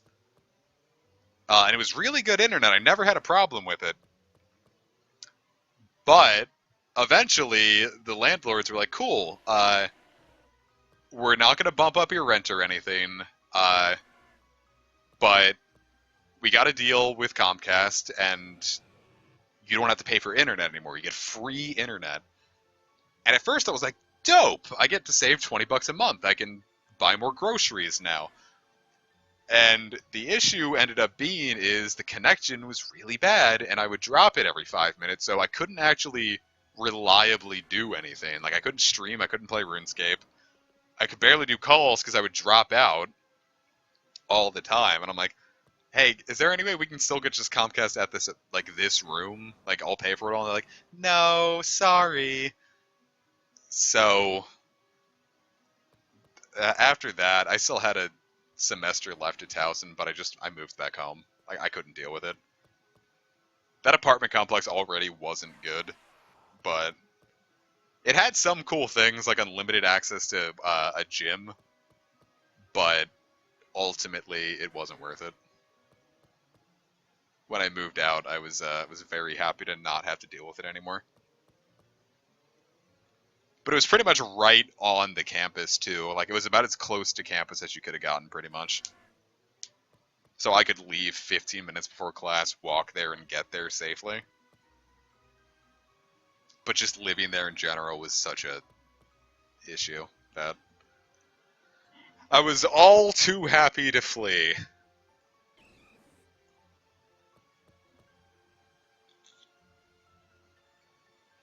It was kind of nice to live alone. I think I would enjoy it now more. I enjoyed it a lot then, but I didn't care much for my roommate, because the way it worked, it was 4 bedrooms into the apartment with 2 bathrooms, and those were on each, like, wing, I guess you could call it, of the complex. So it was like one room, like room, say, like 6204 or something, I'll make up a number, would have, you'd walk in, and the kitchen and common area would be right in front of you. Then there would be 2 wings, each one that had 2 bedrooms and a bathroom. The person I shared my wing with was really loud and obnoxious. I did not like him at all. He would have super loud sex, like, all the time. So I would always just have to hear his bed spring squeaking.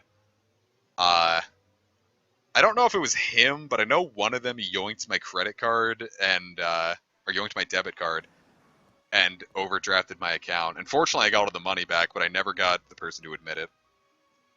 But I think it might have been the brand new guy. But after that, I had to start locking my room just to go take a shit.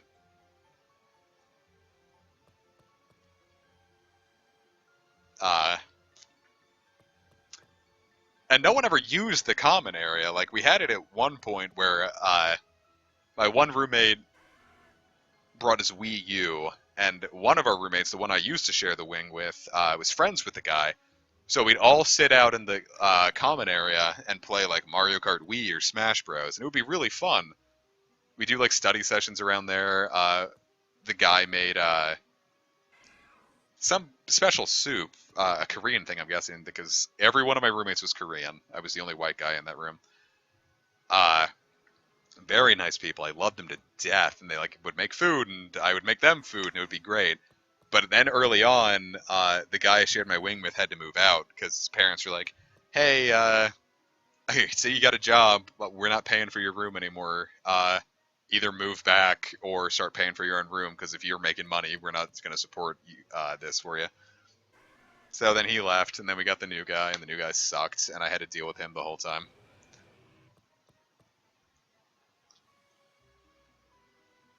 So, not the best.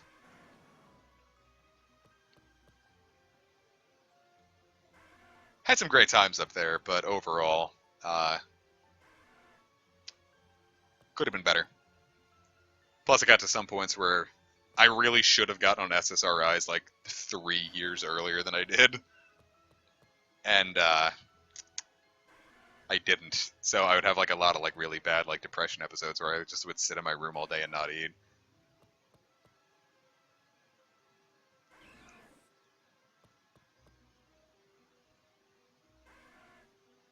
Though it did help that since I was so close to campus with the meal plan I had, there was a place like a 5 minute walk away that was infinite food access for one meal point. So I could eat as much as I wanted 14 times a week. And then after I dropped that one, even while I was still living there, I dropped that one just so I could start eating healthier. And I found a grocery store around that had really, really cheap veggies and meat, so I was eating way better. That's when I started losing weight. That was when I dropped like 50 pounds in a couple months.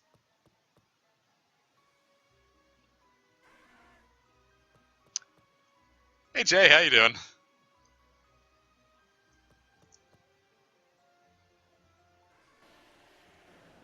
All right, we're probably going to do about 5 more minutes of this. If we can find a shiny in that time, great. If not, I'll see if we're still doing our plans tomorrow, me and my pal, and if not, we'll do more of this.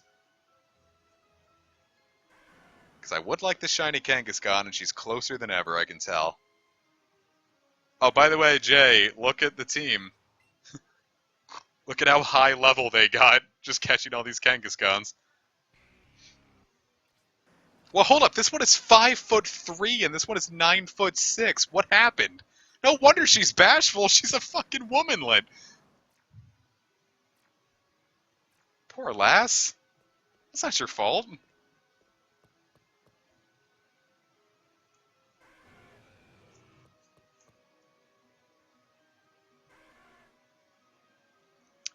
When we were doing the Pokemon Go event where 7K eggs could hatch regionals and they could also be shiny, the one I really wanted the most was Tauros, and I'm like, cool, if I don't get that there, whatever. At least they're my area's regional. And I did get a shiny regional, and it was Farfetch'd, which is probably the one I wanted the least, but I was very happy. And it's also the one I expected the least. I was very happy to get it either way.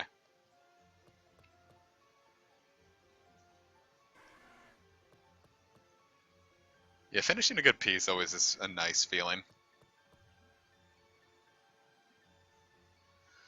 Especially with machining, I can't imagine how difficult that's gotta be.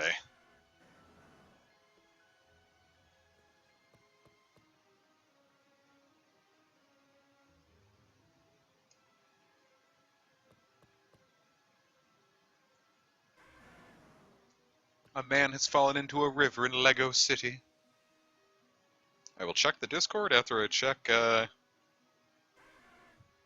real quick.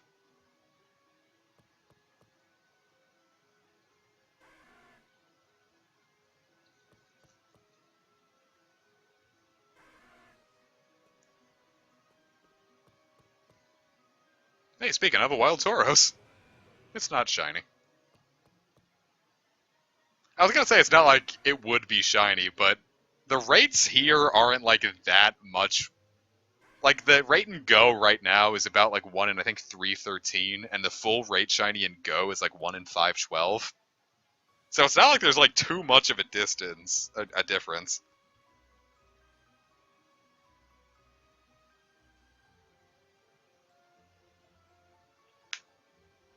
Gonna send comics some cursed shit. I'm not uploading that, or I'm not checking that. Okay, I'll check it. Let's see what Chafee sent. Turn up the volume. Why did you kill my horse on our Minecraft server? No one comes in between me and my horse. I will be creeping your house and stealing all of your diamonds. Well, that was rather cursed, wasn't it?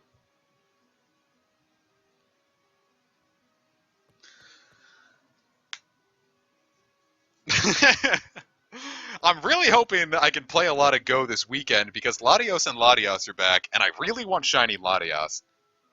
But I win either way because no matter which shiny I either get a shiny Latias, or my friend said if I get a shiny Latios, he'd give me a Latias for it. So I win either way.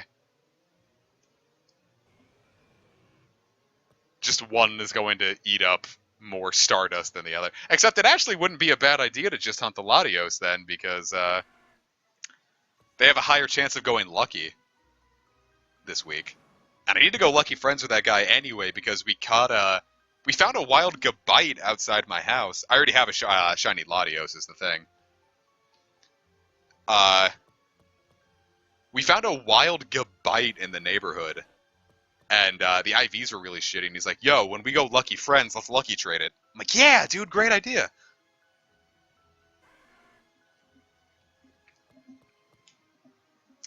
But yeah, I fortunately already have a shiny Latios. It's not amazing, but it's shiny. And when it comes to me, shiny IVs don't matter. Just getting the shiny is enough. A high IV shiny is nice as well, but I'm not too pressed about it. Though it was like during Beldum Day, the best Beldum I got that day in general also happened to be shiny. And I think my shiny Ho-Oh is like 91% too.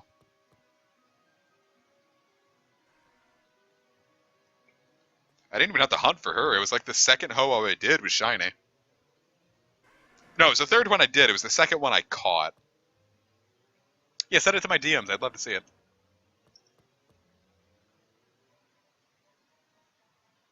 We actually caught a wild Gabite.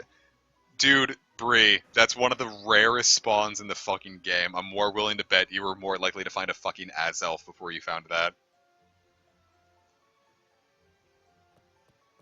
Damn. That's impressive, Jay. I don't know all that goes into it, but with it looking as clean as it does, I imagine that must have been really fucking rough.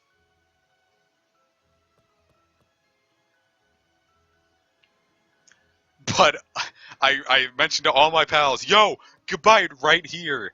And we all pine-apped it, and my friends ran, one of my friends, his ran away. Alright, yeah, we got the lore going, but, I think I'm going to call it a stream for now. We've been here for 4 hours. Oh.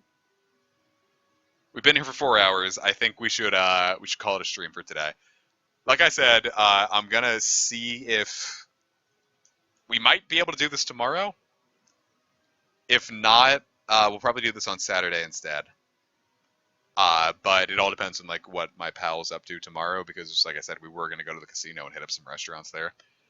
But if he's not up for it, I will stream tomorrow. So, thank you so very much for watching.